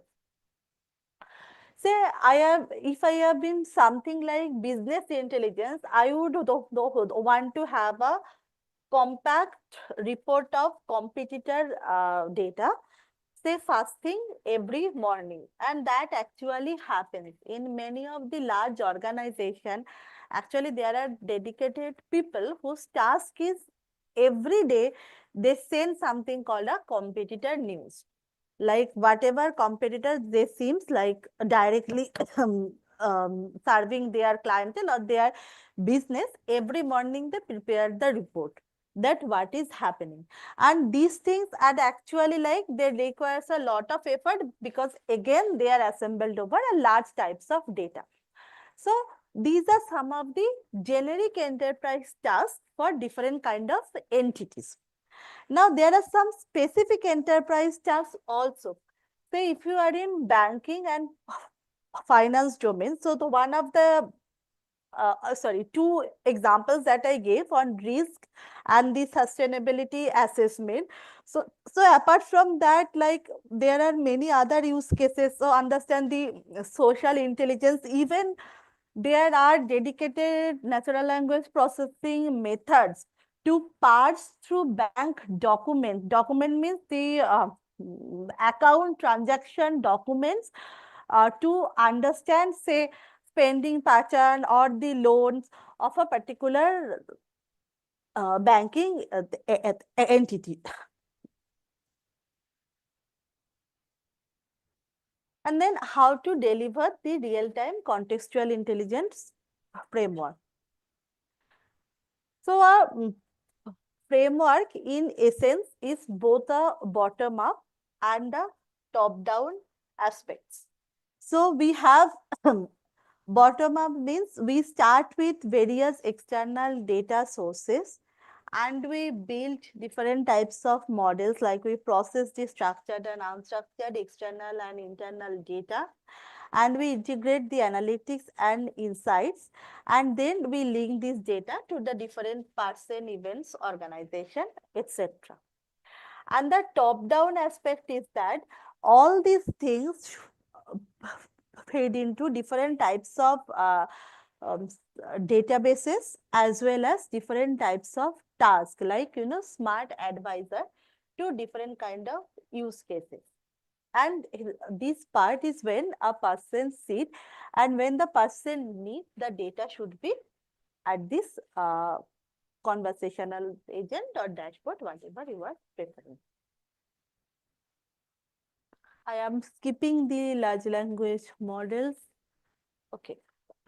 So why ChatGPT created a big storm? It was not it was not only because ChatGPT could write poetry or it could solve the previous research exam questions to 90% or 90+% accuracy, but also for the cases that this kind of vast data processing in industrial applications, like question answering, generating summaries, query large databases, they became extremely easy and kind of extremely efficient through the large language models, especially ChatGPT, but not foolproof, not 100% accurate. And then also there is the questions of financial tables. So if you were doing data processing in a academic research settings, we may not be we may not look into so much into the problem of table processing, because most of the data are not tables. They are unstructured, they are conversational, they are reports, and they are maybe tables like simple Excel tables. But what happens in an enterprise is that whenever we are looking into databases and the reports, there are many complex tables which are very difficult to process via like this automated natural language processing or the machine learning techniques. And even with GPT and the large language model, addressing complex financial tables or complex tables are still difficult, because the structure is very complex, and then the mapping, that how do you from the structure, how do you identify the coherent pieces of information or collocated pieces of information and put them, and then you do the later processing, is still difficult. So that's why lots of research attempt both in academics and industry are going on actually in part of the databases, because handling databases and querying them, keeping their consistency and all the other database properties is a research challenge. Like how do you automatically add, delete, how do you automate information extraction from that? So this is a kind of evolutionary tree proposed in this paper, I think in 2022 or 3. that how the LLMs have been evolved over time. And as you can see that we just started with transformers in 2018, actually BART became in 2019, and then in the rapid development over just the like 5 or 6 years, we are at this part of GPT-4 and BART, where we kind of like, what we have found in many research questions, they perform so well.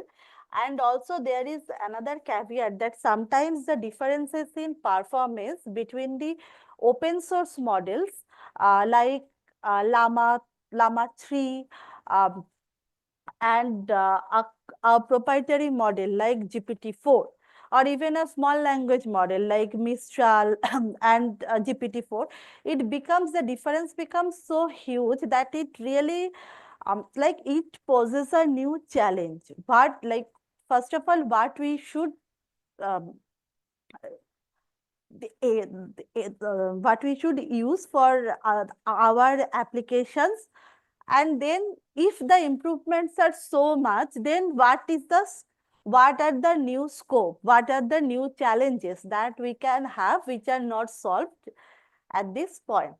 So because one of my scholars, he did an experiment with GPT-4 for a task of natural language inferencing in the medical domain. And what we found is that it kind of, first using GPT-4 to generate an explanation and then get this explanation as a chain of thought prompt in another setup, like in the second stage again to GPT-4. So the accuracy is like 96% or things like that, even more than that in some cases. So then what do you improve? And then comes the question that like, but we feel that at this point we should also look beyond the accuracy to the other impact of this model. Environmental impact, of course, cost is another factor, the openness of the models are another factor, and then we should also try to move beyond the other alternative architectures like small language models, maybe liquid neural networks, things like that, so that we can have our results, we can have our efficient actionable insights, and also at the same time we can coexist with the rest of the universe. So yeah, this was the paper from which we have taken the tree. Okay, so sorry. Next slide.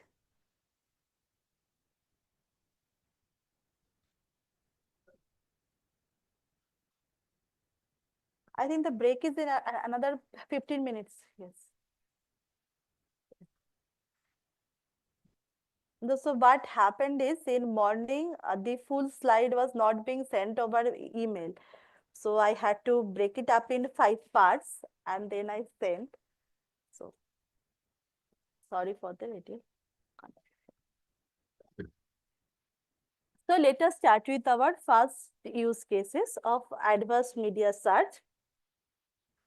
That what is the context? As I have said, that adverse events are available over various data sources, and we need to look through them, sieve through them to identify for a particular person or entity what kind of evidences are present.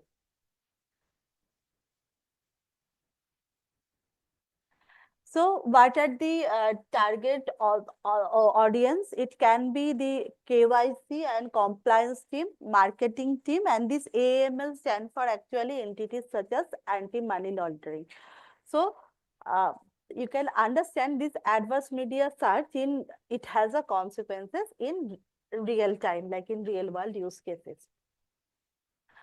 And then we have actually the use cases like, product positive events, adverse skinning, market events extraction. And benefits are, as I have said, it helps in automating and making efficiency a very rigorous and extensive process. So just to give an overview.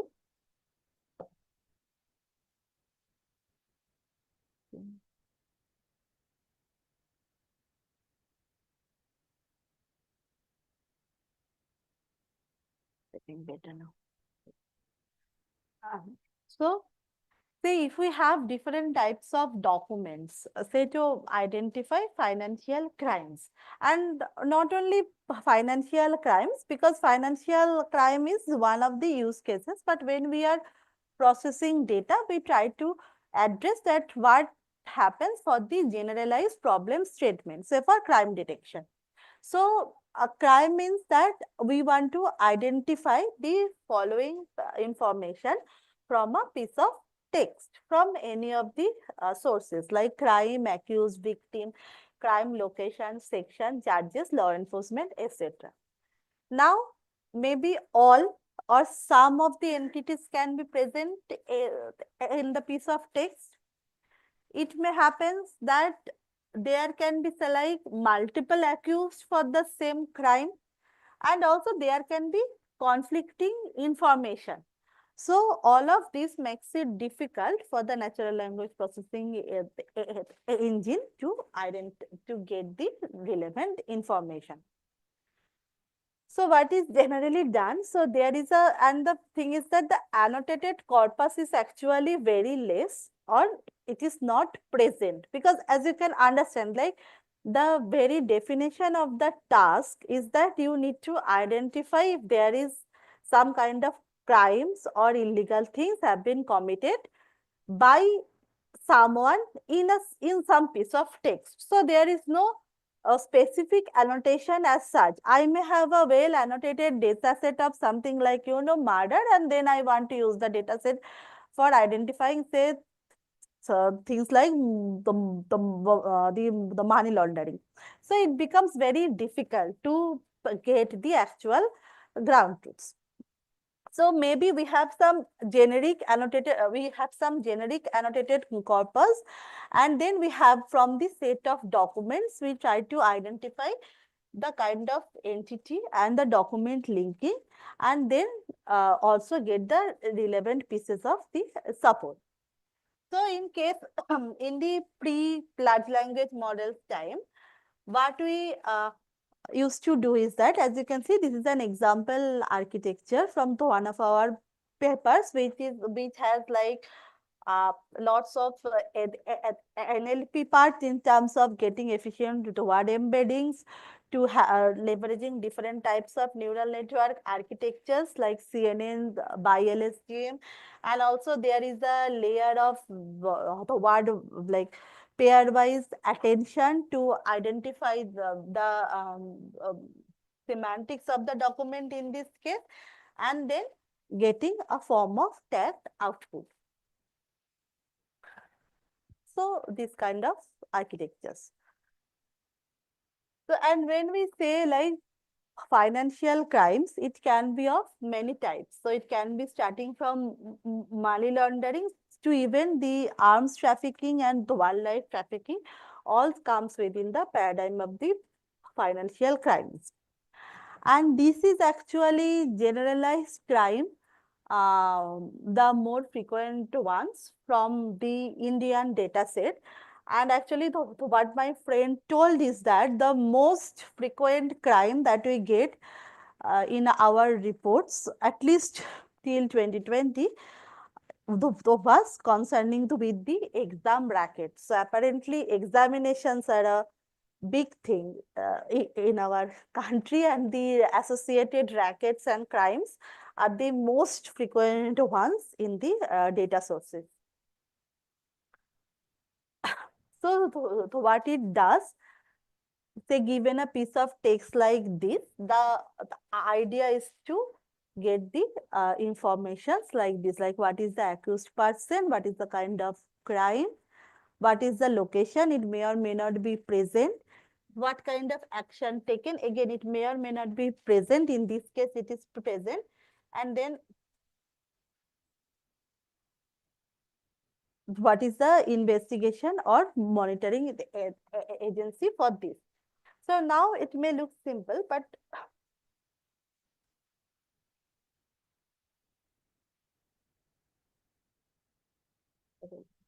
I will come to it later.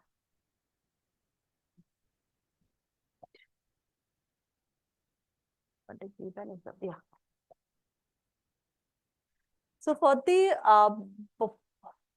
financial aspect, so now we can actually query ChatGPT or Llama 3 using this kind of data and get directly these results, which are which are kind of bypassing all that neural network based like large architecture to train with lots of annotated data.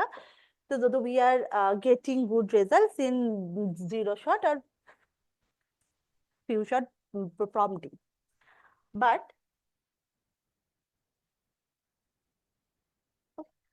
it gives good result and also the reason and the association of that. Now,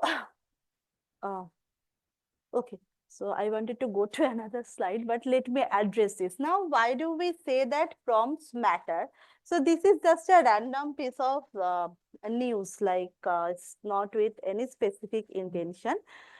That if you give, say, a prompt, like you give this piece of news, and instead of asking that identify the name of the accused and all these things, you ask something like, is Muhammad Sadiq an accused? So you directly ask that whether this particular person is accused. So when you give this type of prompt, as you can see, both ChatGPT and Llama 3, they are doing fairly well till this point. So this part, this Aurangabad apprehended by police, this we will ignore for the time being.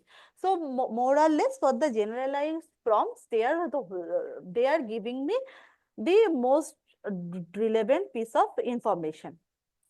But if I just change the prompt to have a more targeted query, then it becomes a problem, because although ChatGPT is able to correlate between these two names, this Muhammad Sadiq and Sadiq Hussain, Llama 3 is not able to understand that they both refer to the same type of person. Now this is both a pros and cons. Pros means therefore in open source language model, cons means that in open source language model, we are not getting the expected result, and the pros part is that we still have some open problems to address, because it may be like one time lucky, or sometimes it will do good, sometimes bad, but we can understand now that there is a problem in these kinds of resolutions where the same person is being referred by the real name and the fake name, and to co-referencing between that.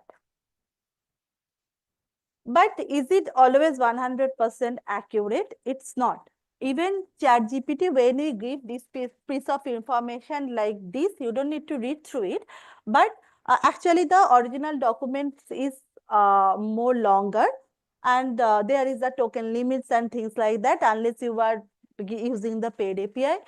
So the problem is that in this document, there are, it is actually cut in the middle. So as you can see, there is a small red highlight that this is the fraudulent and falsified accounts.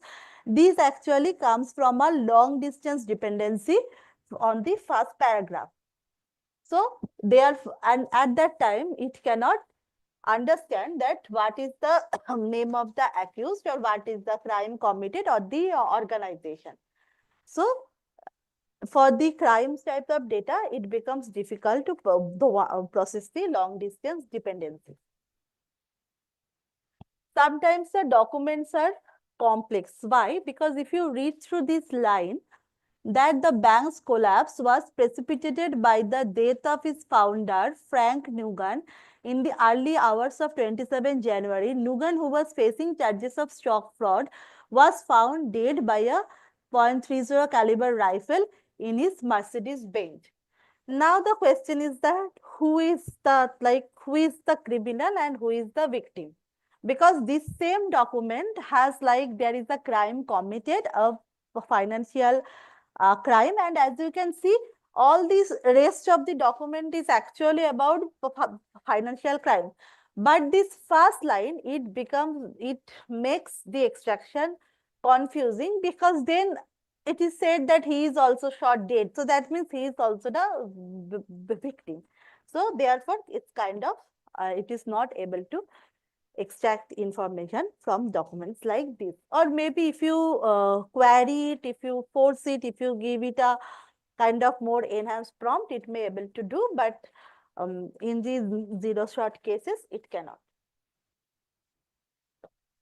So we did an experiments based on 6,000 news articles on different types of crimes, not only the financial crimes, and these are the percentage result for different types of entities extracted.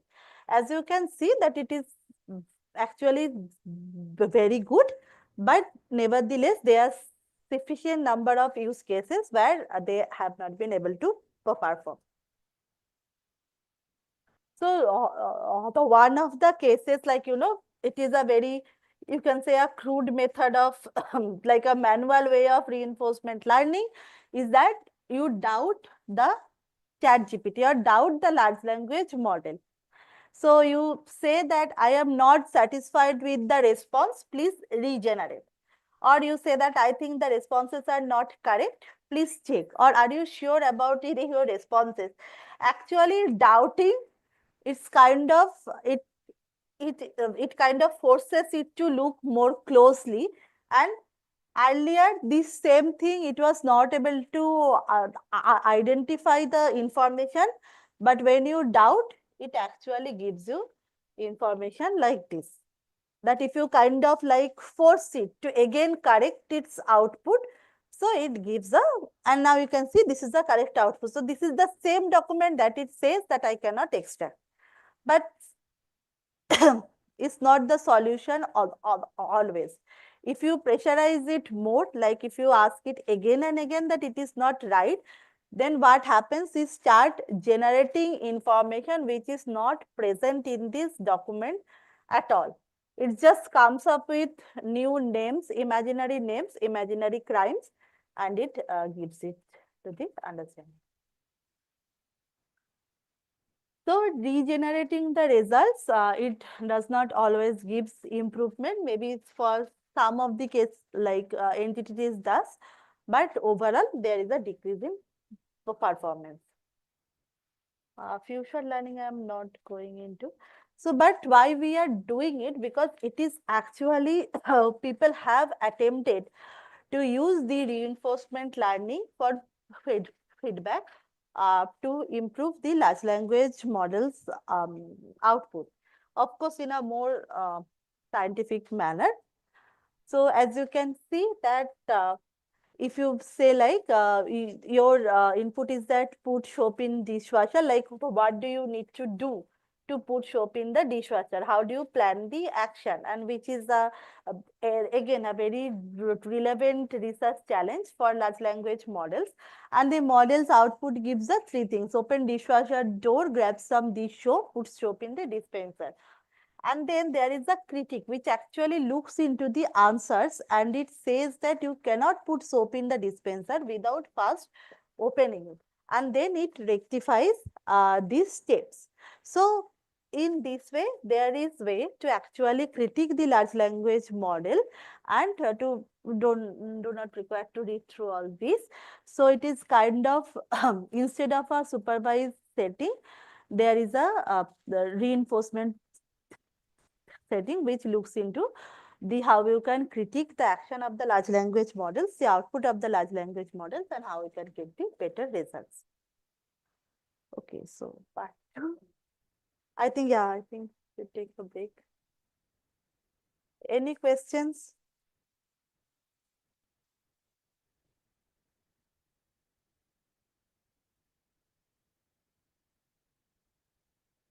Okay, fine.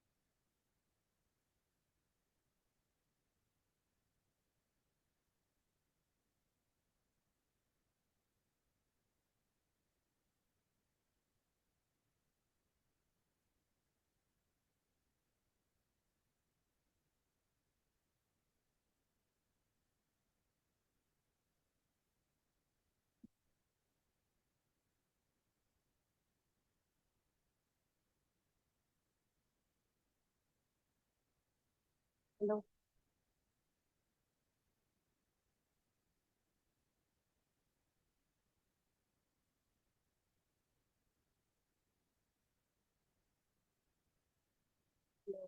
Hello. Hello.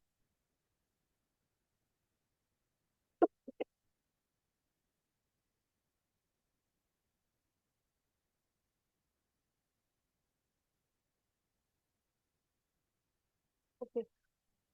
Okay. Okay, so now I will focus on the second use case on the sustainability and ESG monitoring. So the ESG stands for enterprise, social and governance. So and these are important informations. Those are needed. Those we mind to understand the state of different institutions. So what are ESG monitoring is that, say, for example, I want to monitor or I want to understand a company's carbon footprint or a greenhouse gas emission. Now, generally, what directly gets reported is the scope 1 and scope 2 of GHG protocols. So, just let me tell about the GHG protocols. So, they are generally divided into the three parts: scope 1, scope 2 and scope 3. So, scope 1 stands for the kind of direct emissions, say an institution or organization or company does in terms of the greenhouse gases like carbon dioxide, methane and nitrous oxide.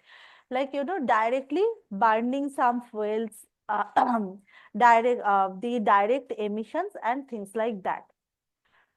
Scope 2 are the kind of first stage of indirect greenhouse gases. Those are emission in terms of, like, say if I am using some raw materials which requires a process which emits greenhouse gas.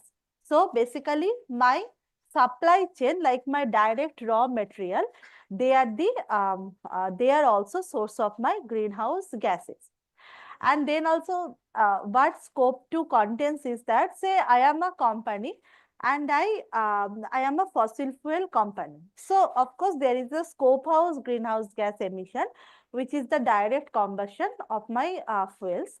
Scope 2 is that to keep my offices running, like I need to keep on the lights, I need to run the computer. So they are also burning some energy, right? So they also have an environmental impact. They are the scope 2.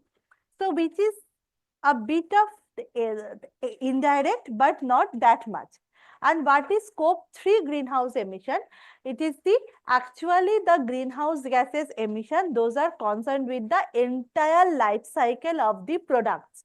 So say if I am a transportation company, my scope 3 GHG will also include the cost of, like, the kind of carbon footprint or the greenhouse gases I have for the transportation of goods. And then also, say I am supplying computers. So that means the end users who are using my computer and laptops, then there is also a carbon footprint for their efficient disposal, like say in the form of e-waste. So this entire thing is captured by the scope 3 GHG. And the scope 3 GHG assessment, as you can understand, is complex, but the scope 3 GHG is actually the major concern in terms of our climate action, global warming and measuring the carbon footprint.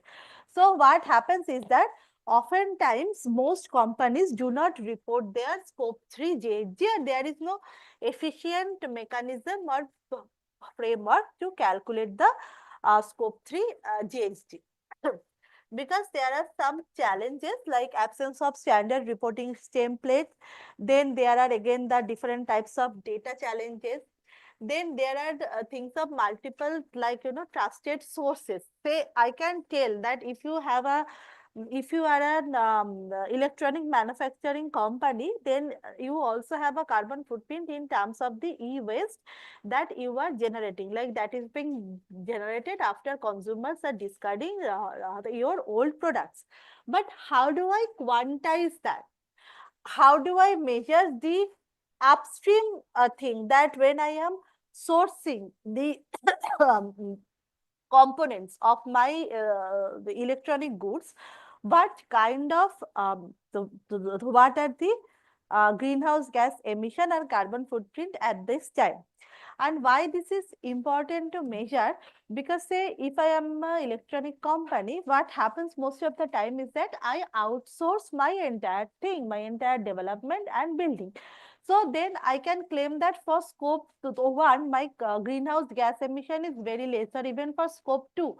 But actually, I am responsible for a huge carbon footprint, which is actually captured only in the scope 3 assessment.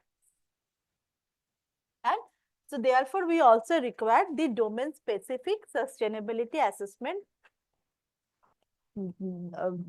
frameworks. And why domain specific? Because the kind of dependencies and consequences that may be useful for a electronic company will not be the one-to-one mapping or 100% applicable for, say, a food manufacturing company. So that's why the domains are important. So what we need is that we need like a kind of framework where, of course, we need some human interventions in terms of the scope 3 GHG assessors, investment managers, and the policy planner to feed like to get all the information and feed all this information to the sustainability assessment interactive dashboard and the media dashboard, and then have these following things, like a way to do the ESG scoring, alerts and insight, and real-time snapshot. So generally, we handle a lot of text data. So we look into the ESG assessments from reports like company reports, sustainability reports, audit reports, and regulatory websites. So it is a kind of analytical architecture, and this is actually a sustainability dashboard called Birdhi by TCS. What it measures is that from these all different data sources and using different machine learning and NLP techniques, it builds a sustainability insight thing. As you can see, like if you these different colored boxes, they actually reflects the different SDG goals. This apart the like these 30 SDG goals, so they reflect these different SDG goals and how some organization performs with respect to these different sustainability goals. What is their impact, and also these measures that in terms of the whole environment or the, say, like the whole domain where that this company ranks.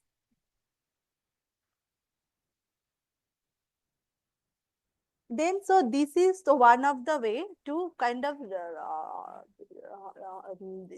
the ESG scoring is the like, so the in terms of measuring in terms of SDG and capturing the environmental impact is the one way to measure the environmental side of the data.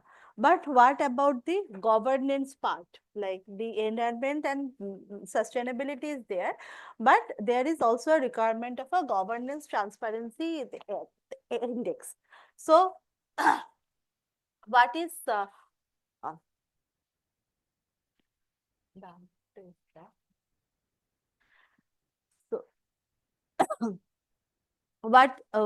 what do we measure by governance transparency index is that we kind of, it's an end-to-end framework starting from data collection to the assessment, like the data can be of multiple types, it can be of survey and news, to assessment and then going into a customized dashboard. I will skip these descriptions and let us go to the reference.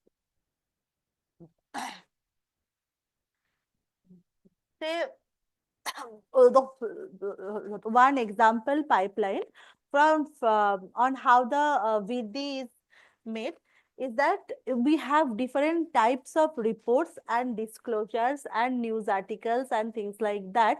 It can be in terms of say like not directly text data but image data as well. And then we have these different modules of processing text and images, and then uh, we feed into the databases. Like there are many. So in this for the sustainability, I will come to later on. So there are some established ontologies or the knowledge bases. Those are there. So because different institution like the World Resource Institution or the GRI, I forgot the G, this, sorry, Global Reporting Initiative. So these kind of global bodies, they have the relevant ontologies or the knowledge or the structure on which you need to map the sustainability and governance related aspects to actually to actually understand the impact or to assess the impact. And then of course in the natural language processing module, so as you can see, like we can utilize large language models. So pre-large language models, it was kind of the BART based models, and then the knowledge graphs are also integrated with the systems by different mechanisms, and we kind of map the different resources or the data that we have onto this ontology by the Neo4j.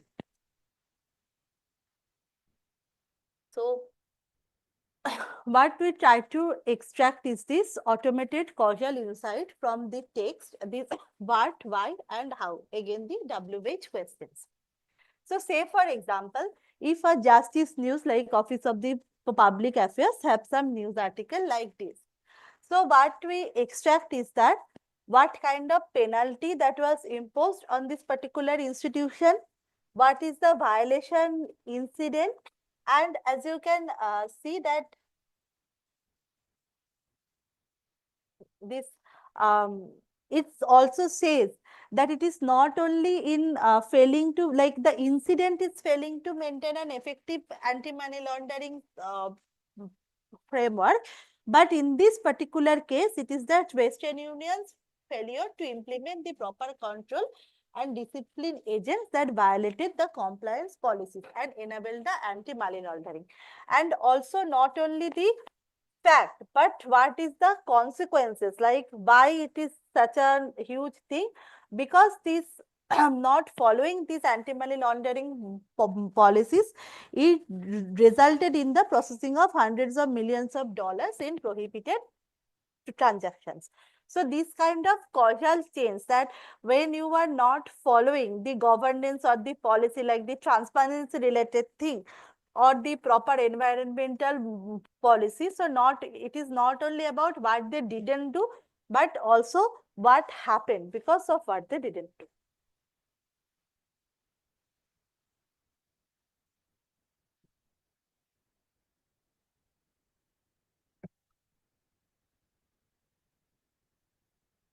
So as I have said that this like this is a snapshot of the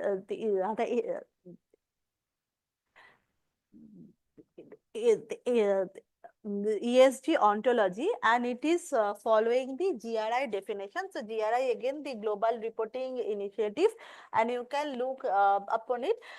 It is actually like kind of a not-for-profit body established. So they basically have all this kind of like, how do you say put the relationship, the entity and the relationship for environmental impact, for governance, for sustainability, this kind of things. So they have a whole ontology or a structure a kind of a structure, very well defined structure like that.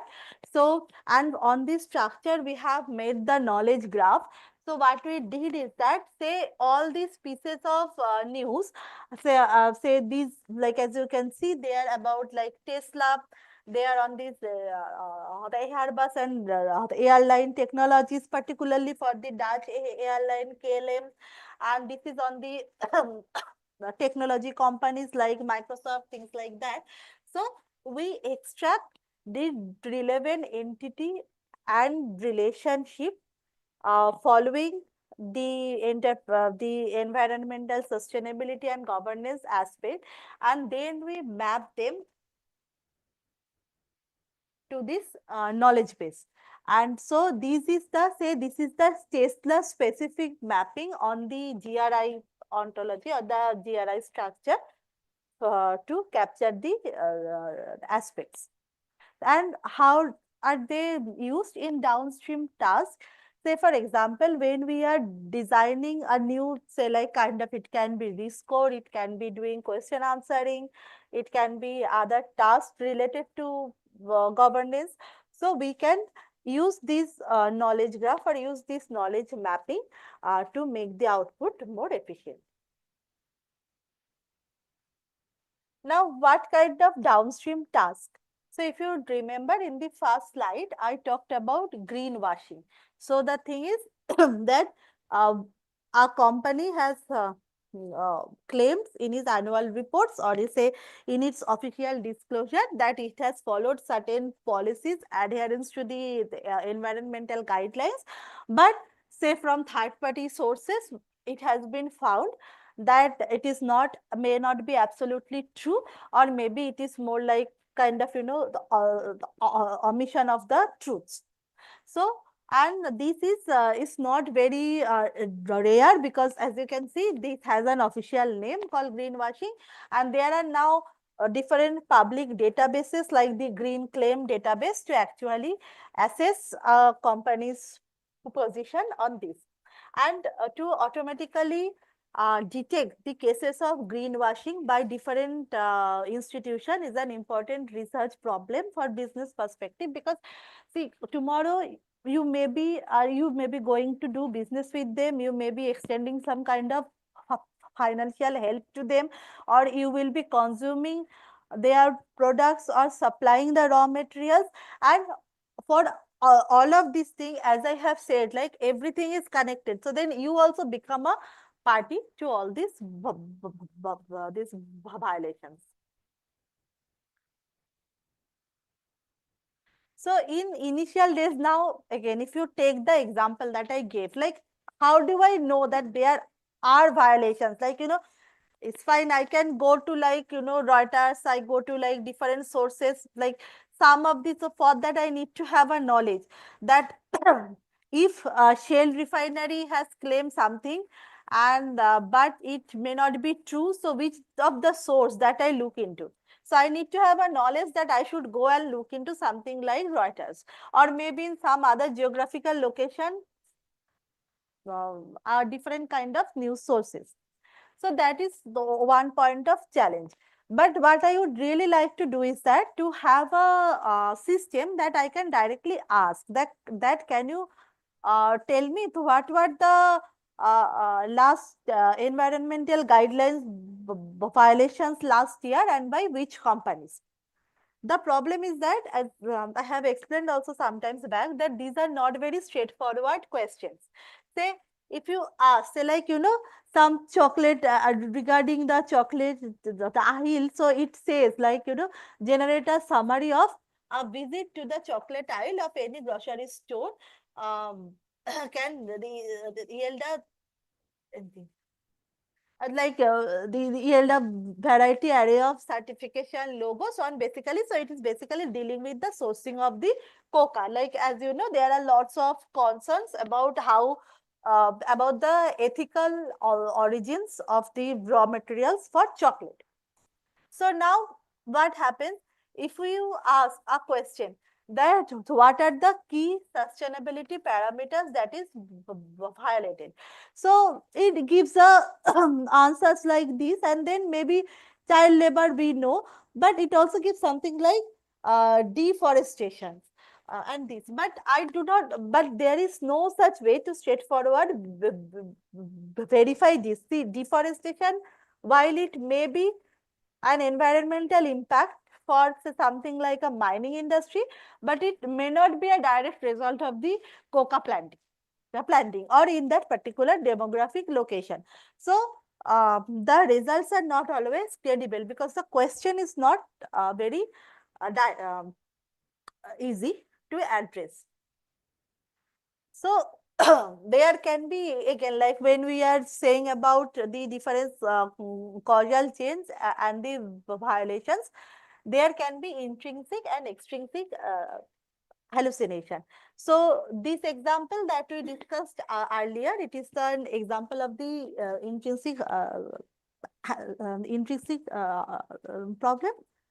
And for the extrinsic hallucinations, what happened is that sometimes the results that I am generating, it may be right, maybe not, but it also may bring in some biased context like the deforestation. So for sustainability parameters, one of the very important, like a very well-known parameter is the deforestation, or say even something like the economic inequality, things like that. And although, as you can see, it may also happens that these like 3 of them or 4 of them are very correct, but how do you quantify it? It can be very good for writing a blog article, but when it comes to like having an impact or having to quantify the measures of risk, how will you actually do scoring? Like how will you associate some weights to it?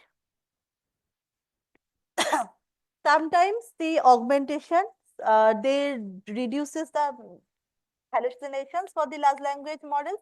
So I'm not going into details because I think Nilanjan has talked about LLM quite a bit. And of course, we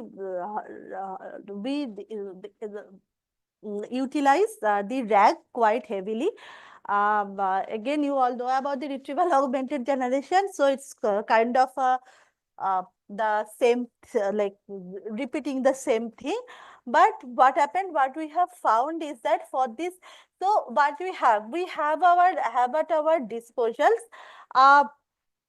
large amount of data, unannotated data, but large amount of data over different sources, and then we basically needs to address the question answering. Say someone ask a question on like the sustainability violations or environmental violations, and then we need to address that, of course, through a large language model, because these days even the for like saying that large language models won't do good, you need to establish that you have experimented with them with all possible the ways, all possible mechanisms.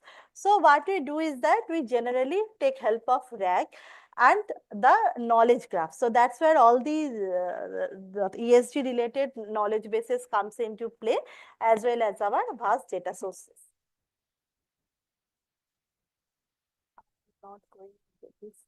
Okay, any question?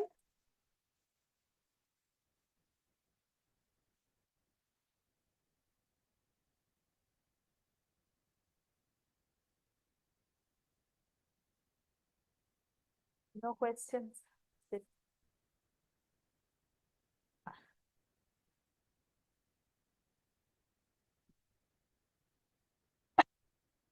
So in essence, like what, so as if you notice, all these different use cases kind of are built on top of the previous one.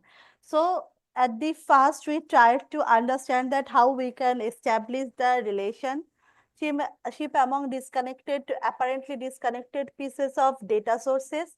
Then we looked into when we have this kind of connections, what are the problems that we can address. And now when we are saying we want to serve the end customers, what kind of like outputs that we needs to have. So it mainly the query focus summary of conversations. So it's kind of an use case is kind of like this that agent is asking how may I help you today, and the customer is saying that I am planning to invest in a scheme that would fund my daughter's college studies, and then the question follows that what is how old is your daughter, which like what she would really like to study on, and then on based of this the idea is to come up with a plan. And as you can understand, right now also we need to actually go to different sources. We need to manually put together different pieces of the puzzle and take this decision. But it would have really helped if we have some kind of like this kind of things at our disposal. So now the question comes like, what was the customer looking for?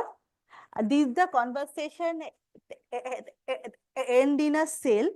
If not, why not? And what are the possible topics, like why it did not succeeded? So the product did not have features, or the customer was looking for, or the competitors products are best priced, or even the agent was rude. So in this case, it may not be a right use case for measuring sale, but sale is another aspect, and that's why we have something called in a conversation the persuasiveness. So to basically persuade someone to perform certain actions, and which are very important for the conversational agents, particularly focusing towards achieving a goal such as sale, or even getting a donation for charity, things like that. Actually, the only data set on persuasive conversation, only open data set on persuasive conversation, it is on agent and the like person talking on how to get, like, you know, it's basically persuading the person to make a donation to a charity. So this kind of thing. So persuasion is everywhere, even in an educational setting. If a teacher wants the students to complete certain assignments, that is also a kind of persuasive conversation, that when you were doing a conversation with a certain end goal resulting in an action in mind. So we can use LLM based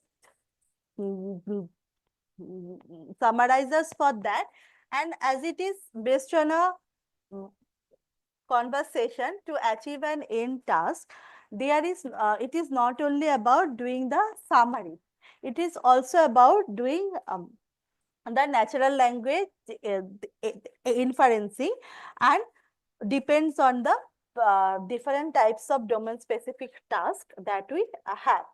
So if you see, like, there are different, so it is some years old and like by some other paper. So it has experimented with different models, and with the BRT BART-based model, we have like better results. Now, this is the question answering from a conversation. So now what happens when we need to process a table like this? If you see, it is a table of the kind of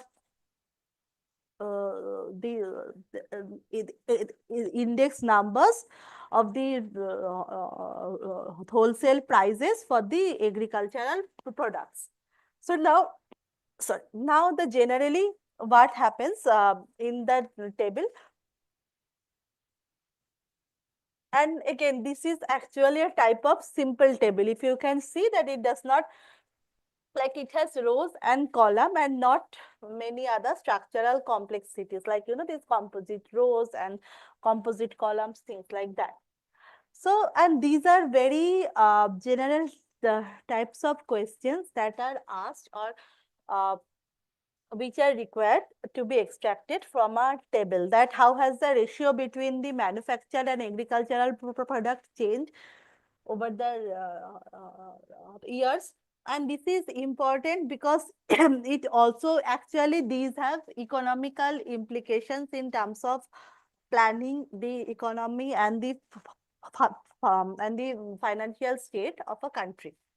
And then give a short summary and which areas has fared better, and given the earlier table what was the rate of increase in index. So some kind of computation or inferencing also in terms of mathematics also needed to be done.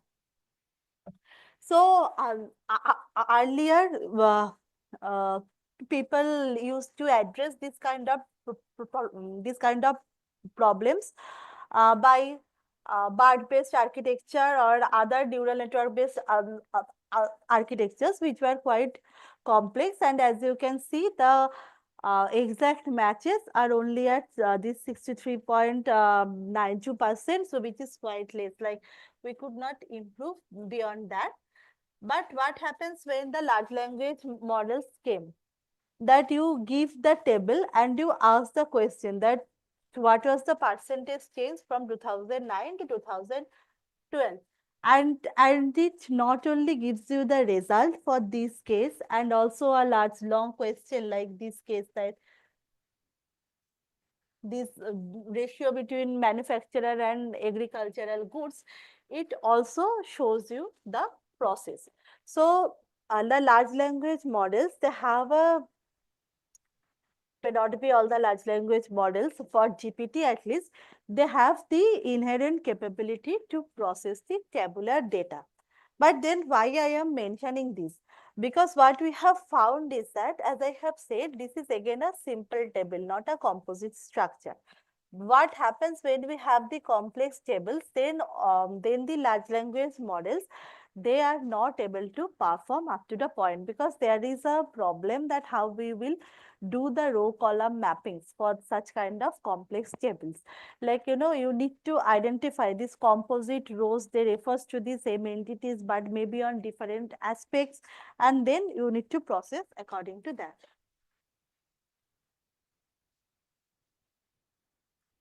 So it can interpret semantics and it can maintain the context of the conversation. But then what happened that when you doubt, it answers. Say if I say like that's wrong, the manufacturing index change was much faster than the others or than the agriculture. So then you see that it quickly retracts on its answer and it gives something else. So what happens is that why do we perform these experiments? Because when the people interact, particularly when the end users interacts with the conversational systems like this, we actually ask question like this, like, is it right or no, it is not, or give me better results and things like that. So a large language models based system has to be resilient to this kind of perturbations, that it needs to have a like confidence, or this needs to have a bandwidth or tolerance to handle this kind of cases. So one of the approach that people have studied to improve these cases are the federated learning strategies. So it's basically a distributed way that, as you can see, I am not sure that if you are able to read.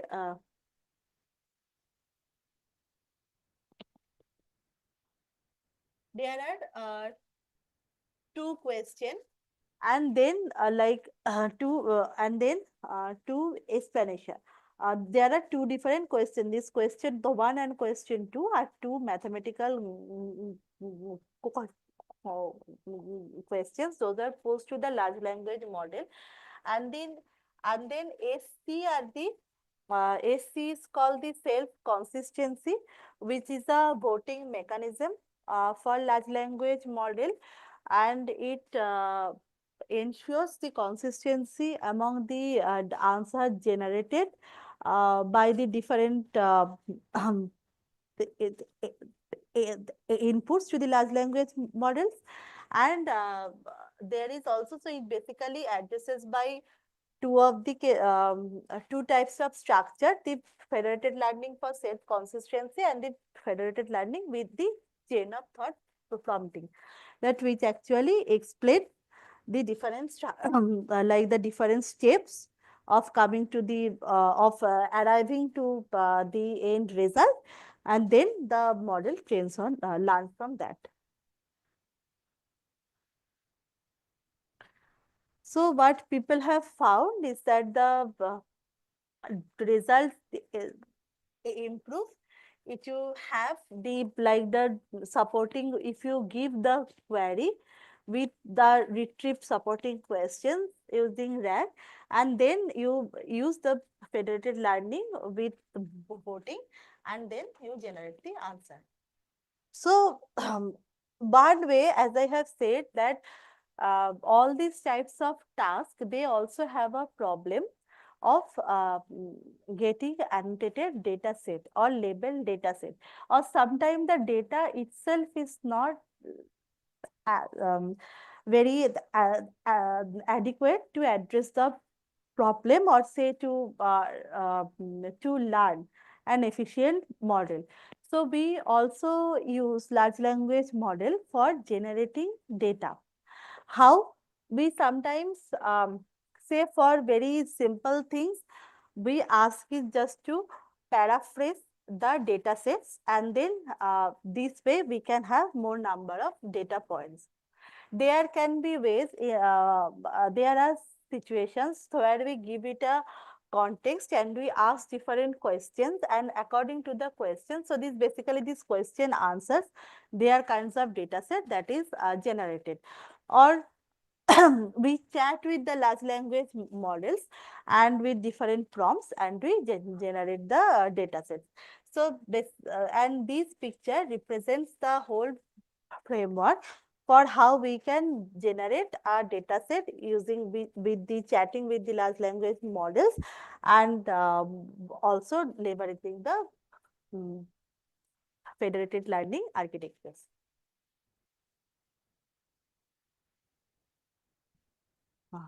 Any question till now?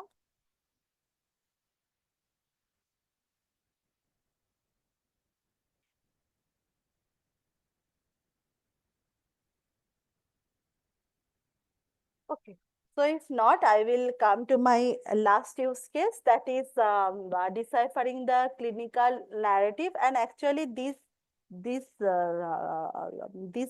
use case is an ensemble of many different situations that sometimes this is working, sometimes. So many different use cases, like predicting length of stay, then identifying the diagnostic pathways for different types of patients and things like that. So what we generally, the types of data that we have at our disposal, not at our disposal, but generally the open source clinical data, and the most well known is called the mimic data set. So it have these kinds of data like the electronic medical records, electronic health record, and physicians and caregiver notes, and patient history, prescription, and clinical trial descriptions, things like that. So these are the domain data, the clinical data. Then we have the biomedical literature, like those published from the PubMeds and medical journals and things like that. Then the social media data is there from different sources to understand, say, it is a very important source of data for problems like identifying the adverse drug reactions. Actually, pharmaceutical companies, they also detect many potential use cases of adverse drug reactions from the social media dataset. Because what happens is that, say I have manufactured a drug or a medicine A, and I have found that it has a side effect, say like XYZ. And then it may happen that this list does not contain the exhaustive side effects of the medicine, and it may not be intentional. It may be during the trial or during like the experiments, the company was not able to detect it. Now when it is available to the broader public, so many a times people reports that, see, we also have a side effect, like say W, or it may not be just a side effect, it may be a positive effect also. Actually, for many drugs, there is something called a non-documented use case. That means the FDA has approved the drug for a particular use case, but the drug is prescribed also for something, also for some other symptoms. One of the very recent example is the what is being called the miracle medicine, the Ozempic. So Ozempic is actually a diabetes medicine, but it is, if you refer to every types of news and all those things, it will say that it is used for weight loss. So these kind of drug effects are often required to be detected by the kind of not like the non-formal literatures, like the biomedical publications or the clinical data. And then also one important thing of source of data is by the insurance providers, the underwriter notes. Because as you can understand that our healthcare is being more and more kind of insurance oriented these days. It's more and more premium oriented. So all these institution and entities, they want to understand that how, like, the overall health trend and the personalized health trend of individuals' lifestyle, drugs, previous ailments, all these kinds of things. So the analytical applications are success and failure of clinical trial and the hospital logistics management. So these are, say, takes their resources from things like clinical trial description and electronic health records. Then the drug side effects and prediction of disease spread from something data sources like social media, and then the understanding the diseases cause, spread and pathway, and the genomics from different literature. So these are some of the data sets. Of course, with that, lots of imaging data are there, lots of, say, like blood works, like the pathology data are there. So it's a hugely like diverse data set across a vast specification that we need to deal into in the clinical domain. So the I will not go into the analytical life cycle. Let me also keep. So why it is a challenge? That the data is totally unstructured, and it sometimes what happens is that it is not like kind of the discretely labeled field. So the data is not annotated as well. And traditional healthcare analytics that depends predominantly on the discrete data fields. So as you can see that, you know, if you have a wrong prediction, it can goes like in a way of direction. And there are also challenges in terms of availability of annotated data, as I have said. Like what happens is case of like adverse drug effect and bankruptcy, and then again what happens if there is a like sarcastic statement by the doctors and the things like that. And in medical domain, sarcasm is something that you will not expect, right? So that becomes like, anyway, sarcasm processing is a challenging task, but that becomes very difficult.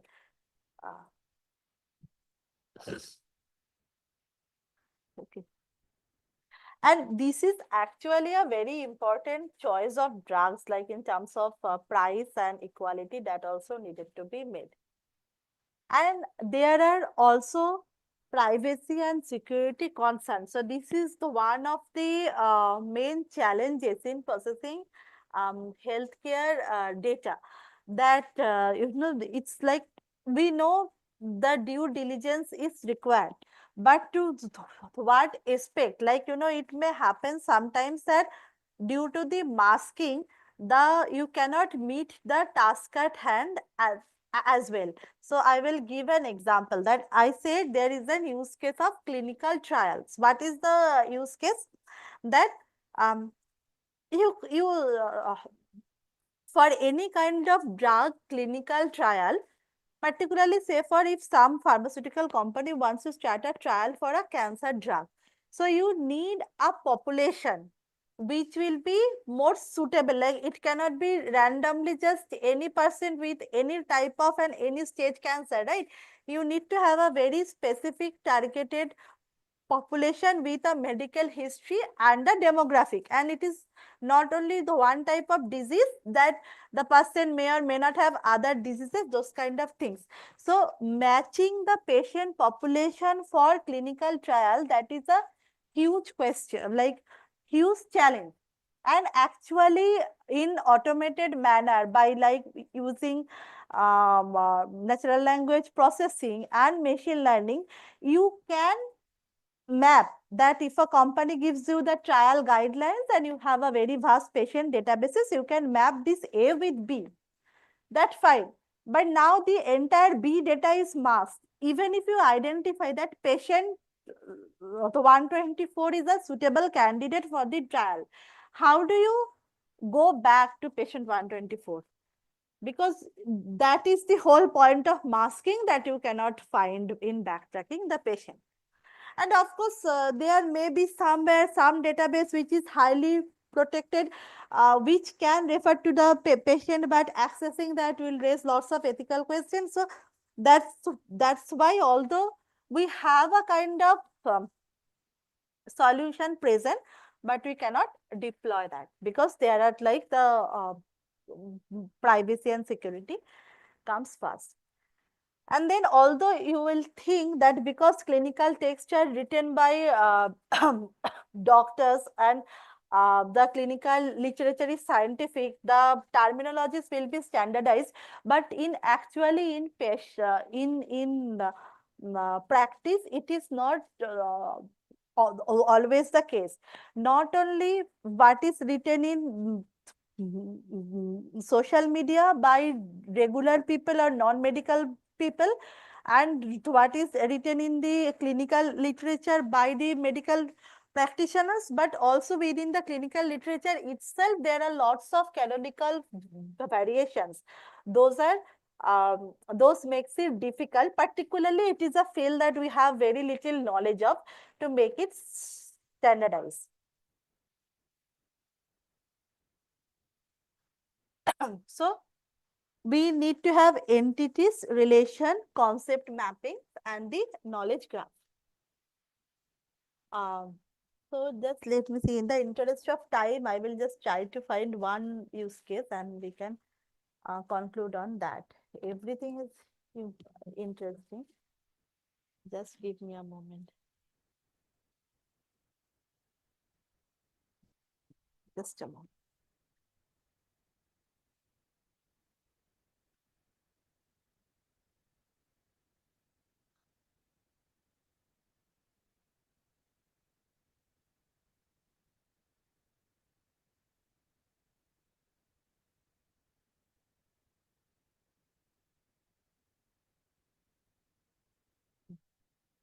Hey, this is one of the example case of predicting ICU length of stay.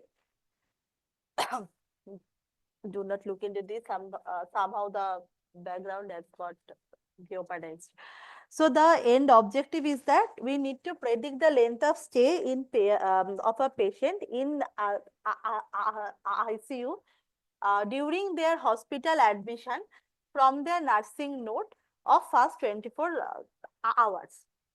So there are different data source actually, because if you see this problem predates actually 2019 or so. So it's kind of a very old problem, but still relevant and very important for healthcare management.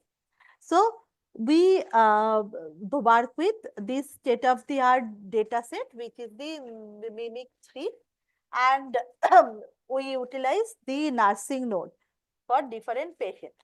So what we do is that we have this kind of an architecture for that for the long nursing nodes, we develop different chunks of it.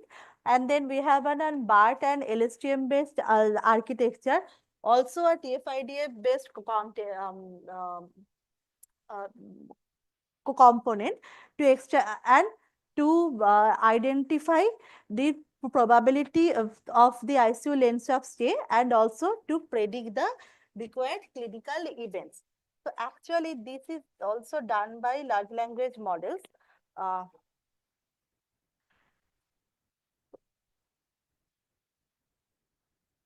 Okay, so I will skip, just take a moment, the slides are not being rendered. So what we found, what we do is that actually, my apologies for the right slide is not here. We, the BART and the LSTM based models are quite old. So we nowadays use the large language models and also the different medical ontologies to predict not only the ICU length of stay for patients, but also to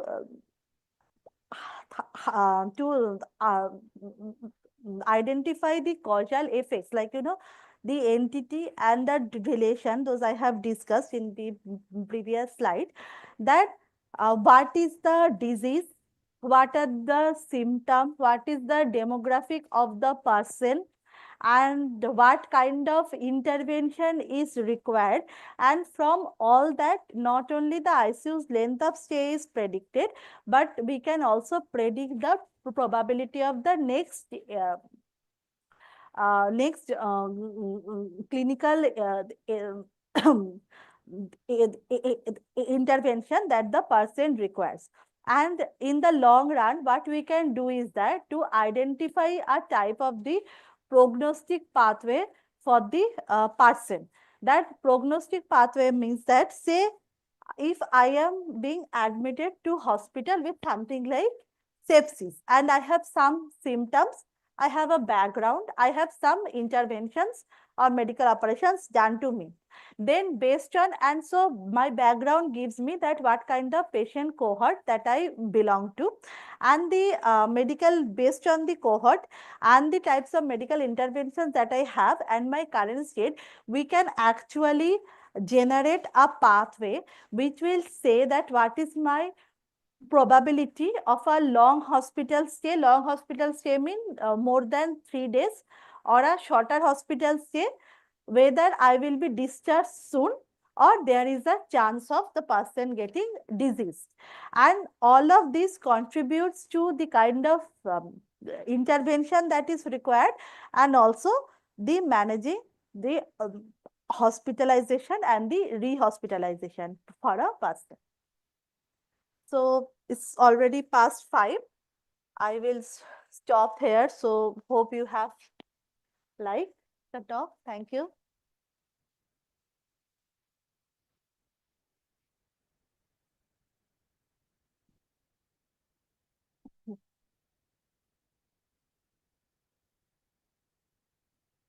Okay.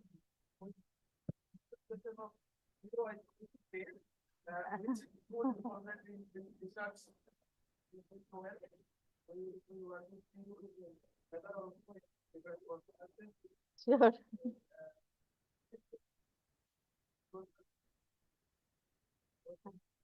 Thank you. Thank you.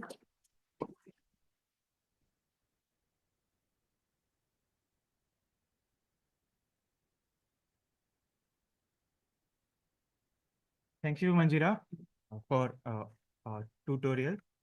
So tomorrow we will start sharp at 9. So first keynote, first there will be a keynote by the Ellen Henbury. And before that, there will be a registration. At that time, you have to collect your conference kit from the 8:30, between 8:30 to 8:55. So, and after that, No kids. no, no, no. After that, no kit for high, from 8:55.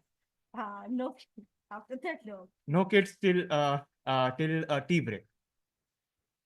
So then we have a inaugural session at 12:15, 12:15 p.m. 12:15 to 12:45. So inaugural session plus group photo. So be present at that time. Okay. So thanks for coming and attending first day for the tutorial. Thank you. Thank you so much. I got delete करते हैं।